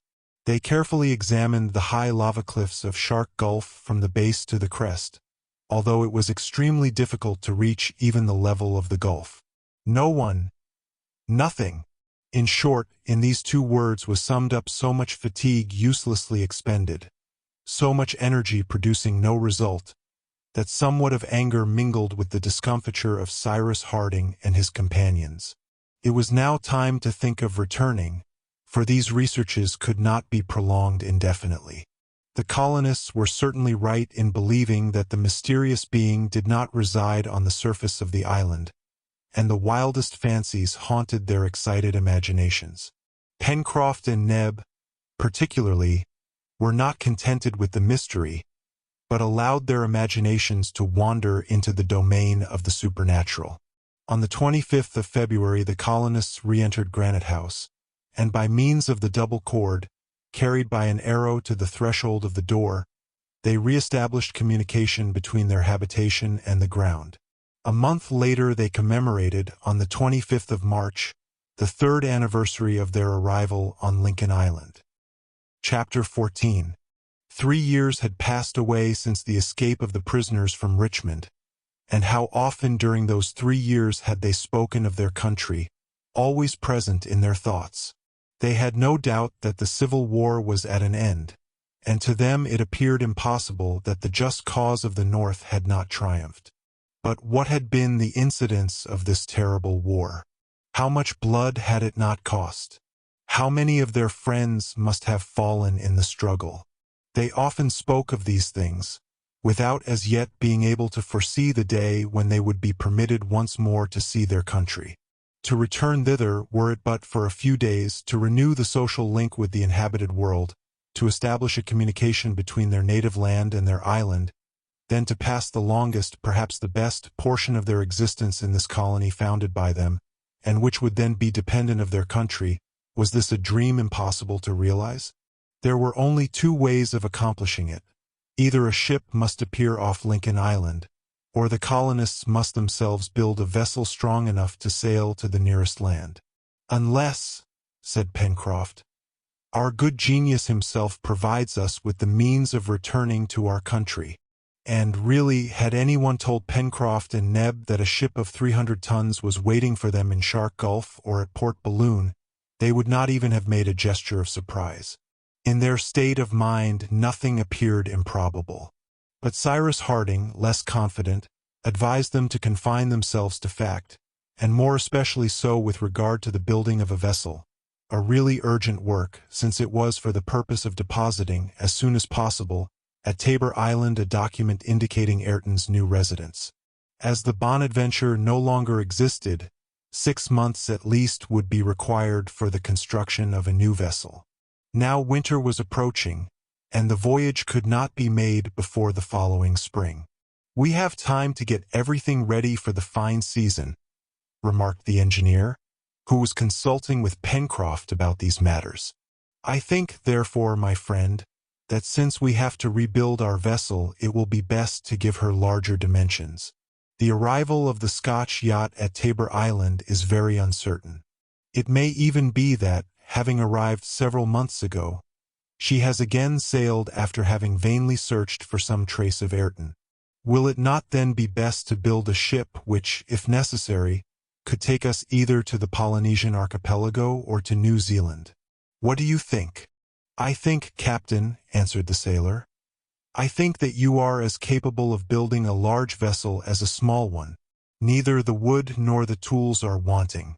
It is only a question of time." "And how many months would be required to build a vessel of from 250 to 300 tons? asked Harding. 7 or 8 months at least," replied Pencroft.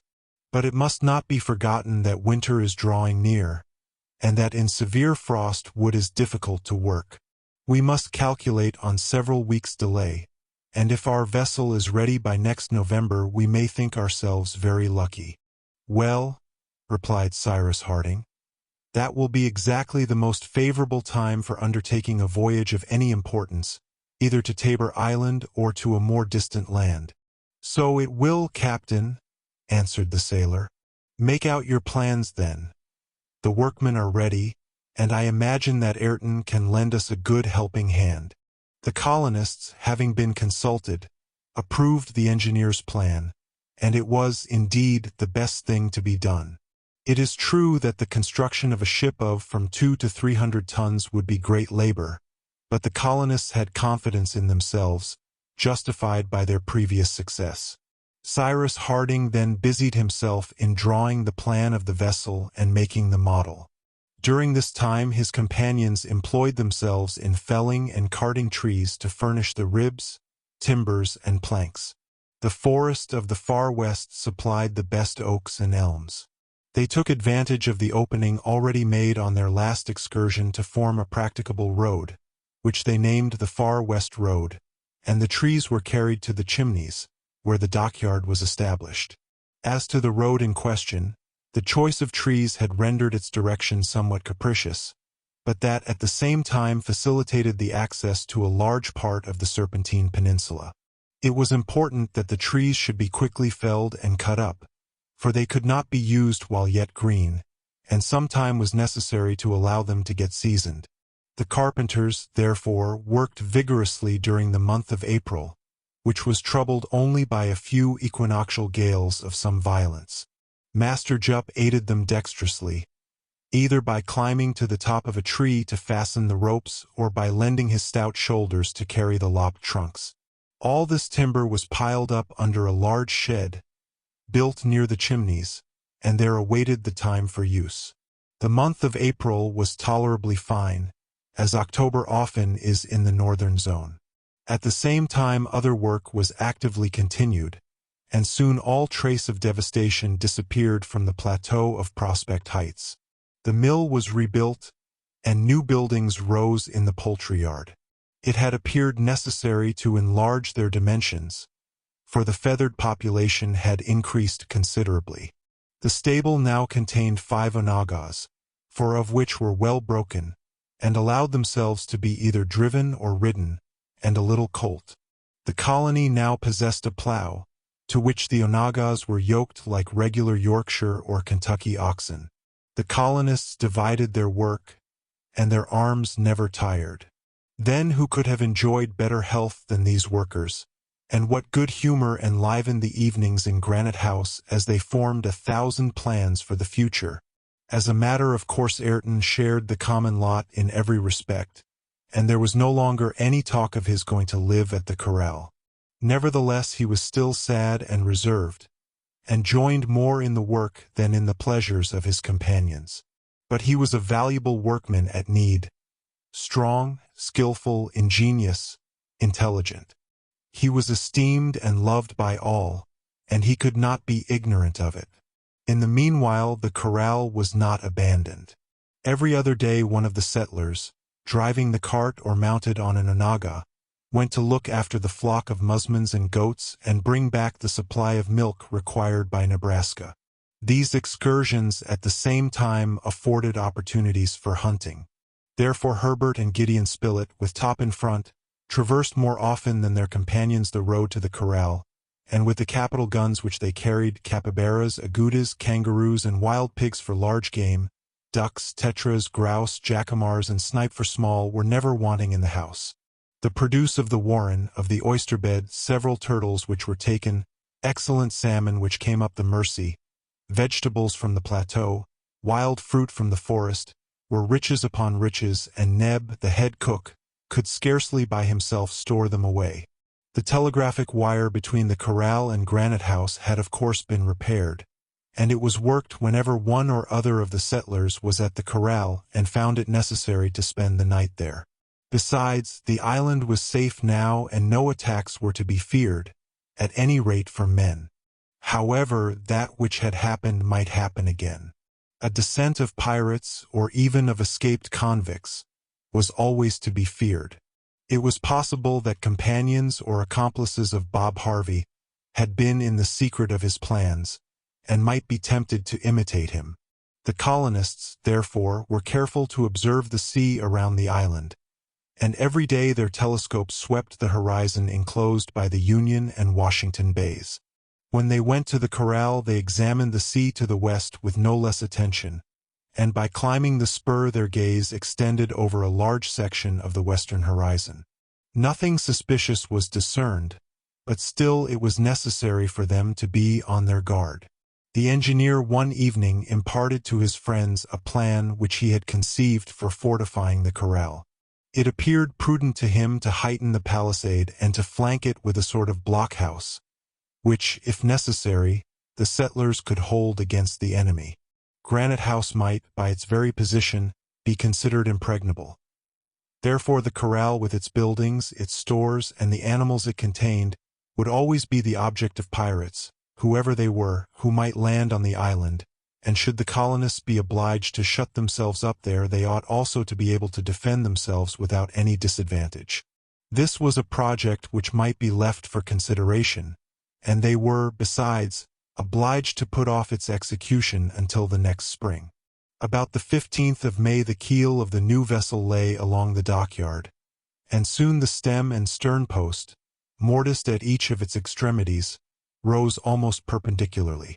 The keel, of good oak, measured 110 feet in length, this allowing a width of 25 feet to the midship beam. But this was all the carpenters could do before the arrival of the frosts and bad weather. During the following week they fixed the first of the stern timbers, but were then obliged to suspend work. During the last days of the month the weather was extremely bad. The wind blew from the east, sometimes with the violence of a tempest. The engineer was somewhat uneasy on account of the dockyard sheds, which, besides, he could not have established in any other place near to Granite House, for the islet only imperfectly sheltered the shore from the fury of the open sea, and in great storms the waves beat against the very foot of the granite cliff. But, very fortunately, these fears were not realized. The wind shifted to the southeast, and there the beach of Granite House was completely covered by Flotsam Point. Pencroft and Ayrton, the most zealous workmen at the new vessel, pursued their labor as long as they could. They were not men to mind the wind tearing at their hair, nor the rain wetting them to the skin, and a blow from a hammer is worth just as much in bad as in fine weather.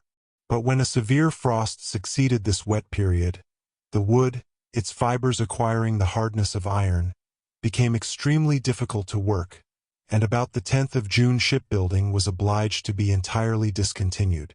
Cyrus Harding and his companions had not omitted to observe how severe was the temperature during the winters of Lincoln Island. The cold was comparable to that experienced in the states of New England, situated at almost the same distance from the equator. In the northern hemisphere, or at any rate in the part occupied by British America and the north of the United States, this phenomenon is explained by the flat conformation of the territories bordering on the pole, and on which there is no intumescence of the soil to oppose any obstacle to the north winds. Here, in Lincoln Island, this explanation would not suffice. It has even been observed, remarked Harding one day to his companions, that in equal latitudes the islands and coast regions are less tried by the cold than inland countries. I have often heard it asserted that the winters of Lombardy, for example, are not less rigorous than those of Scotland, which results from the sea restoring during the winter the heat which it received during the summer. Islands are, therefore, in a better situation for benefiting by this restitution. But then, Captain Harding, asked Herbert, why does Lincoln Island appear to escape the common law? That is difficult to explain, answered the engineer. However, I should be disposed to conjecture that this peculiarity results from the situation of the island in the southern hemisphere, which, as you know, my boy, is colder than the northern hemisphere. Yes, said Herbert, and icebergs are met with in lower latitudes in the south than in the north of the Pacific. That is true, remarked Pencroft, and when I have been serving on board whalers I have seen icebergs off Cape Horn. The severe cold experienced in Lincoln Island, said Gideon Spilett, may then perhaps be explained by the presence of floes or icebergs comparatively near to Lincoln Island. Your opinion is very admissible indeed, my dear Spilett, answered Cyrus Harding. "And it is evidently to the proximity of icebergs that we owe our rigorous winters. I would draw your attention also to an entirely physical cause, which renders the southern colder than the northern hemisphere. In fact, since the sun is nearer to this hemisphere during the summer, it is necessarily more distant during the winter. This explains then the excessive temperature in the two seasons, for if we find the winters very cold in Lincoln Island, we must not forget that the summers here, on the contrary, are very hot." "But why, if you please, Captain?" asked Pencroft, knitting his brows. "Why should our hemisphere, as you say, be so badly divided?" "It isn't just that, friend Pencroft," answered the engineer, laughing. "Whether just or not, we must submit to it, and here lies the reason for this peculiarity. The earth does not describe a circle round the sun, but an ellipse, as it must by the laws of rational mechanics. Now, the earth occupies one of the centers of the ellipse, and consequently, at the time of its transfer, it is further from the sun, that is to say, at its apogee, and at another time nearer, that is to say, at its perigee. Now it happens that it is during the winter of the southern countries that it is at its most distant point from the sun, and consequently in a situation for those regions to feel the greatest cold. Nothing can be done to prevent that, and men, Pencroft, however learned they may be, can never change anything of the cosmographical order established by God himself. And yet," added Pencroft, persisting, "the world is very learned. What a big book, Captain, might be made with all that is known, and what a much bigger book still with all that is not known," answered Harding. At last, for one reason or another, the month of June brought the cold with its accustomed intensity, and the settlers were often confined to Granite House. Ah! How wearisome this imprisonment was to them, and more particularly to Gideon Spilett. "Look here," said he to Neb one day, "I would give you by notarial deed all the estates which will come to me some day, if you were a good enough fellow to go, no matter where, and subscribe to some newspaper for me. Decidedly the thing that is most essential to my happiness is the knowing every morning what has happened the day before in other places than this." Neb began to laugh. "'Pon my word," he replied, "the only thing I think about is my daily work." The truth was that indoors as well as out there was no want of work.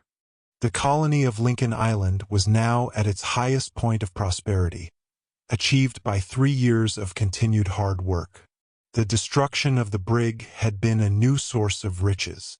Without speaking of the complete rig which would serve for the vessel now on the stocks, utensils and tools of all sorts, weapons and ammunition, clothes and instruments, were now piled in the storerooms of Granite House. It had not even been necessary to resort again to the manufacture of the coarse felt materials. Though the colonists had suffered from cold during their first winter, the bad season might now come without their having any reason to dread its severity. Linen was plentiful also, and besides they kept it with extreme care. From chloride of sodium, which is nothing else than sea salt, Cyrus Harding easily extracted the soda and chlorine. The soda, which it was easy to change into carbonate of soda, and the chlorine, of which he made chloride of lime, were employed for various domestic purposes, and especially in bleaching linen. Besides, they did not wash more than 4 times a year, as was done by families in the olden time, and it may be added that Pencroft and Gideon Spilett, whilst waiting for the postman to bring him his newspaper, distinguished themselves as washermen. So passed the winter months, June, July, and August. They were very severe, and the average observations of the thermometer did not give more than 8 degrees of Fahrenheit. It was therefore lower in temperature than the preceding winter. But then, what splendid fires blazed continually on the hearths of Granite House, the smoke marking the granite wall with long zebra-like streaks. Fuel was not spared, as it grew naturally a few steps from them. Besides, the chips of the wood destined for the construction of the ship enabled them to economize the coal, which required more trouble to transport. Men and animals were all well. Master Jup was a little chilly, it must be confessed. This was perhaps his only weakness, and it was necessary to make him a well-wadded dressing gown. But what a servant he was!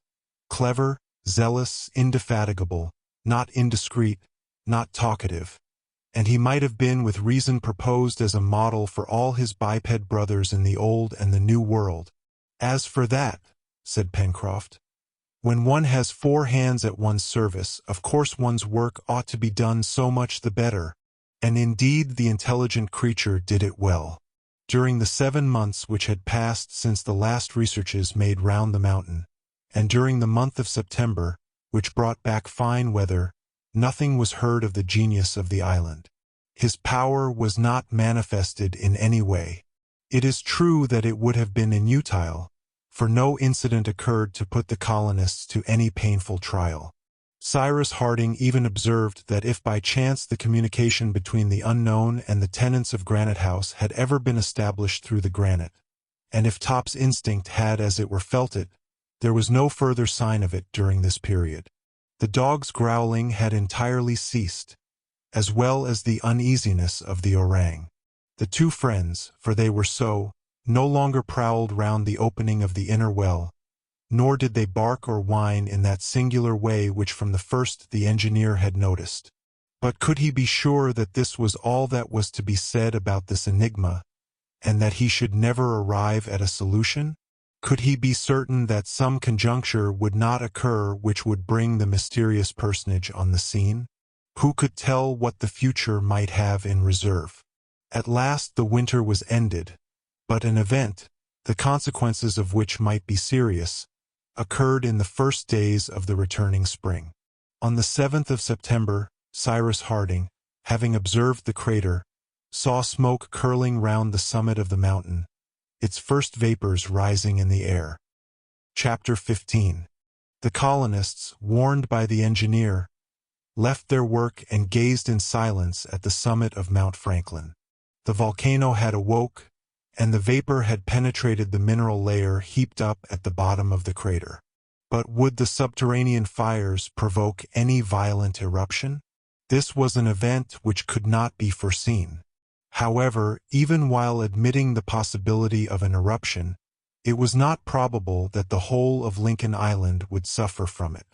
The flow of volcanic matter is not always disastrous, and the island had already undergone this trial, as was shown by the streams of lava hardened on the northern slopes of the mountain. Besides, from the shape of the crater, the opening broken in the upper edge, the matter would be thrown to the side opposite the fertile regions of the island. However, the past did not necessarily answer for the future. Often, at the summit of volcanoes, the old craters close and new ones open. This has occurred in the 2 hemispheres, at Etna, Popocatépetl, at Orizaba, and on the eve of an eruption there is everything to be feared. In fact, an earthquake, a phenomenon which often accompanies volcanic eruptions, is enough to change the interior arrangement of a mountain and to open new outlets for the burning lava. Cyrus Harding explained these things to his companions, and, without exaggerating the state of things, he told them all the pros and cons. After all, they could not prevent it. It did not appear likely that Granite House would be threatened unless the ground was shaken by an earthquake. But the corral would be in great danger should a new crater open in the southern side of Mount Franklin. From that day the smoke never disappeared from the top of the mountain, and it could even be perceived that it increased in height and thickness, without any flame mingling in its heavy volumes. The phenomenon was still concentrated in the lower part of the central crater. However, with the fine day's work had been continued.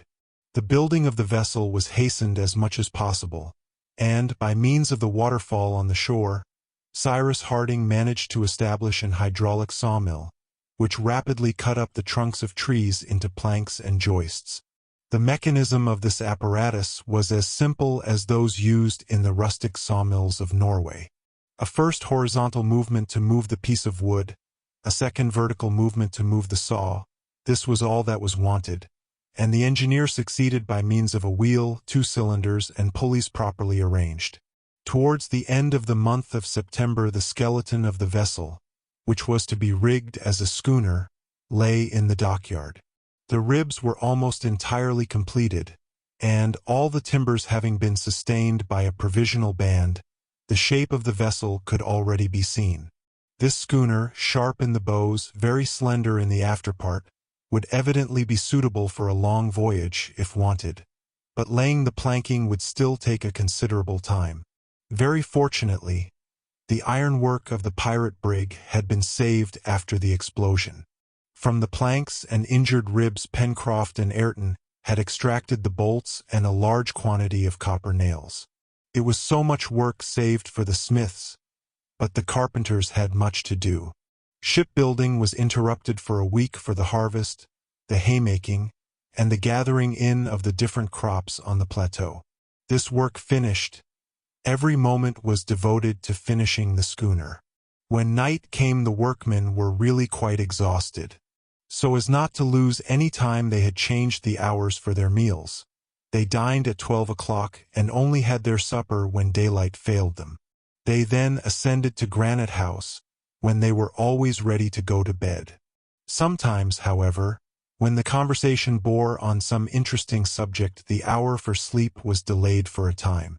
The colonists then spoke of the future, and talked willingly of the changes which a voyage in the schooner to inhabited lands would make in their situation. But always, in the midst of these plans, prevailed the thought of a subsequent return to Lincoln Island. Never would they abandon this colony, founded with so much labor and with such success, and to which a communication with America would afford a fresh impetus.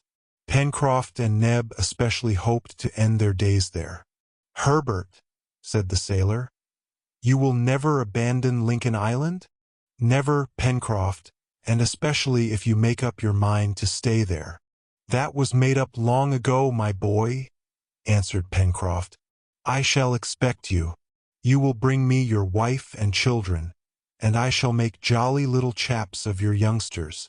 "That's agreed," replied Herbert, laughing and blushing at the same time. "And you, Captain Harding," resumed Pencroft enthusiastically, "you will be still the governor of the island." "Ah, how many inhabitants could it support?" 10,000 at least." They talked in this way, allowing Pencroft to run on, and at last the reporter actually started a newspaper, the New Lincoln Herald. So is man's heart. The desire to perform a work which will endure, which will survive him, is the origin of his superiority over all other living creatures here below. It is this which has established his dominion, and this it is which justifies it over all the world. After that, who knows if Jup and Top had not themselves their little dream of the future? Ayrton silently said to himself that he would like to see Lord Glenarvan again and show himself to all restored. One evening, on the 15th of October, the conversation was prolonged later than usual. It was 9 o'clock. Already, long badly concealed yawns gave warning of the hour of rest, and Pencroft was proceeding towards his bed, when the electric bell, placed in the dining-room, suddenly rang. All were there: Cyrus Harding, Gideon Spilett, Herbert, Ayrton, Pencroft, Nebraska. Therefore none of the colonists were at the corral. Cyrus Harding rose. His companions stared at each other, scarcely believing their ears. "What does that mean?" cried Nebraska. "Was it the devil who rang it?" No one answered. "The weather is stormy," observed Herbert. "Might not its influence of electricity—" Herbert did not finish his phrase. The engineer, towards whom all eyes were turned, shook his head negatively. "We must wait," said Gideon Spilett. "If it is a signal, whoever it may be who has made it, he will renew it." "But who do you think it is?" cried Nebraska. "Who?" answered Pencroft. "But he—" The sailor's sentence was cut short by a new tinkle of the bell. Harding went to the apparatus, and sent this question to the corral: "What do you want?" A few moments later the needle, moving on the alphabetic dial, gave this reply to the tenants of Granite House: "Come to the corral immediately." "At last!" exclaimed Harding. "Yes, at last," The mystery was about to be unveiled. The colonists' fatigue had disappeared before the tremendous interest which was about to urge them to the corral, and all wish for rest had ceased. Without having uttered a word, in a few moments they had left Granite House, and were standing on the beach. Jup and Top alone were left behind. They could do without them. The night was black. The new moon had disappeared at the same time as the sun. As Herbert had observed, great stormy clouds formed a lowering and heavy vault, preventing any star rays. A few lightning flashes, reflections from a distant storm, illuminated the horizon. It was possible that a few hours later the thunder would roll over the island itself. The night was very threatening, but however deep the darkness was, it would not prevent them from finding the familiar road to the corral. They ascended the left bank of the Mersey, reached the plateau, passed the bridge over Creek Glycerin, and advanced through the forest. They walked at a good pace, a prey to the liveliest emotions. There was no doubt but that they were now going to learn the long-searched for answer to the enigma, the name of that mysterious being, so deeply concerned in their life, so generous in his influence, so powerful in his action. Must not the stranger have indeed mingled with their existence, have known the smallest details, have heard all that was said in Granite House, to have been able always to act in the very nick of time? Every one, wrapped up in his own reflections, pressed forward. Under the arch of trees the darkness was such that the edge of the road even could not be seen. Not a sound in the forest. Both animals and birds, influenced by the heaviness of the atmosphere, remained motionless and silent. Not a breath disturbed the leaves. The footsteps of the colonists alone resounded on the hardened ground. During the first quarter of an hour, the silence was only interrupted by this remark from Pencroft: "We ought to have brought a torch," and by this reply from the engineer: "We shall find one at the corral." Harding and his companions had left Granite House at 12 minutes past 9. At 47 minutes past 9 they had traversed 3 out of the 5 miles which separated the mouth of the Mersey from the corral.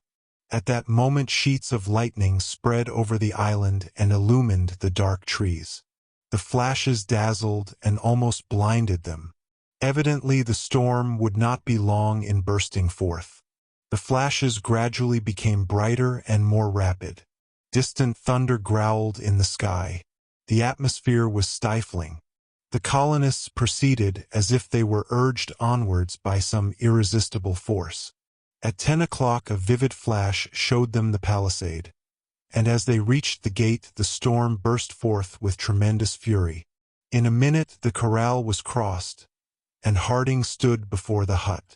Probably the house was occupied by the stranger, since it was from thence that the telegram had been sent.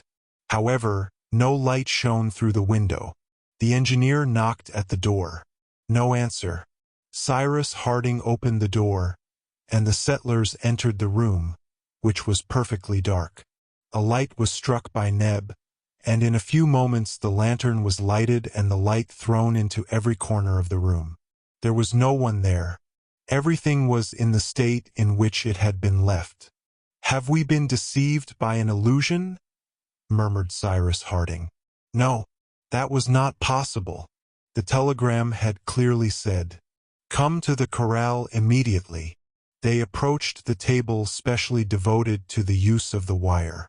Everything was in order, the pile and the box containing it, as well as all the apparatus. "Who came here the last time?"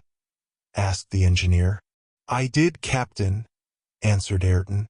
"And that was 4 days ago." "Ah, a note!" cried Herbert, pointing to a paper lying on the table. On this paper were written these words in English: "Follow the new wire." "Forward!" cried Harding, who understood that the dispatch had not been sent from the corral, but from the mysterious retreat, communicating directly with Granite House by means of a supplementary wire joined to the old one. Neb took the lighted lantern, and all left the corral. The storm then burst forth with tremendous violence. The interval between each lightning flash and each thunderclap diminished rapidly. The summit of the volcano, with its plume of vapor, could be seen by occasional flashes. There was no telegraphic communication in any part of the corral between the house and the palisade. But the engineer, running straight to the first post, saw by the light of a flash a new wire hanging from the isolator to the ground.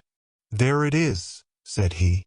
This wire lay along the ground, and was surrounded with an isolating substance like a submarine cable, so as to assure the free transmission of the current.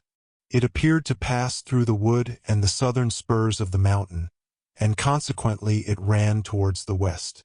"Follow it," said Cyrus Harding, and the settlers immediately pressed forward, guided by the wire. The thunder continued to roar with such violence that not a word could be heard. However, there was no occasion for speaking, but to get forward as fast as possible.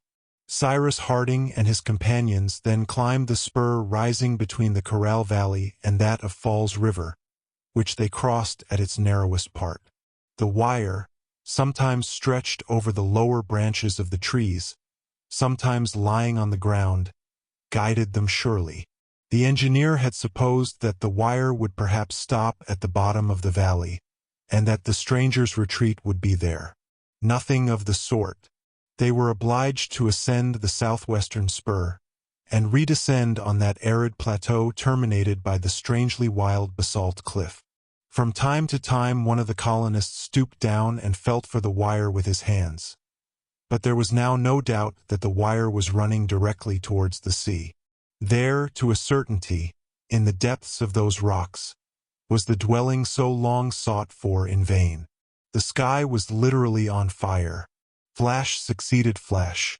Several struck the summit of the volcano in the midst of the thick smoke. It appeared there as if the mountain was vomiting flame. At a few minutes to 11 the colonists arrived on the high cliff overlooking the ocean to the west. The wind had risen. The surf roared 500 feet below. Harding calculated that they had gone a mile and a half from the coral. At this point the wire entered among the rocks, following the steep side of a narrow ravine. The settlers followed it at the risk of occasioning a fall of the slightly balanced rocks, and being dashed into the sea. The descent was extremely perilous, but they did not think of the danger. They were no longer masters of themselves, and an irresistible attraction drew them towards this mysterious place as the magnet draws iron. Thus they almost unconsciously descended this ravine, which even in broad daylight would have been considered impracticable. The stones rolled and sparkled like fiery balls when they crossed through the gleams of light. Harding was first, Ayrton last. On they went step by step. Now they slid over the slippery rock. Then they struggled to their feet and scrambled on. At last the wire touched the rocks on the beach. The colonists had reached the bottom of the basalt cliff. There appeared a narrow ridge, running horizontally and parallel with the sea. The settlers followed the wire along it. They had not gone 100 paces when the ridge by a moderate incline sloped down to the level of the sea. The engineer seized the wire and found that it disappeared beneath the waves. His companions were stupefied. A cry of disappointment, almost a cry of despair, escaped them. Must they then plunge beneath the water and seek there for some submarine cavern? In their excited state, they would not have hesitated to do it. The engineer stopped them. He led his companions to a hollow in the rocks, and there, "We must wait," said he. "The tide is high. At low water the way will be open." "But what can make you think?" asked Pencroft.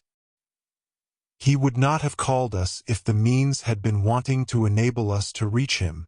Cyrus Harding spoke in a tone of such thorough conviction that no objection was raised. His remark, besides, was logical. It was quite possible that an opening, practicable at low water, though hidden now by the high tide, opened at the foot of the cliff. There was some time to wait. The colonists remained silently crouching in a deep hollow. Rain now began to fall in torrents. The thunder was re-echoed among the rocks with a grand sonorousness. The colonists' emotion was great. 1,000 strange and extraordinary ideas crossed their brains, and they expected some grand and superhuman apparition, which alone could come up to the notion they had formed of the mysterious genius of the island. At midnight, Harding, carrying the lantern, descended to the beach to reconnoiter. The engineer was not mistaken. The beginning of an immense excavation could be seen under the water. There the wire, bending at a right angle, entered the yawning gulf. Cyrus Harding returned to his companions and said simply, "In an hour the opening will be practicable." "It is there, then?" said Pencroft. "Did you doubt it?" returned Harding. "But this cavern must be filled with water to a certain height," observed Herbert. "Either the cavern will be completely dry," replied Harding, "and in that case we can traverse it on foot, or it will not be dry, and some means of transport will be put at our disposal." An hour passed. All climbed down through the rain to the level of the sea. There was now 8 feet of the opening above the water. It was like the arch of a bridge, under which rushed the foaming water. Leaning forward, the engineer saw a black object floating on the water. He drew it towards him. It was a boat, moored to some interior projection of the cave. This boat was iron-plated. 2 oars lay at the bottom. "Jump in," said Harding. In a moment the settlers were in the boat. Neb and Ayrton took the oars, Pencroft the rudder. Cyrus Harding in the bows, with the lantern, lighted the way. The elliptical roof under which the boat at first passed suddenly rose, but the darkness was too deep and the light of the lantern too slight for either the extent, length, height, or depth of the cave to be ascertained. Solemn silence reigned in this basaltic cavern. Not a sound could penetrate into it. Even the thunder peals could not pierce its thick sides. Such immense caves exist in various parts of the world, natural crypts dating from the geological epoch of the globe. Some are filled by the sea. Others contain entire lakes in their sides, such as Fingal's Cave in the island of Staffa, one of the Hebrides. Such are the caves of Morgat in the Bay of Duarucues in Brittany, the caves of Bonifacier in Corsica, those of Lysfjord in Norway. Such are the immense Mammoth Caverns in Kentucky, 500 feet in height and more than 20 miles in length. In many parts of the globe, nature has excavated these caverns and preserved them for the admiration of man. Did the cavern which the settlers were now exploring extend to the center of the island? For a quarter of an hour the boat had been advancing, making detours, indicated to Pencroft by the engineer in short sentences, when all at once, "More to the right," he commanded. The boat, altering its course, came up alongside the right wall. The engineer wished to see if the wire still ran along the side. The wire was there fastened to the rock. "Forward," said Harding, and the 2 oars, plunging into the dark waters, urged the boat onwards. On they went for another quarter of an hour, and a distance of half a mile must have been cleared from the mouth of the cave, when Harding's voice was again heard. "Stop," said he. The boat stopped, and the colonists perceived a bright light illuminating the vast cavern, so deeply excavated in the bowels of the island, of which nothing had ever led them to suspect the existence. At a height of 100 feet rose the vaulted roof, supported on basalt shafts. Irregular arches, strange moldings, appeared on the columns erected by nature in thousands from the first epochs of the formation of the globe. The basalt pillars, fitted one into the other, measured from 40 to 50 feet in height, and the water, calm in spite of the tumult outside, washing their base. The brilliant focus of light, pointed out by the engineer, touched every point of rock and flooded the walls with light. By reflection the water reproduced the brilliant sparkles, so that the boat appeared to be floating between 2 glittering zones. They could not be mistaken in the nature of the irradiation thrown from the center light, whose clear rays broke all the angles, all the projections of the cavern. This light proceeded from an electric source, and its white color betrayed its origin. It was the sun of this cave, and it filled it entirely. At a sign from Cyrus, Harding the oars again plunged into the water, causing a regular shower of gems, and the boat was urged forward towards the light, which was now not more than half a cable's length distant. At this place the breadth of the sheet of water measured nearly 350 feet, and beyond the dazzling center could be seen an enormous basaltic wall, blocking up any issue on that side. The cavern widened here considerably, the sea forming a little lake. But the roof, the side walls, the end cliff, all the prisms, all the peaks, were flooded with the electric fluid, so that the brilliancy belonged to them, and as if the light issued from them. In the center of the lake, a long cigar-shaped object floated on the surface of the water, silent, motionless. The brilliancy which issued from it escaped from its sides as from two kilns heated to a white heat. This apparatus, similar in shape to an enormous whale, was about 250 feet long, and rose about 10 or 12 above the water. The boat slowly approached it. Cyrus Harding stood up in the bows. He gazed, a prey to violent excitement. Then, all at once, seizing the reporter's arm, "It is he! It can only be he!" he cried. "He!" Then, falling back on the seat, he murmured a name which Gideon Spilett alone could hear. The reporter evidently knew this name, for it had a wonderful effect upon him, and he answered in a hoarse voice, "He! An outlawed man!" "He!" said Harding. At the engineer's command, the boat approached this singular floating apparatus. The boat touched the left side, from which escaped a ray of light through a thick glass. Harding and his companions mounted on the platform. An open hatchway was there. All darted down the opening. At the bottom of the ladder was a deck, lighted by electricity. At the end of this deck was a door, which Harding opened. A richly ornamented room, quickly traversed by the colonists, was joined to a library, over which a luminous ceiling shed a flood of light. At the end of the library a large door, also shut, was opened by the engineer. An immense saloon, a sort of museum in which were heaped up, with all the treasures of the mineral world, works of art, marvels of industry, appeared before the eyes of the colonists, who almost thought themselves suddenly transported into a land of enchantment. Stretched on a rich sofa they saw a man, who did not appear to notice their presence. Then Harding raised his voice, and to the extreme surprise of his companions, he uttered these words, "Captain Nemo, you asked for us. We are here." Chapter 16. At these words the reclining figure rose, and the electric light fell upon his countenance. A magnificent head, the forehead high, the glance commanding, beard white, hair abundant and falling over the shoulders. His hand rested upon the cushion of the divan from which he had just risen. He appeared perfectly calm.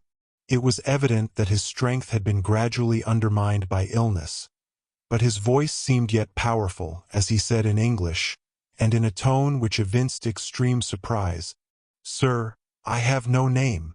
"Nevertheless, I know you," replied Cyrus Harding. Captain Nemo fixed his penetrating gaze upon the engineer as though he were about to annihilate him. Then, falling back amid the pillows of the divan, "After all, what matters now?" he murmured. "I am dying." Cyrus Harding drew near the captain, and Gideon Spilett took his hand. It was of a feverish heat. Ayrton, Pencroft, Herbert, and Neb stood respectfully apart in an angle of the magnificent saloon, whose atmosphere was saturated with the electric fluid. Meanwhile Captain Nemo withdrew his hand, and motioned the engineer and the reporter to be seated. All regarded him with profound emotion. Before them they beheld that being whom they had styled the genius of the island, the powerful protector whose intervention, in so many circumstances, had been so efficacious, the benefactor to whom they owed such a debt of gratitude. Their eyes beheld a man only, and a man at the point of death, where Pencroft and Neb had expected to find an almost supernatural being. But how happened it that Cyrus Harding had recognized Captain Nemo? Why had the latter so suddenly risen on hearing this name uttered, a name which he had believed known to none? The captain had resumed his position on the divan, and leaning on his arm, he regarded the engineer, seated near him. "You know the name I formerly bore, sir?" he asked. "I do," answered Cyrus Harding, "and also that of this wonderful submarine vessel." "The Nautilus?" said the captain with a faint smile. "The Nautilus! But do you know who I am?" "I do. It is nevertheless many years since I have held any communication with the inhabited world. 3 long years have I passed in the depths of the sea, the only place where I have found liberty. Who then can have betrayed my secret? A man who was bound to you by no tie, Captain Nemo, and who, consequently, cannot be accused of treachery. The Frenchman who was cast on board my vessel by chance 16 years since? The same. He and his 2 companions did not then perish in the maelstrom, in the midst of which the Nautilus was struggling. They escaped, and a book has appeared under the title of 20,000 Leagues Under the Sea, which contains your history. "The history of a few months only of my life," interrupted the captain impetuously. "It is true," answered Cyrus Harding, "but a few months of that strange life have sufficed to make you known." "As a great criminal, doubtless," said Captain Nemo, a haughty smile curling his lips. "Yes, a rebel, perhaps an outlaw against humanity." The engineer was silent. "Well, sir, it is not for me to judge you, Captain Nemo," answered Cyrus Harding. "At any rate, as regards your past life, I am, with the rest of the world, ignorant of the motives which induced you to adopt the strange mode of existence, and I cannot judge of effects without knowing their causes. But what I do know is, that a beneficent hand has constantly protected us since our arrival on Lincoln Island, that we all owe our lives to a good, generous, and powerful being, and that this being so powerful, good, and generous, Captain Nemo, is yourself." "It is I," answered the captain simply. The engineer and reporter rose. Their companions had drawn near, and the gratitude with which their hearts were charged was about to express itself in their gestures and words. Captain Nemo stopped them by a sign, and in a voice which betrayed more emotion than he doubtless intended to show. "Wait till you have heard all," he said. "See Note 1." And the captain, in a few concise sentences, ran over the events of his life. His narrative was short, yet he was obliged to summon up his whole remaining energy to arrive at the end. He was evidently contending against extreme weakness. Several times Cyrus Harding entreated him to repose for a while, but he shook his head as a man to whom the morrow may never come, and when the reporter offered his assistance, "It is useless," he said. "My hours are numbered." Captain Nemo was an Indian, the Prince Dakkar, son of a Raja of the then independent territory of Bundelkund. His father sent him, when 10 years of age, to Europe, in order that he might receive an education in all respects complete, and in the hopes that by his talents and knowledge he might one day take a leading part in raising his long degraded and heathen country to a level with the nations of Europe. From the age of 10 years to that of 30, Prince Dakkar, endowed by nature with her richest gifts of intellect, accumulated knowledge of every kind, and in science, literature, and art his researches were extensive and profound. He traveled over the whole of Europe. His rank and fortune caused him to be everywhere sought after. But the pleasures of the world had for him no attractions.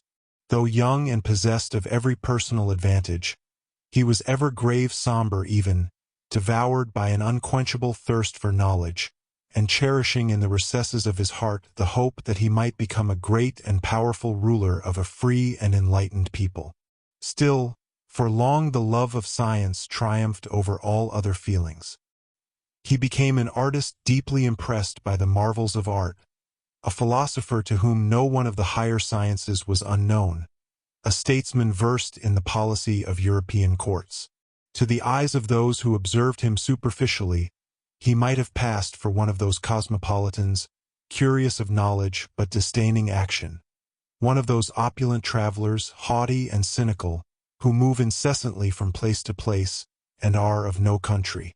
This artist, this philosopher, this man was, however, still cherishing the hope instilled into him from his earliest days. Prince Dacre returned to Bundelkund in the year 1849. He married a noble Indian lady, who was imbued with an ambition not less ardent than that by which he was inspired. 2 children were born to them, whom they tenderly loved. But domestic happiness did not prevent him from seeking to carry out the object at which he aimed. He waited an opportunity. At length, as he vainly fancied, it presented itself. Instigated by princes equally ambitious and less sagacious and more unscrupulous than he was, the people of India were persuaded that they might successfully rise against their English rulers, who had brought them out of a state of anarchy and constant warfare and misery, and had established peace and prosperity in their country. Their ignorance and gross superstition made them the facile tools of their designing chiefs. In 1857 the Great Sepoy Revolt broke out. Prince Dacre, under the belief that he should thereby have the opportunity of attaining the object of his long-cherished ambition, was easily drawn into it. He forthwith devoted his talents and wealth to the service of this cause. He aided it in person. He fought in the front ranks. He risked his life equally with the humblest of the wretched and misguided fanatics. He was 10 times wounded in 20 engagements, seeking death but finding it not, when at length the sanguinary rebels were utterly defeated, and the atrocious mutiny was brought to an end. Never before had the British power in India been exposed to such danger, and if, as they had hoped, the sepoys had received assistance from without, the influence and supremacy in Asia of the United Kingdom would have been a thing of the past. The name of Prince Dacre was at that time well known. He had fought openly and without concealment. A price was set upon his head, but he managed to escape from his pursuers. Civilization never recedes. The law of necessity ever forces it onwards. The sepoys were vanquished, and the land of the Rajas of old fell again under the rule of England. Prince Dacre, unable to find that death he courted, returned to the mountain fastnesses of Bundelkund. There, alone in the world, overcome by disappointment at the destruction of all his vain hopes, a prey to profound disgust for all human beings, filled with hatred of the civilized world, he realized the wreck of his fortune, assembled some score of his most faithful companions, and one day disappeared, leaving no trace behind. Where, then, did he seek that liberty denied him upon the inhabited earth? Under the waves, in the depths of the ocean, where none could follow. The warrior became the man of science. Upon a deserted island of the Pacific he established his dockyard, and there a submarine vessel was constructed from his designs. By methods which will at some future day be revealed, he had rendered subservient the illimitable forces of electricity, which, extracted from inexhaustible sources, was employed for all the requirements of his floating equipage, as a moving, lighting, and heating agent.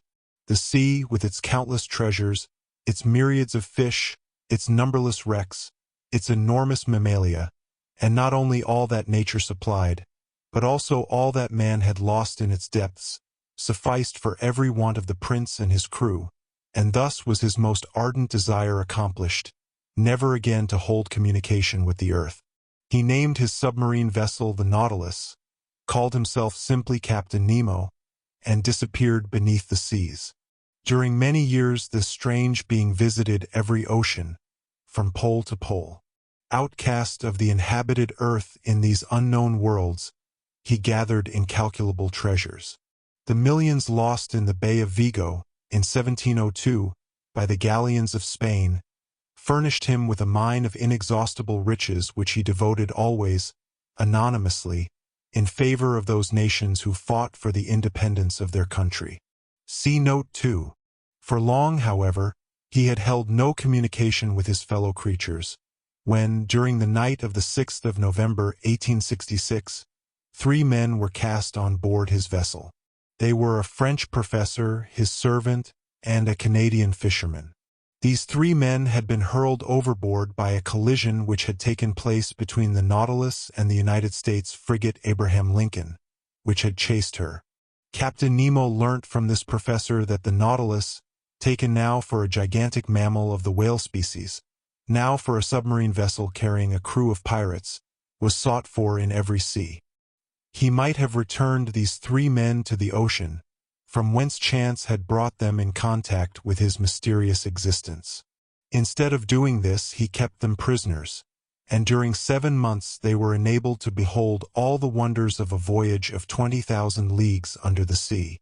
One day, the 22nd of June, 1867, these 3 men, who knew nothing of the past history of Captain Nemo, succeeded in escaping in one of the Nautilus's boats.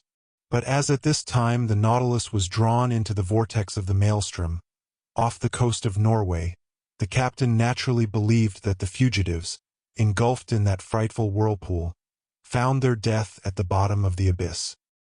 He was ignorant that the Frenchman and his 2 companions had been miraculously cast on shore, that the fishermen of the Lofoten Islands had rendered them assistance, and that the professor, on his return to France, had published that work in which 7 months of the strange and eventful navigation of the Nautilus were narrated and exposed to the curiosity of the public. For a long time after this, Captain Nemo continued to live thus, traversing every sea. But one by one his companions died, and found their last resting place in their cemetery of coral, in the bed of the Pacific. At last Captain Nemo remained the solitary survivor of all those who had taken refuge with him in the depths of the ocean. He was now 60 years of age. Although alone, he succeeded in navigating the Nautilus towards one of those submarine caverns which had sometimes served him as a harbor.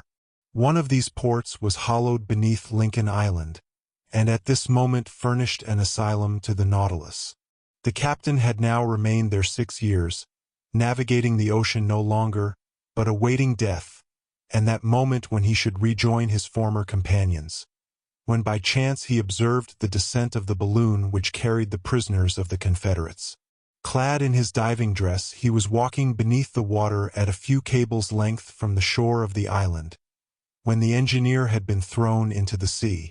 Moved by a feeling of compassion, the captain saved Cyrus Harding. His first impulse was to fly from the vicinity of the 5 castaways, but his harbor of refuge was closed, for in consequence of an elevation of the basalt, produced by the influence of volcanic action, he could no longer pass through the entrance of the vault. Though there was sufficient depth of water to allow a light craft to pass the bar, there was not enough for the Nautilus, whose draught of water was considerable. Captain Nemo was compelled, therefore, to remain. He observed these men thrown without resources upon a desert island, but had no wish to be himself discovered by them. By degrees he became interested in their efforts when he saw them honest, energetic, and bound to each other by the ties of friendship.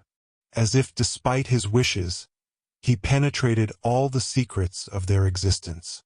By means of the diving dress he could easily reach the well in the interior of Granite House, and climbing by the projections of rock to its upper orifice, he heard the colonists as they recounted the past, and studied the present and future. He learnt from them the tremendous conflict of America with America itself, for the abolition of slavery. Yes, these men were worthy to reconcile Captain Nemo with that humanity which they represented so nobly in the island.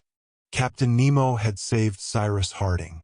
It was he also who had brought back the dog to the Chimneys, who rescued Top from the waters of the lake, who caused to fall at Flotsam Point the case containing so many things useful to the colonists, who conveyed the canoe back into the stream of the Mersey, who cast the cord from the top of Granite House at the time of the attack by the baboons, who made known the presence of Ayrton upon Tabor Island, by means of the document enclosed in the bottle, who caused the explosion of the brig by the shock of a torpedo placed at the bottom of the canal, who saved Herbert from a certain death by bringing the sulfate of quinine.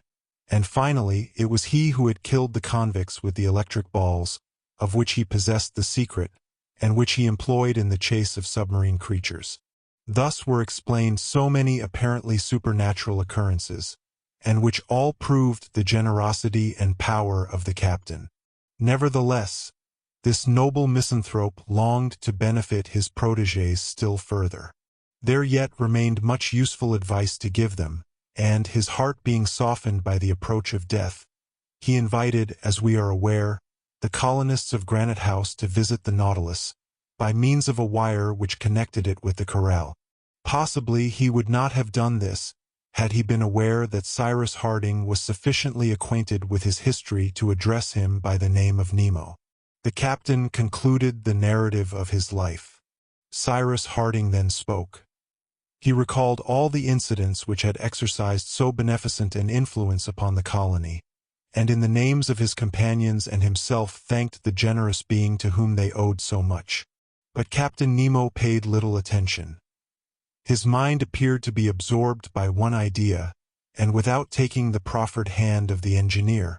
"Now, sir," said he, "now that you know my history, your judgment." In saying this, the captain evidently alluded to an important incident witnessed by the three strangers thrown on board his vessel, and which the French professor had related in his work, causing a profound and terrible sensation. Some days previous to the flight of the professor and his two companions, the Nautilus, being chased by a frigate in the north of the Atlantic, had hurled herself as a ram upon this frigate, and sunk her without mercy. Cyrus Harding understood the captain's allusion, and was silent. "It was an enemy's frigate," exclaimed Captain Nemo, transformed for an instant into the Prince Dakkar. "An enemy's frigate. It was she who attacked me. I was in a narrow and shallow bay. The frigate barred my way, and I sank her." A few moments of silence ensued. Then the captain demanded, "What think you of my life, gentlemen?" Cyrus Harding extended his hand to the ci-devant prince and replied gravely, "Sir, your error was in supposing that the past can be resuscitated, and in contending against inevitable progress. It is one of those errors which some admire, others blame, which God alone can judge. He who is mistaken in an action which he sincerely believes to be right may be an enemy, but retains our esteem. Your error is one that we may admire, and your name has nothing to fear from the judgment of history, which does not condemn heroic folly, but its results." The old man's breast swelled with emotion, and raising his hand to heaven, "Was I wrong, or in the right?" he murmured. Cyrus Harding replied, "All great actions return to God, from whom they are derived. Captain Nemo, we, whom you have succored, shall ever mourn your loss." Herbert, who had drawn near the captain, fell on his knees and kissed his hand. A tear glistened in the eyes of the dying man. "My child," he said, "may God bless you." Chapter 17. Day had returned. No ray of light penetrated into the profundity of the cavern. It being high water, the entrance was closed by the sea, but the artificial light, which escaped in long streams from the skylights of the Nautilus, was as vivid as before, and the sheet of water shone around the floating vessel. An extreme exhaustion now overcame Captain Nemo, who had fallen back upon the divan. It was useless to contemplate removing him to Granite House, for he had expressed his wish to remain in the midst of those marvels of the Nautilus which millions could not have purchased, and to await there for that death which was swiftly approaching. During a long interval of prostration, which rendered him almost unconscious, Cyrus Harding and Gideon Spilett attentively observed the condition of the dying man. It was apparent that his strength was gradually diminishing. That frame, once so robust, was now but the fragile tenement of a departing soul. All of life was concentrated in the heart and head. The engineer and reporter consulted in whispers. Was it possible to render any aid to the dying man? Might his life, if not saved, be prolonged for some days? He himself had said that no remedy could avail, and he awaited with tranquility that death which had for him no terrors. "We can do nothing," said Gideon Spilett. "But of what is he dying?" asked Pencroft. "Life is simply fading out," replied the reporter. "Nevertheless," said the sailor, "if we moved him into the open air and the light of the sun, he might perhaps recover." "No, Pencroft," answered the engineer. "It is useless to attempt it. Besides, Captain Nemo would never consent to leave his vessel. He has lived for a dozen years on board the Nautilus, and on board the Nautilus he desires to die." Without doubt Captain Nemo heard Cyrus Harding's reply, for he raised himself slightly, and in a voice more feeble but always intelligible. "You are right, sir," he said. "I shall die here. It is my wish, and therefore I have a request to make of you." Cyrus Harding and his companions had drawn near the divan, and now arranged the cushions in such a manner as to better support the dying man. They saw his eyes wander over all the marvels of this saloon, lighted by the electric rays which fell from the arabesques of the luminous ceiling. He surveyed, one after the other, the pictures hanging from the splendid tapestries of the partitions, the chef d'oeuvre of the Italian, Flemish, French, and Spanish masters, the statues of marble and bronze on their pedestals, the magnificent organ leaning against the after partition, the aquarium in which bloomed the most wonderful productions of the sea marine plants, zoophytes, chaplets of pearls of inestimable value. And finally, his eyes rested on this device, inscribed over the pediment of the museum, the motto of the Nautilus, Mobilis in mobile. His glance seemed to rest fondly for the last time on these masterpieces of art and of nature, to which he had limited his horizon during a sojourn of so many years in the abysses of the seas. Cyrus Harding respected the captain's silence, and waited till he should speak. After some minutes, during which, doubtless, he passed in review his whole life, Captain Nemo turned to the colonists and said, "You consider yourselves, gentlemen, under some obligations to me? Captain, believe us that we would give our lives to prolong yours. Promise, then," continued Captain Nemo, "to carry out my last wishes, and I shall be repaid for all I have done for you." "We promise," said Cyrus Harding, and by this promise he bound both himself and his companions. "Gentlemen," resumed the captain, "tomorrow I shall be dead." Herbert was about to utter an exclamation, but a sign from the captain arrested him. "Tomorrow I shall die, and I desire no other tomb than the Nautilus. It is my grave. All my friends repose in the depths of the ocean. Their resting place shall be mine." These words were received with profound silence. "Pay attention to my wishes," he continued. "The Nautilus is imprisoned in this grotto, the entrance of which is blocked up. But, although egress is impossible, the vessel may at least sink in the abyss, and there bury my remains." The colonists listened reverently to the words of the dying man. "Tomorrow, after my death, Mr. Harding," continued the captain, "yourself and companions will leave the Nautilus, for all the treasures it contains must perish with me. One token alone will remain with you of Prince Dakkar, with whose history you are now acquainted. That coffer yonder contains diamonds of the value of many millions, most of them mementos of the time when, husband and father, I thought happiness possible for me, and a collection of pearls gathered by my friends and myself in the depths of the ocean. Of this treasure, at a future day, you may make good use. In the hands of such men as yourself and your comrades, Captain Harding, money will never be a source of danger.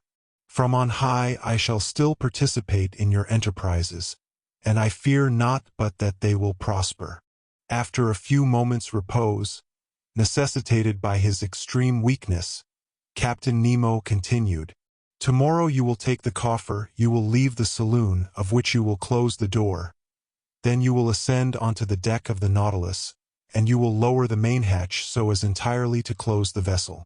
"It shall be done, Captain," answered Cyrus Harding. "Good. You will then embark in the canoe which brought you hither. But, before leaving the Nautilus, go to the stern and there open 2 large stopcocks which you will find upon the waterline.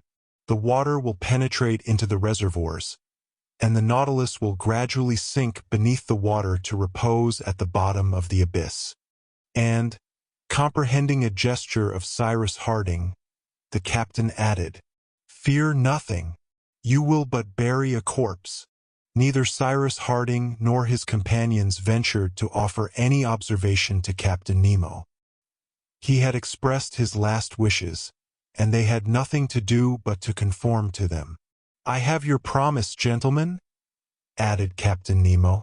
"You have, Captain," replied the engineer. The captain thanked the colonists by a sign, and requested them to leave him for some hours. Gideon Spilett wished to remain near him, in the event of a crisis coming on, but the dying man refused, saying, "I shall live until tomorrow, sir." All left the saloon, passed through the library and the dining room, and arrived forward in the machine room, where the electrical apparatus was established, which supplied not only heat and light but the mechanical power of the Nautilus. The Nautilus was a masterpiece, containing masterpieces within itself, and the engineer was struck with astonishment. The colonists mounted the platform, which rose 7 or 8 feet above the water. There they beheld a thick glass lenticular covering, which protected a kind of large eye, from which flashed forth light. Behind this eye was apparently a cabin containing the wheels of the rudder, and in which was stationed the helmsman, when he navigated the Nautilus over the bed of the ocean, which the electric rays would evidently light up to a considerable distance. Cyrus Harding and his companions remained for a time silent, for they were vividly impressed by what they had just seen and heard, and their hearts were deeply touched by the thought that he whose arm had so often aided them, the protector whom they had known but a few hours, was at the point of death. Whatever might be the judgment pronounced by posterity upon the events of this, so to speak, extrahuman existence, the character of Prince Dacre would ever remain as one of those whose memory time can never efface. "What a man!" said Pencroft. "Is it possible that he can have lived at the bottom of the sea? And it seems to me that perhaps he has not found peace there any more than elsewhere." "The Nautilus," observed Ayrton, "might have enabled us to leave Lincoln Island and reach some inhabited country." "Good heavens!" exclaimed Pencroft. "I for one would never risk myself in such a craft. To sail on the seas, good, but under the seas, never." "I believe, Pencroft," answered the reporter, "that the navigation of a submarine vessel such as the Nautilus ought to be very easy, and that we should soon become accustomed to it. There would be no storms, no lee shore to fear. At some feet beneath the surface the waters of the ocean are as calm as those of a lake." "That may be," replied the sailor, "but I prefer a gale of wind on board a well-found craft. A vessel is built to sail on the sea, and not beneath it." "My friends," said the engineer, "it is useless, at any rate as regards the Nautilus, to discuss the question of submarine vessels. The Nautilus is not ours, and we have not the right to dispose of it. Moreover, we could in no case avail ourselves of it. Independently of the fact that it would be impossible to get it out of this cavern, whose entrance is now closed by the uprising of the basaltic rocks, Captain Nemo's wish is that it shall be buried with him.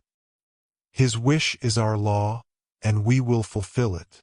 After a somewhat prolonged conversation, Cyrus Harding and his companions again descended to the interior of the Nautilus. There they took some refreshment and returned to the saloon. Captain Nemo had somewhat rallied from the prostration which had overcome him, and his eyes shone with their wonted fire. A faint smile even curled his lips. The colonists drew around him. "Gentlemen," said the captain, "you are brave and honest men, You have devoted yourselves to the common weal. Often have I observed your conduct. I have esteemed you. I esteem you still. Your hand, Mr. Harding." Cyrus Harding gave his hand to the captain, who clasped it affectionately. "It is well," he murmured. He resumed, "But enough of myself. I have to speak concerning yourselves, and this Lincoln Island, upon which you have taken refuge. You desire to leave it." "To return, Captain," answered Pencroft quickly. "To return, Pencroft?" said the captain with a smile. "I know it is true your love for this island. You have helped to make it what it now is, and it seems to you a paradise." "Our project, Captain," interposed Cyrus Harding, "is to annex it to the United States, and to establish for our shipping a port so fortunately situated in this part of the Pacific." "Your thoughts are with your country, gentlemen," continued the captain. "Your toils are for her prosperity and glory. You are right. One's native land. There should one live, there die. And I die far from all I loved." "You have some last wish to transmit?" said the engineer with emotion. "Some souvenir to send to those friends you have left in the mountains of India?" "No, Captain Harding. No friends remain to me. I am the last of my race, and to all whom I have known I have long been as are the dead dot. But to return to yourselves. Solitude, isolation are painful things and beyond human endurance. I die of having thought it possible to live alone. You should, therefore, dare all in the attempt to leave Lincoln Island, and see once more the land of your birth. I am aware that those wretches have destroyed the vessel you had built." "We propose to construct a vessel," said Gideon Spilett, "sufficiently large to convey us to the nearest land. But if we should succeed, sooner or later we shall return to Lincoln Island. We are attached to it by too many recollections ever to forget it." "It is here that we have known Captain Nemo," said Cyrus Harding. "It is here only that we can make our home," added Herbert. "And here shall I sleep the sleep of eternity, if," replied the captain. He paused for a moment, and, instead of completing the sentence, said simply, "Mr. Harding, I wish to speak with you alone." The engineer's companions, respecting the wish of the dying man, retired.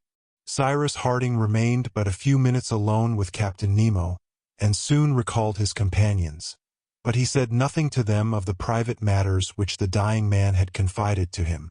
Gideon Spilett now watched the captain with extreme care. It was evident that he was no longer sustained by his moral energy, which had lost the power of reaction against his physical weakness. The day closed without change. The colonists did not quit the Nautilus for a moment. Night arrived, although it was impossible to distinguish it from day in the cavern. Captain Nemo suffered no pain, but he was visibly sinking. His noble features, paled by the approach of death, were perfectly calm. Inaudible words escaped at intervals from his lips, bearing upon various incidents of his checkered career. Life was evidently ebbing slowly, and his extremities were already cold. Once or twice more he spoke to the colonists who stood around him, and smiled on them with that last smile which continues after death. At length, shortly after midnight, Captain Nemo by a supreme effort succeeded in folding his arms across his breast, as if wishing in that attitude to compose himself for death. By 1 o'clock his glance alone showed signs of life. A dying light gleamed in those eyes once so brilliant. Then, murmuring the words, "God and my country," he quietly expired. Cyrus Harding, bending low, closed the eyes of him who had once been the Prince Dakkar, and was now not even Captain Nemo. Herbert and Pencroft sobbed aloud. Tears fell from Ayrton's eyes. Neb was on his knees by the reporter's side, motionless as a statue. Then Cyrus Harding, extending his hand over the forehead of the dead, said solemnly, "May his soul be with God. Let us pray." Some hours later, the colonists fulfilled the promise made to the captain by carrying out his dying wishes. Cyrus Harding and his companions quitted the Nautilus, taking with them the only memento left them by their benefactor, that coffer which contained wealth amounting to millions. The marvelous saloon, still flooded with light, had been carefully closed. The iron door leading on deck was then securely fastened in such a manner as to prevent even a drop of water from penetrating to the interior of the Nautilus. The colonists then descended into the canoe, which was moored to the side of the submarine vessel. The canoe was now brought round to the stern. There, at the waterline, were two large stopcocks, communicating with the reservoirs employed in the submersion of the vessel. The stopcocks were opened, the reservoirs filled, and the Nautilus, slowly sinking, disappeared beneath the surface of the lake. But the colonists were yet able to follow its descent through the waves. The powerful light it gave forth lighted up the translucent water, while the cavern became gradually obscure.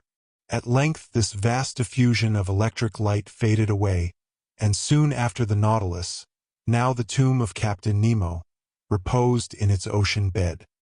Chapter 18. At break of day, the colonists regained in silence the entrance of the cavern, to which they gave the name of Dakkar Grotto, in memory of Captain Nemo. It was now low water, and they passed without difficulty under the arcade, washed on the right by the sea. The canoe was left here, carefully protected from the waves. As an excessive precaution, Pencroft, Neb, and Ayrton drew it up on a little beach which bordered one of the sides of the grotto, in a spot where it could run no risk of harm. The storm had ceased during the night. The last low mutterings of the thunder died away in the west. Rain fell no longer, but the sky was yet obscured by clouds. On the whole, this month of October, the first of the southern spring, was not ushered in by satisfactory tokens, and the wind had a tendency to shift from one point of the compass to another, which rendered it impossible to count upon settled weather.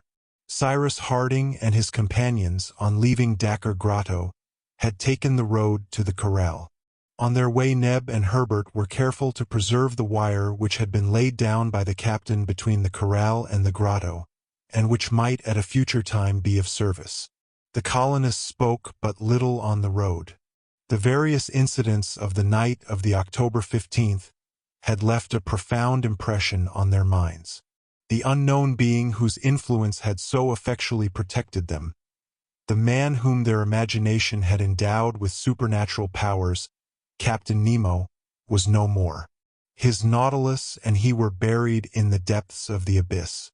To each one of them their existence seemed even more isolated than before. They had been accustomed to count upon the intervention of that power which existed no longer, and Gideon Spilett, and even Cyrus Harding, could not escape this impression.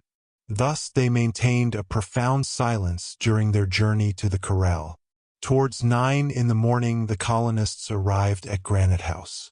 It had been agreed that the construction of the vessel should be actively pushed forward, and Cyrus Harding more than ever devoted his time and labor to this object. It was impossible to divine what future lay before them. Evidently the advantage to the colonists would be great of having at their disposal a substantial vessel, capable of keeping the sea even in heavy weather, and large enough to attempt, in case of need, a voyage of some duration. Even if, when their vessel should be completed, the colonists should not resolve to leave Lincoln Island as yet, in order to gain either one of the Polynesian archipelagos of the Pacific or the shores of New Zealand, they might at least, sooner or later, proceed to Tabor Island, to leave there the notice relating to Ayrton. This was a precaution rendered indispensable by the possibility of the Scotch yacht reappearing in those seas, and it was of the highest importance that nothing should be neglected on this point. The works were then resumed. Cyrus Harding, Pencroft, and Ayrton, assisted by Neb, Gideon Spilett, and Herbert, except when unavoidably called off by other necessary occupations, worked without cessation. It was important that the new vessel should be ready in 5 months. That is to say, by the beginning of March, if they wished to visit Tabor Island before the equinoctial gales rendered the voyage impracticable. Therefore the carpenters lost not a moment. Moreover, it was unnecessary to manufacture rigging, that of the Speedy having been saved entire, so that the hull only of the vessel needed to be constructed. The end of the year 1868 found them occupied by these important labors, to the exclusion of almost all others. At the expiration of 2 months and a half the ribs had been set up and the first planks adjusted. It was already evident that the plans made by Cyrus Harding were admirable, and that the vessel would behave well at sea. Pencroft brought to the task a devouring energy, and scrupled not to grumble when one or the other abandoned the carpenter's axe for the gun of the hunter. It was nevertheless necessary to keep up the stores of Granite House, in view of the approaching winter. But this did not satisfy Pencroft. The brave honest sailor was not content when the workmen were not at the dockyard. When this happened he grumbled vigorously, and, by way of venting his feelings, did the work of 6 men. The weather was very unfavorable during the whole of the summer season. For some days the heat was overpowering, and the atmosphere, saturated with electricity, was only cleared by violent storms. It was rarely that the distant growling of the thunder could not be heard, like a low but incessant murmur, such as is produced in the equatorial regions of the globe. The 1st of January, 1869, was signalized by a storm of extreme violence, and the thunder burst several times over the island. Large trees were struck by the electric fluid and shattered, and among others one of those gigantic mycocolliers which shaded the poultry yard at the southern extremity of the lake. Had this meteor any relation to the phenomena going on in the bowels of the earth? Was there any connection between the commotion of the atmosphere and that of the interior of the earth? Cyrus Harding was inclined to think that such was the case, for the development of these storms was attended by the renewal of volcanic symptoms. It was on the 3rd of January that Herbert, having ascended at daybreak to the plateau of Prospect Heights to harness one of the onagas, perceived an enormous hat-shaped cloud rolling from the summit of the volcano. Herbert immediately apprised the colonists, who at once joined him in watching the summit of Mount Franklin. "Ah!" exclaimed Pencroft, "those are not vapors this time. It seems to me that the giant is not content with breathing. He must smoke." This figure of speech employed by the sailor exactly expressed the changes going on at the mouth of the volcano.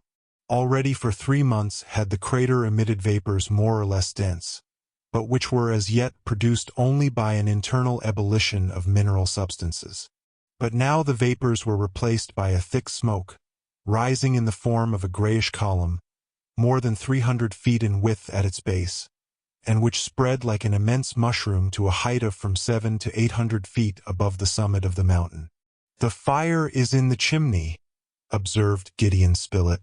"And we can't put it out," replied Herbert.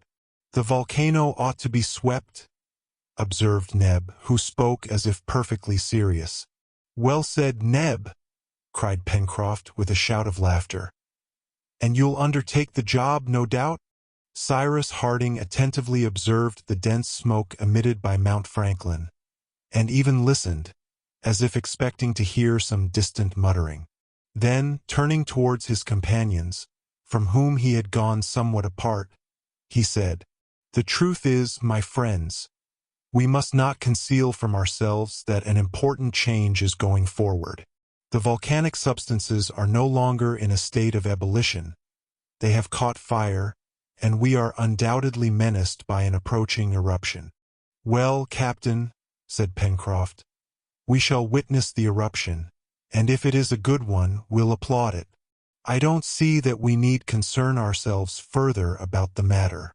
"It may be so," replied Cyrus Harding, "for the ancient track of the lava is still open, and thanks to this, the crater has hitherto overflowed towards the north. And yet, as we can derive no advantage from an eruption, it might be better it should not take place," said the reporter. "Who knows?" answered the sailor.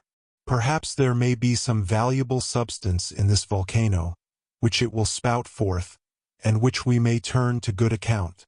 Cyrus Harding shook his head with the air of a man who augured no good from the phenomenon whose developments had been so sudden. He did not regard so lightly as Pencroft the results of an eruption. If the lava, in consequence of the position of the crater, did not directly menace the wooded and cultivated parts of the island, other complications might present themselves. In fact, eruptions are not unfrequently accompanied by earthquakes, and an island of the nature of Lincoln Island formed of substances so varied, basalt on one side, granite on the other, lava on the north, rich soil on the south, substances which consequently could not be firmly attached to each other, would be exposed to the risk of disintegration. Although, therefore, the spreading of the volcanic matter might not constitute a serious danger, any movement of the terrestrial structure which should shake the island might entail the gravest consequences. "It seems to me," said Ayrton, who had reclined so as to place his ear to the ground, "it seems to me that I can hear a dull, rumbling sound, like that of a wagon loaded with bars of iron." The colonists listened with the greatest attention, and were convinced that Ayrton was not mistaken. The rumbling was mingled with a subterranean roar, which formed a sort of rinforzando, and died slowly away, as if some violent storm had passed through the profundities of the globe. But no explosion, properly so termed, could be heard. It might therefore be concluded that the vapors and smoke found a free passage through the central shaft, and that the safety valve being sufficiently large, no convulsion would be produced, no explosion was to be apprehended. "Well, then," said Pencroft, "are we not going back to work? Let Mount Franklin smoke, groan, bellow, or spout forth fire and flame as much as it pleases. That is no reason why we should be idle. Come, Ayrton, Neb, Herbert, Captain Harding, Mr. Spilett, every one of us must turn to at our work today. We are going to place the keelson, and a dozen pair of hands would not be too many. Before 2 months I want our new Bonadventure, for we shall keep the old name, shall we not? To float on the waters of Port Balloon. Therefore there is not an hour to lose." All the colonists, their services thus requisitioned by Pencroft, descended to the dockyard, and proceeded to place the keelson, a thick mass of wood which forms the lower portion of a ship and unites firmly the timbers of the hull. It was an arduous undertaking, in which all took part. They continued their labors during the whole of this day, the 3rd of January, without thinking further of the volcano, which could not, besides, be seen from the shore of Granite House. But once or twice large shadows veiling the sun, which described its diurnal arc through an extremely clear sky, indicated that a thick cloud of smoke passed between its disk and the island. The wind, blowing on the shore, carried all these vapors to the westward. Cyrus Harding and Gideon Spilett remarked these somber appearances, and from time to time discussed the evident progress of the volcanic phenomena, but their work went on without interruption. It was, besides, of the first importance from every point of view, that the vessel should be finished with the least possible delay. In presence of the eventualities which might arise, the safety of the colonists would be to a great extent secured by their ship. Who could tell that it might not prove some day their only refuge? In the evening, after supper, Cyrus Harding, Gideon Spilett, and Herbert again ascended the plateau of Prospect Heights.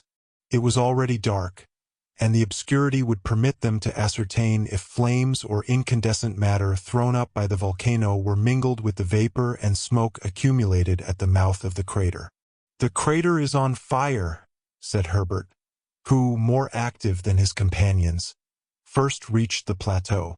Mount Franklin, distant about 6 miles, now appeared like a gigantic torch, around the summit of which turned fuliginous flames. So much smoke, and possibly scoriae and cinders were mingled with them, that their light gleamed but faintly amid the gloom of the night.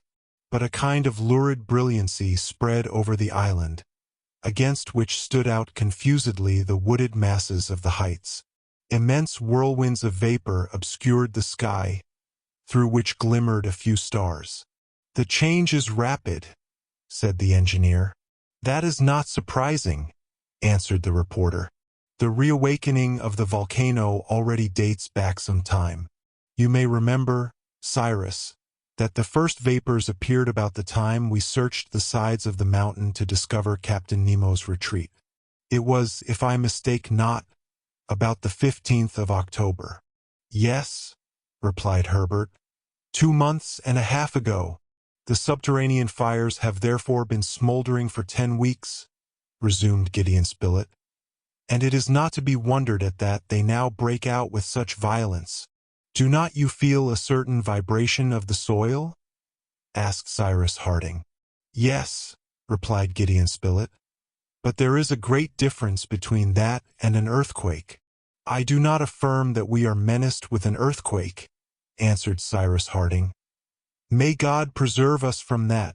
No, these vibrations are due to the effervescence of the central fire.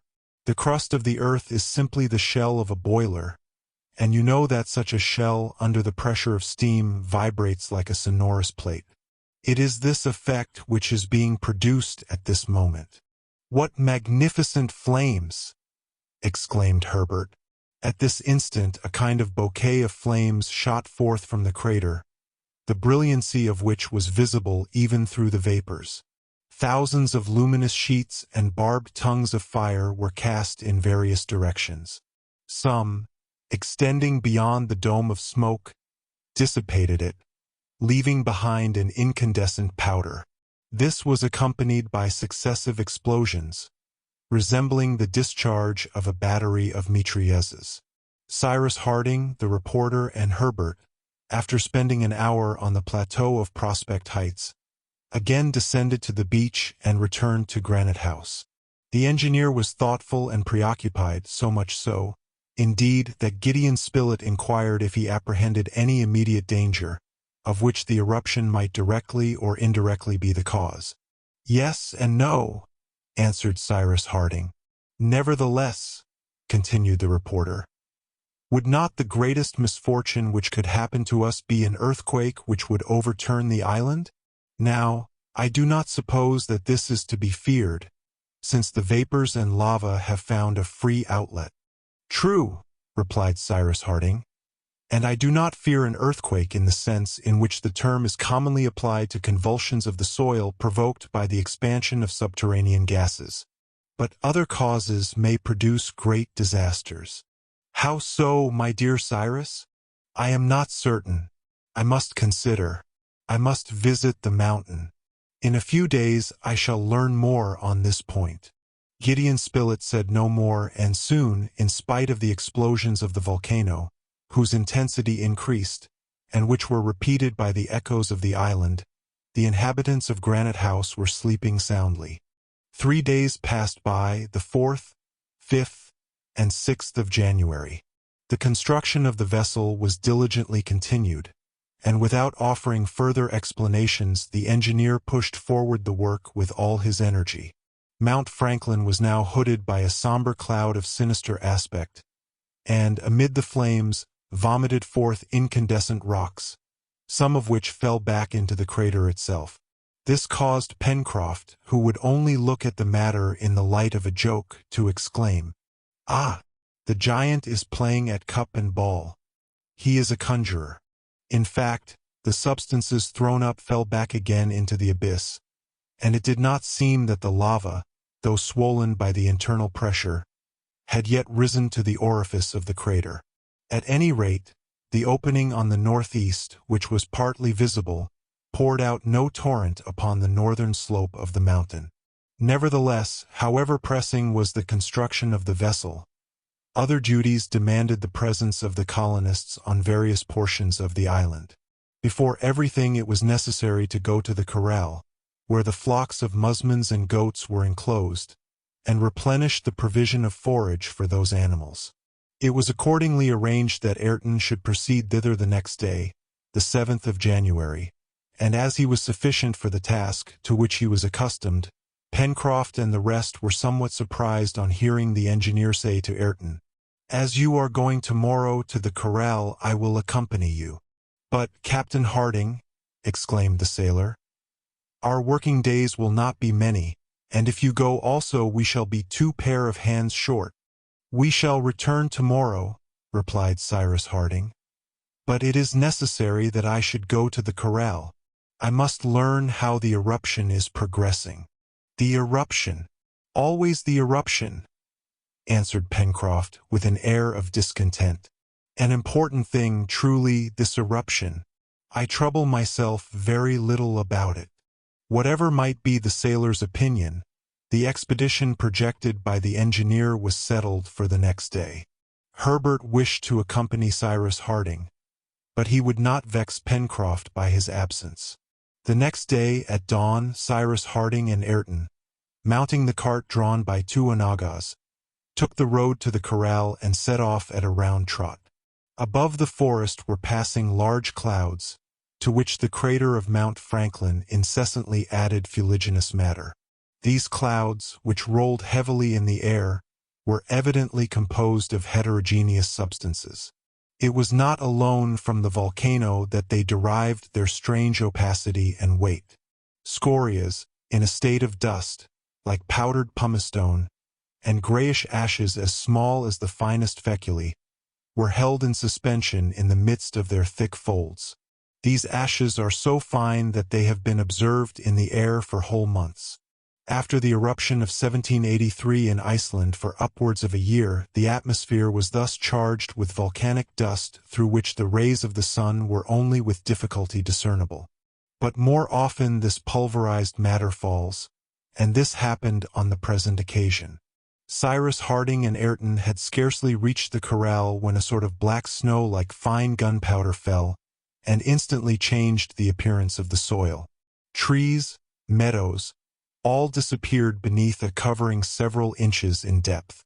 But, very fortunately, the wind blew from the northeast, and the greater part of the cloud dissolved itself over the sea. "This is very singular, Captain Harding," said Ayrton. "It is very serious," replied the engineer. "This powdered pumice stone, all this mineral dust, proves how grave is the convulsion going forward in the lower depths of the volcano. But can nothing be done? Nothing, except to note the progress of the phenomenon.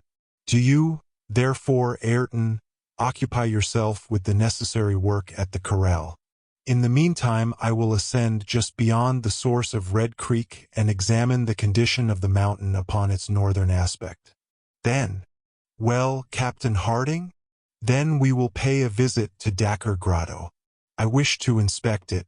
At any rate, I will come back for you in 2 hours." Ayrton then proceeded to enter the corral, and, while waiting the engineer's return, busied himself with the musmons and goats, which seemed to feel a certain uneasiness in presence of these first signs of an eruption.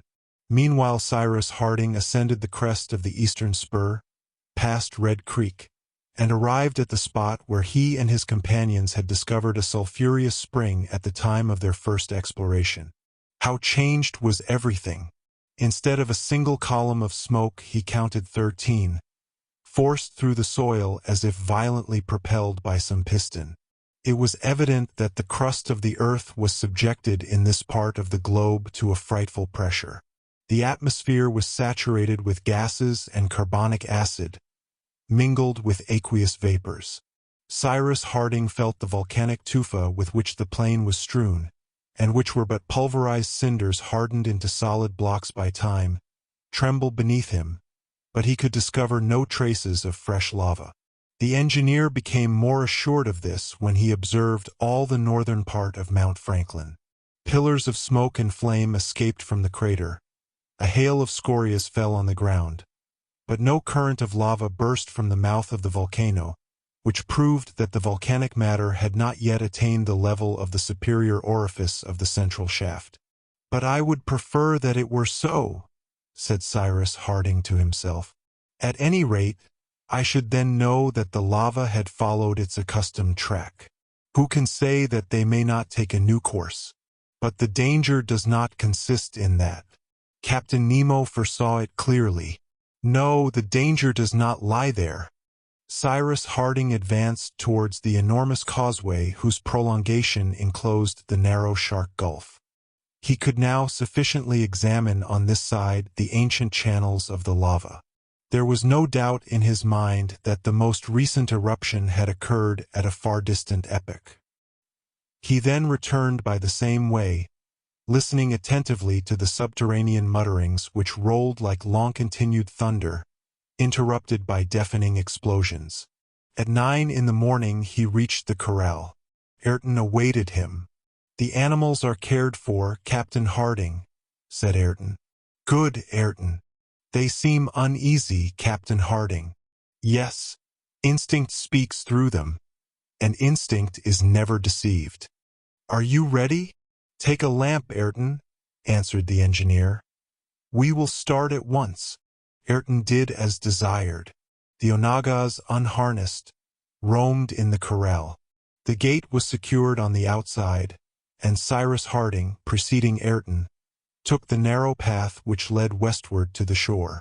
The soil they walked upon was choked with the pulverized matter fallen from the cloud. No quadruped appeared in the woods. Even the birds had fled. Sometimes a passing breeze raised the covering of ashes, and the two colonists, enveloped in a whirlwind of dust, lost sight of each other. They were then careful to cover their eyes and mouths with handkerchiefs, for they ran the risk of being blinded and suffocated. It was impossible for Cyrus Harding and Ayrton, with these impediments, to make rapid progress. Moreover, the atmosphere was close, as if the oxygen had been partly burnt up, and had become unfit for respiration. At every 100 paces they were obliged to stop to take breath. It was therefore past 10 o'clock when the engineer and his companion reached the crest of the enormous mass of rocks of basalt and porphyry which composed the northwest coast of the island. Ayrton and Cyrus Harding commenced the descent of this abrupt declivity, following almost step for step the difficult path which, during that stormy night, had led them to Dakkar Grotto. In open day the descent was less perilous, and, besides, the bed of ashes which covered the polished surface of the rock enabled them to make their footing more secure. The ridge at the end of the shore, about 40 feet in height, was soon reached. Cyrus Harding recollected that this elevation gradually sloped towards the level of the sea. Although the tide was at present low, no beach could be seen, and the waves, thickened by the volcanic dust, beat upon the basaltic rocks. Cyrus Harding and Ayrton found without difficulty the entrance to Dakkar Grotto, and paused for a moment at the last rock before it. "The iron boat should be there," said the engineer. "It is here, Captain Harding," replied Ayrton, drawing towards him the fragile craft, which was protected by the arch of a vault. "On board, Ayrton." The two colonists stepped into the boat. A slight undulation of the waves carried it farther under the low arch of the crypt, and there Ayrton, with the aid of flint and steel, lighted the lamp. He then took the oars, and the lamp having been placed in the bow of the boat, so that its rays fell before them, Cyrus Harding took the helm and steered through the shades of the grotto. The Nautilus was there no longer to illuminate the cavern with its electric light. Possibly it might not yet be extinguished, but no ray escaped from the depths of the abyss in which reposed all that was mortal of Captain Nemo. The light afforded by the lamp, although feeble, nevertheless enabled the engineer to advance slowly, following the wall of the cavern. A death-like silence reigned under the vaulted roof, or at least in the anterior portion, for soon Cyrus Harding distinctly heard the rumbling which proceeded from the bowels of the mountain. "That comes from the volcano," he said. Besides these sounds, the presence of chemical combinations was soon betrayed by their powerful odor, and the engineer and his companion were almost suffocated by sulphurous vapors. "This is what Captain Nemo feared," murmured Cyrus Harding, changing countenance. "We must go to the end, notwithstanding." "Forward," replied Ayrton, bending to his oars and directing the boat towards the head of the cavern. 25 minutes after entering the mouth of the grotto, the boat reached the extreme end. Cyrus Harding then, standing up, cast the light of the lamp upon the walls of the cavern which separated it from the central shaft of the volcano. What was the thickness of this wall? It might be 10 feet or 100 feet, it was impossible to say, but the subterranean sounds were too perceptible to allow of the supposition that it was of any great thickness. The engineer, after having explored the wall at a certain height horizontally, fastened the lamp to the end of an oar, and again surveyed the basaltic wall at a greater elevation. There, through scarcely visible clefts and joinings, escaped a pungent vapor, which infected the atmosphere of the cavern. The wall was broken by large cracks, some of which extended to within 2 or 3 feet of the water's edge. Cyrus Harding thought for a brief space. Then he said in a low voice, "Yes, the captain was right. The danger lies there, and a terrible danger." Ayrton said not a word, but, upon a sign from Cyrus Harding, resumed the oars, and half an hour later the engineer and he reached the entrance of Dakkar Grotto. Chapter 19. The next day, the 8th of January, after a day and night passed at the corral, where they left all in order, Cyrus Harding and Ayrton arrived at Granite House. The engineer immediately called his companions together, and informed them of the imminent danger which threatened Lincoln Island, and from which no human power could deliver them. "My friends," he said, and his voice betrayed the depth of his emotion, "our island is not among those which will endure while this earth endures. It is doomed to more or less speedy destruction, the cause of which it bears within itself, and from which nothing can save it." The colonists looked at each other, then at the engineer. They did not clearly comprehend him. "Explain yourself, Cyrus," said Gideon Spilett. "I will do so," replied Cyrus Harding. "Or rather I will simply afford you the explanation which, during our few minutes of private conversation, was given me by Captain Nemo." "Captain Nemo!" exclaimed the colonists. "Yes, and it was the last service he desired to render us before his death." "The last service!" exclaimed Pencroft. "The last service! You will see that though he is dead, he will render us others yet." "But what did the captain say?" inquired the reporter. "I will tell you, my friends," said the engineer. "Lincoln Island does not resemble the other islands of the Pacific, and a fact of which Captain Nemo has made me cognizant must sooner or later bring about the subversion of its foundation." "Nonsense! Lincoln Island, it can't be!" cried Pencroft, who, in spite of the respect he felt for Cyrus Harding, could not prevent a gesture of incredulity. "Listen, Pencroft," resumed the engineer. "I will tell you what Captain Nemo communicated to me, and which I myself confirmed yesterday, during the exploration of Dakkar Grotto. This cavern stretches under the island as far as the volcano, and is only separated from its central shaft by the wall which terminates it. Now, this wall is seamed with fissures and clefts which already allow the sulfurous gases generated in the interior of the volcano to escape." "Well?" said Pencroft, his brow suddenly contracting. "Well, then, I saw that these fissures widen under the internal pressure from within, that the wall of basalt is gradually giving way, and that after a longer or shorter period it will afford a passage to the waters of the lake which fill the cavern." "Good," replied Pencroft, with an attempt at pleasantry. "The sea will extinguish the volcano, and there will be an end of the matter." "Not so," said Cyrus Harding. "Should a day arrive when the sea, rushing through the wall of the cavern, penetrates by the central shaft into the interior of the island to the boiling lava, Lincoln Island will that day be blown into the air, just as would happen to the island of Sicily were the Mediterranean to precipitate itself into Mount Etna." The colonists made no answer to these significant words of the engineer. They now understood the danger by which they were menaced. It may be added that Cyrus Harding had in no way exaggerated the danger to be apprehended. Many persons have formed an idea that it would be possible to extinguish volcanoes, which are almost always situated on the shores of a sea or lake, by opening a passage for the admission of the water. But they are not aware that this would be to incur the risk of blowing up a portion of the globe, like a boiler whose steam is suddenly expanded by intense heat. The water, rushing into a cavity whose temperature might be estimated at thousands of degrees, would be converted into steam with a sudden energy which no enclosure could resist. It was not therefore doubtful that the island, menaced by a frightful and approaching convulsion, would endure only so long as the wall of Dakar Grotto itself should endure. It was not even a question of months nor of weeks, but of days, it might be of hours. The first sentiment which the colonists felt was that of profound sorrow. They thought not so much of the peril which menaced themselves personally, but of the destruction of the island which had sheltered them, which they had cultivated, which they loved so well, and had hoped to render so flourishing.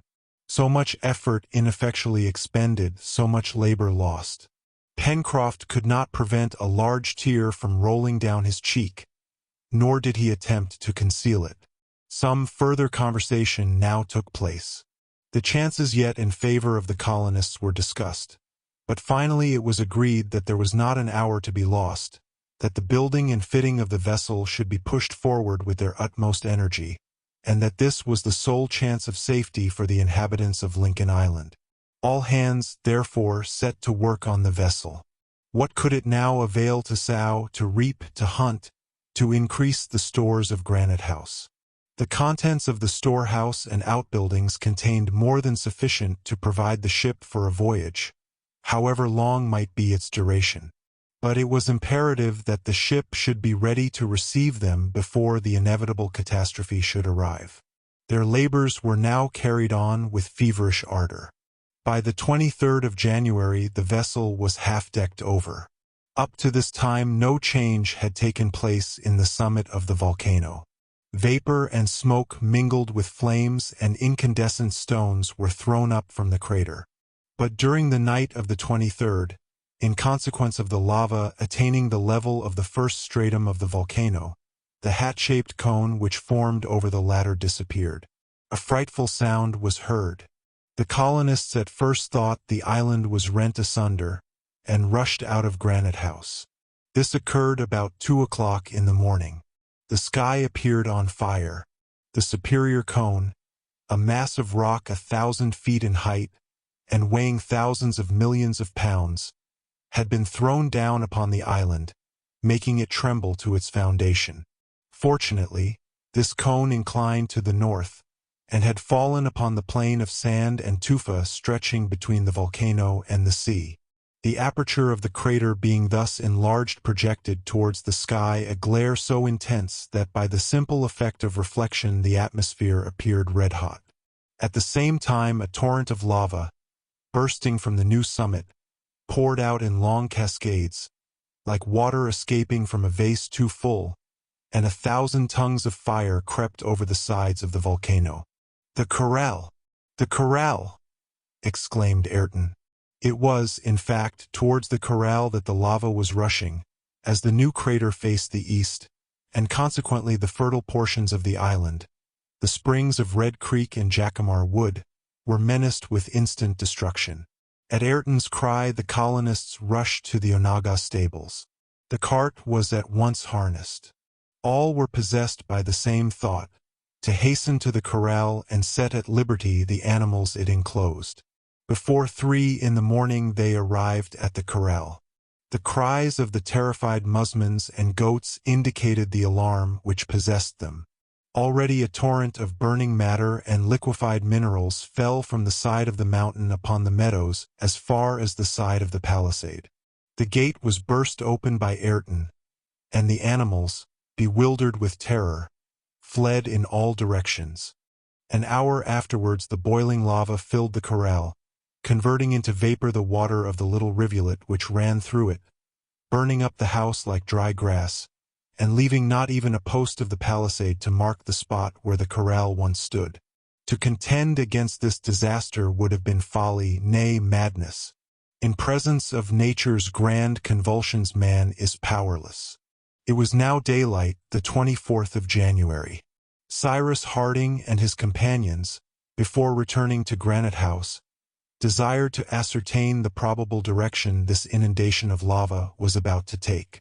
The soil sloped gradually from Mount Franklin to the east coast, and it was to be feared that, in spite of the thick jacamar wood, the torrent would reach the plateau of Prospect Heights. "The lake will cover us," said Gideon Spilett. "I hope so," was Cyrus Harding's only reply. The colonists were desirous of reaching the plain upon which the superior cone of Mount Franklin had fallen, but the lava arrested their progress. It had followed, on one side, the valley of Red Creek, and on the other that of Falls River, evaporating those watercourses in its passage. There was no possibility of crossing the torrent of lava. On the contrary, the colonists were obliged to retreat before it. The volcano, without its crown, was no longer recognizable, terminated as it was by a sort of flat table which replaced the ancient crater. From two openings in its southern and eastern sides an unceasing flow of lava poured forth, thus forming two distinct streams. Above the new crater a cloud of smoke and ashes, mingled with those of the atmosphere, massed over the island. Loud peals of thunder broke, and could scarcely be distinguished from the rumblings of the mountain, whose mouth vomited forth ignited rocks, which, hurled to more than 1,000 feet, burst in the air like shells. Flashes of lightning rivaled in intensity the volcano's eruption. Towards 7 in the morning the position was no longer tenable by the colonists, who accordingly took shelter in the borders of jacamar wood. Not only did the projectiles begin to rain around them, but the lava, overflowing the bed of Red Creek, threatened to cut off the road to the corral. The nearest rows of trees caught fire, and their sap, suddenly transformed into vapor, caused them to explode with loud reports, whilst others, less moist, remained unhurt in the midst of the inundation. The colonists had again taken the road to the corral. They proceeded but slowly, frequently looking back. But, in consequence of the inclination of the soil, the lava gained rapidly in the east, and as its lower waves became solidified, others at boiling heat covered them immediately. Meanwhile, the principal stream of Red Creek Valley became more and more menacing. All this portion of the forest was on fire, and enormous wreaths of smoke rolled over the trees, whose trunks were already consumed by the lava. The colonists halted near the lake, about half a mile from the mouth of Red Creek. A question of life or death was now to be decided. Cyrus Harding, accustomed to the consideration of important crises, and aware that he was addressing men capable of hearing the truth, whatever it might be, then said, "Either the lake will arrest the progress of the lava, and a part of the island will be preserved from utter destruction, or the stream will overrun the forests of the far west, and not a tree or plant will remain on the surface of the soil. We shall have no prospect but that of starvation upon these barren rocks, a death which will probably be anticipated by the explosion of the island." "In that case," replied Pencroft, folding his arms and stamping his foot, "what's the use of working any longer on the vessel?" "Pencroft," answered Cyrus Harding, "we must do our duty to the last." At this instant the river of lava, after having broken a passage through the noble trees it devoured in its course, reached the borders of the lake. At this point there was an elevation of the soil which, had it been greater, might have sufficed to arrest the torrent. "To work!" cried Cyrus Harding. The engineer's thought was at once understood. It might be possible to dam, as it were, the torrent, and thus compel it to pour itself into the lake.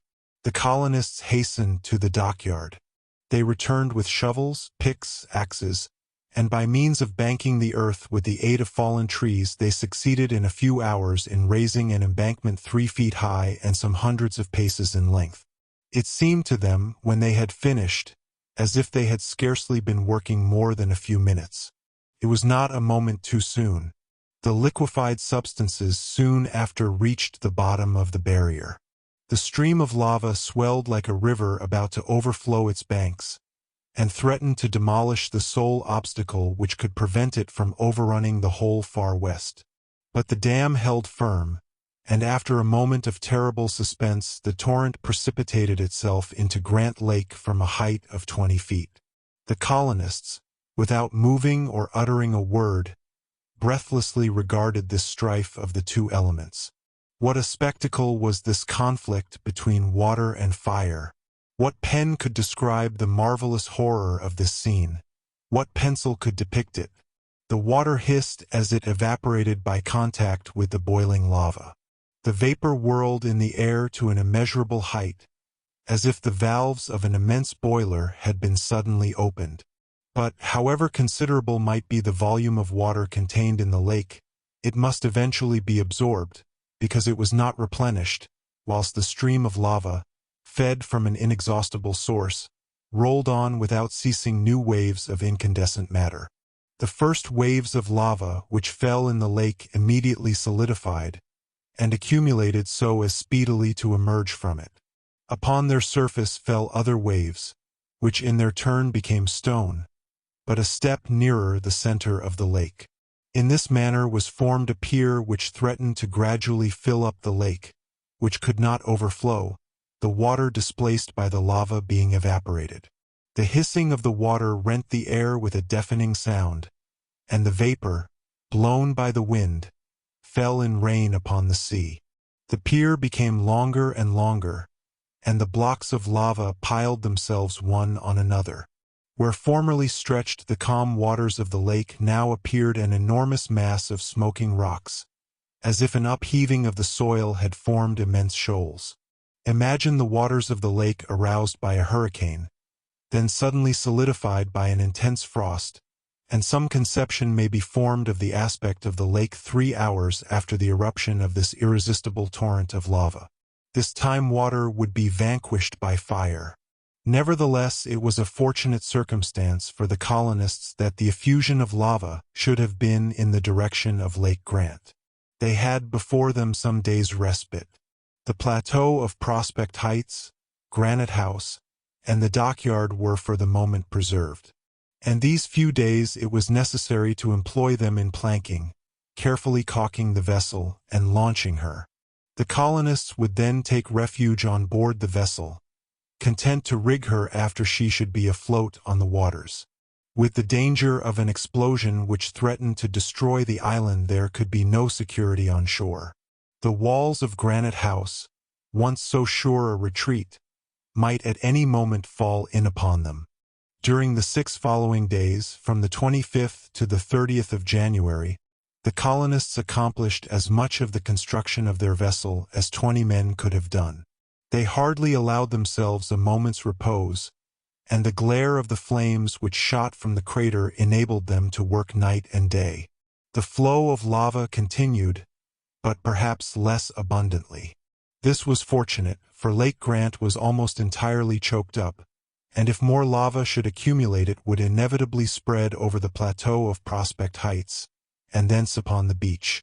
But if the island was thus partially protected on this side, it was not so with the western part.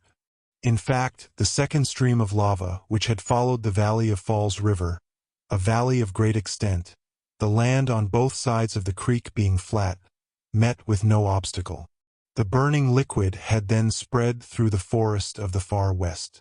At this period of the year, when the trees were dried up by a tropical heat, the forest caught fire instantaneously, in such a manner that the conflagration extended itself both by the trunks of the trees and by their higher branches, whose interlacement favored its progress.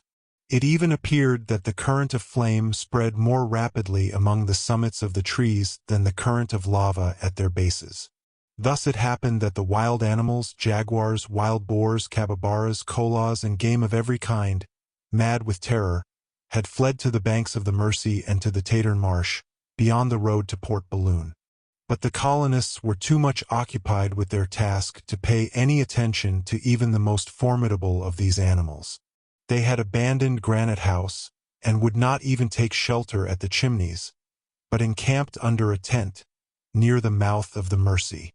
Each day Cyrus Harding and Gideon Spilett ascended the plateau of Prospect Heights.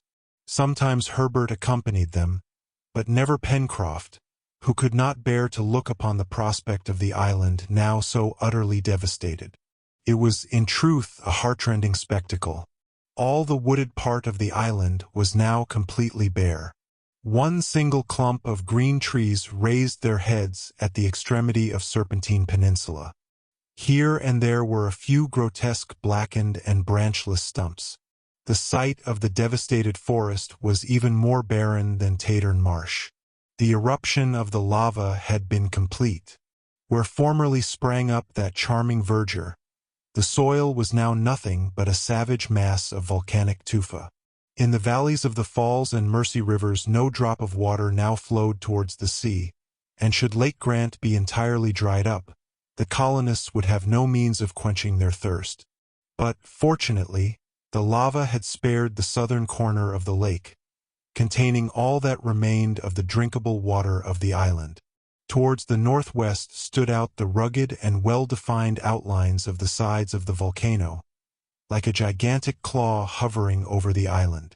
What a sad and fearful sight, and how painful to the colonists, who, from a fertile domain covered with forests, irrigated by watercourses, and enriched by the produce of their toils, found themselves, as it were, transported to a desolate rock, upon which, but for their reserves of provisions, they could not even gather the means of subsistence. "It is enough to break one's heart," said Gideon Spilett one day. "Yes, Spilett," answered the engineer. "May God grant us the time to complete this vessel, now our sole refuge. Do not you think, Cyrus, that the violence of the eruption has somewhat lessened? The volcano still vomits forth lava, but somewhat less abundantly, if I mistake not." "It matters little," answered Cyrus Harding. "The fire is still burning in the interior of the mountain, and the sea may break in at any moment. We are in the condition of passengers whose ship is devoured by a conflagration which they cannot extinguish, and who know that sooner or later the flames must reach the powder magazine. To work, Spilett, to work, and let us not lose an hour. During 8 days more, that is to say until the 7th of February, the lava continued to flow, but the eruption was confined within the previous limits. Cyrus Harding feared above all lest the liquefied matter should overflow the shore, for in that event the dockyard could not escape. Moreover, about this time the colonists felt in the frame of the island vibrations which alarmed them to the highest degree. It was the 20th of February. Yet another month must elapse before the vessel would be ready for sea. Would the island hold together till then? The intention of Pencroft and Cyrus Harding was to launch the vessel as soon as the hull should be complete. The deck, the upper works, the interior woodwork, and the rigging might be finished afterwards, but the essential point was that the colonists should have an assured refuge away from the island. Perhaps it might be even better to conduct the vessel to Port Balloon, that is to say, as far as possible from the center of eruption, for at the mouth of the Mersey, between the islet and the wall of granite, it would run the risk of being crushed in the event of any convulsion. All the exertions of the voyagers were therefore concentrated upon the completion of the hull. Thus the 3rd of March arrived, and they might calculate upon launching the vessel in 10 days. Hope revived in the hearts of the colonists, who had, in this 4th year of their sojourn on Lincoln Island, suffered so many trials. Even Pencroft lost in some measure the somber taciturnity occasioned by the devastation and ruin of his domain. His hopes, it is true, were concentrated upon his vessel. "We shall finish it," he said to the engineer. "We shall finish it, Captain, and it is time, for the season is advancing and the equinox will soon be here. Well, if necessary, we must put in to Tabor Island to spend the winter. But think of Tabor Island after Lincoln Island. Ah, how unfortunate! Who could have believed it possible? Let us get on," was the engineer's invariable reply, and they worked away without losing a moment. "Master," asked Neb, a few days later, "do you think all this could have happened if Captain Nemo had been still alive?" "Certainly, Neb," answered Cyrus Harding. "I, for one, don't believe it." whispered Pencroft to Neb. "Nor I," answered Neb seriously. During the first week of March, appearances again became menacing. Thousands of threads like glass, formed of fluid lava, fell like rain upon the island. The crater was again boiling with lava which overflowed the back of the volcano. The torrent flowed along the surface of the hardened tufa and destroyed the few meager skeletons of trees which had withstood the first eruption. The stream, flowing this time towards the southwest shore of Lake Grant, stretched beyond Creek Glycerin and invaded the plateau of Prospect Heights. This last blow to the work of the colonists was terrible. The mill, the buildings of the inner court, the stables were all destroyed. The affrighted poultry fled in all directions. Top and Jup showed signs of the greatest alarm, as if their instinct warned them of an impending catastrophe. A large number of the animals of the island had perished in the first eruption. Those which survived found no refuge but Tattern Marsh, save a few to which the plateau of Prospect Heights afforded an asylum. But even this last retreat was now closed to them, and the lava torrent, flowing over the edge of the granite wall, began to pour down upon the beach its cataracts of fire. The sublime horror of this spectacle passed all description. During the night it could only be compared to a Niagara of molten fluid, with its incandescent vapors above and its boiling masses below. The colonists were driven to their last entrenchment, and although the upper seams of the vessel were not yet caulked, they decided to launch her at once. Pencroft and Ayrton therefore set about the necessary preparations for the launch, which was to take place the morning of the next day, the 9th of March. But, during the night of the 8th, an enormous column of vapor escaping from the crater rose with frightful explosions to a height of more than 3,000 feet. The wall of Dakkar Grotto had evidently given way under the pressure of the gases, and the sea, rushing through the central shaft into the igneous gulf, was at once converted into vapor. But the crater could not afford a sufficient outlet for this vapor. An explosion, which might have been heard at a distance of 100 miles, shook the air. Fragments of mountains fell into the Pacific, and, in a few minutes, the ocean rolled over the spot where Lincoln Island once stood. Chapter 20. An isolated rock, 30 feet in length, 20 in breadth, scarcely 10 from the water's edge. Such was the only solid point which the waves of the Pacific had not engulfed.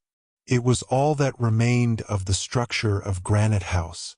The wall had fallen headlong and been then shattered to fragments, and a few of the rocks of the large room were piled one above another to form this point.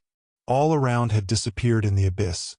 The inferior cone of Mount Franklin, rent asunder by the explosion, the lava jaws of Shark Gulf, the plateau of Prospect Heights, Safety Islet, the granite rocks of Port Balloon, the basalts of Dakkar Grotto, the long Serpentine Peninsula, so distant nevertheless from the center of the eruption. All that could now be seen of Lincoln Island was the narrow rock which now served as a refuge to the 6 colonists and their dog Top.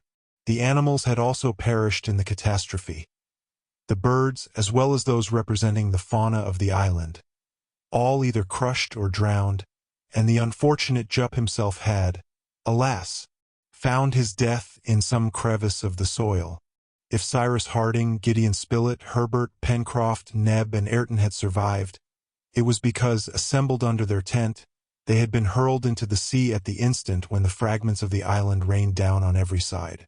When they reached the surface they could only perceive, at half a cable's length, this mass of rocks, towards which they swam and on which they found footing. On this barren rock they had now existed for 9 days. A few provisions taken from the magazine of Granite House before the catastrophe, a little fresh water from the rain which had fallen in a hollow of the rock, was all that the unfortunate colonists possessed. Their last hope, the vessel, had been shattered to pieces. They had no means of quitting the reef, no fire, nor any means of obtaining it.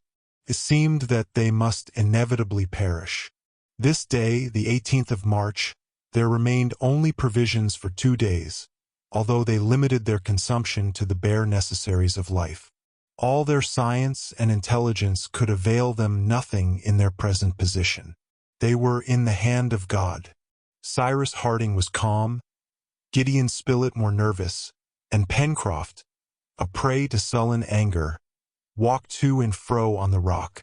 Herbert did not for a moment quit the engineer's side, as if demanding from him that assistance he had no power to give.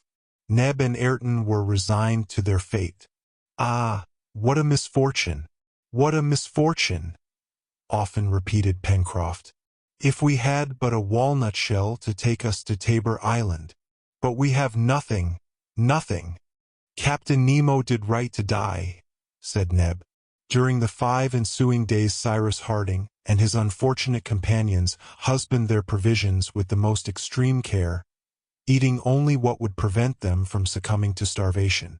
Their weakness was extreme. Herbert and Neb began to show symptoms of delirium. Under these circumstances, was it possible for them to retain even the shadow of a hope? No. What was their sole remaining chance? That a vessel should appear in sight off the rock? But they knew only too well from experience that no ships ever visited this part of the Pacific. Could they calculate that, by a truly providential coincidence, the Scotch yacht would arrive precisely at this time in search of Ayrton at Tabor Island?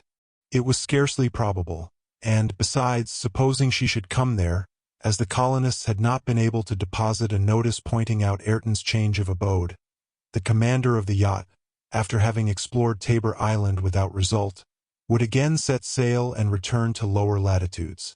No hope of being saved could be retained, and a horrible death from hunger and thirst, awaited them upon this rock. Already they were stretched on the rock, inanimate, and no longer conscious of what passed around them. Ayrton alone, by a supreme effort, from time to time raised his head, and cast a despairing glance over the desert ocean. But on the morning of the 24th of March Ayrton's arms were extended towards a point in the horizon. He raised himself, at first on his knees, then upright, and his hand seemed to make a signal. A sail was in sight off the rock. She was evidently not without an object. The reef was the mark for which she was making in a direct line, under all steam, and the unfortunate colonists might have made her out some hours before if they had had the strength to watch the horizon. "The Duncan!" murmured Ayrton, and fell back without sign of life. When Cyrus Harding and his companions recovered consciousness, thanks to the attention lavished upon them, they found themselves in the cabin of a steamer, without being able to comprehend how they had escaped death. A word from Ayrton explained everything. "The Duncan!" he murmured. "The Duncan!" exclaimed Cyrus Harding, and raising his hand to heaven, he said, "Oh, Almighty God, mercifully hast thou preserved us." It was, in fact, the Duncan, Lord Glenarvan's yacht, now commanded by Robert, son of Captain Grant, who had been dispatched to Tabor Island to find Ayrton, and bring him back to his native land after 12 years of expiation. The colonists were not only saved, but already on the way to their native country. "Captain Grant," asked Cyrus Harding, "who can have suggested to you the idea, after having left Tabor Island, where you did not find Ayrton, of coming 100 miles farther northeast?" "Captain Harding," replied Robert Grant, "it was in order to find not only Ayrton, but yourself and your companions." "My companions and myself?" "Doubtless at Lincoln Island." "At Lincoln Island!" exclaimed in a breath Gideon Spilett, Herbert, Neb, and Pencroft, in the highest degree astonished. "How could you be aware of the existence of Lincoln Island?" inquired Cyrus Harding. "It is not even named in the charts." "I knew of it from a document left by you on Tabor Island," answered Robert Grant. "A document?" cried Gideon Spilett. "Without doubt, and here it is," answered Robert Grant, producing a paper which indicated the longitude and latitude of Lincoln Island, the present residence of Ayrton and 5 American colonists. "It is Captain Nemo!" cried Cyrus Harding, after having read the notice, and recognized that the handwriting was similar to that of the paper found at the corral. "Ah," said Pencroft.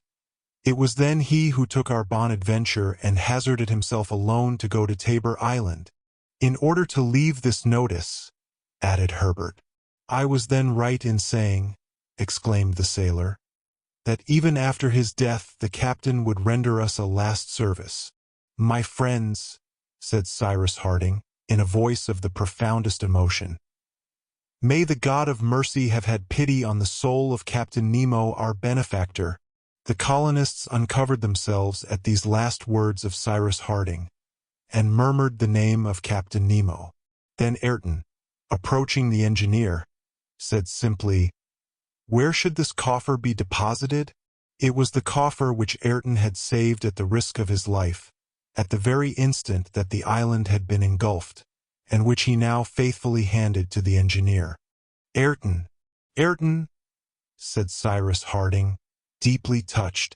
Then, addressing Robert Grant, "Sir," he added, "you left behind you a criminal. You find in his place a man who has become honest by penitence, and whose hand I am proud to clasp in mine." Robert Grant was now made acquainted with the strange history of Captain Nemo and the colonists of Lincoln Island. Then, observations being taken of what remained of this shoal, which must henceforward figure on the charts of the Pacific, the order was given to make all sail. A few weeks afterwards the colonists landed in America, and found their country once more at peace after the terrible conflict in which right and justice had triumphed. Of the treasures contained in the coffer left by Captain Nemo to the colonists of Lincoln Island, the larger portion was employed in the purchase of a vast territory in the state of Iowa. One pearl alone, the finest, was reserved from the treasure and sent to Lady Glenarvan in the name of the castaways restored to their country by the Duncan. There, upon this domain, the colonists invited to labor, that is to say, to wealth and happiness, all those to whom they had hoped to offer the hospitality of Lincoln Island. There was founded a vast colony to which they gave the name of that island sunk beneath the waters of the Pacific. A river was there called the Mercy, a mountain took the name of Mount Franklin, a small lake was named Lake Grant, and the forests became the forests of the Far West. It might have been an island on terra firma. There, under the intelligent hands of the engineer and his companions, everything prospered. Not one of the former colonists of Lincoln Island was absent, for they had sworn to live always together. Neb was with his master. Ayrton was there ready to sacrifice himself for all. Pencroft was more a farmer than he had even been a sailor. Herbert, who completed his studies under the superintendence of Cyrus Harding, and Gideon Spilett, who founded the New Lincoln Herald, the best-informed journal in the world. There Cyrus Harding and his companions received at intervals visits from Lord and Lady Glenarvan, Captain John Mangles and his wife, the sister of Robert Grant himself, Major McNab, and all those who had taken part in the history both of Captain Grant and Captain Nemo. There, to conclude, all were happy, united in the present as they had been in the past. But never could they forget that island upon which they had arrived poor and friendless, that island which, during 4 years, had supplied all their wants, and of which there remained but a fragment of granite washed by the waves of the Pacific, the tomb of him who had borne the name of Captain Nemo. Dear listener, we close the pages on another tale, a journey through words, imagination, and emotion, here at the Falls Audiobook, where stories flow like a river's current, carrying you to distant worlds and uncharted depths. We thank you for joining us. As always, we invite you to linger a little longer. Subscribe to our channel to discover more stories waiting to be heard, each a cascade of voices, ideas, and artistry. And remember, every great story begins with a single word. Perhaps the next one will begin with you. Until our voices meet again, may your days be filled with quiet moments, rich pages, and the soothing sound of a story well told. This is the Falls Audiobook, signing off.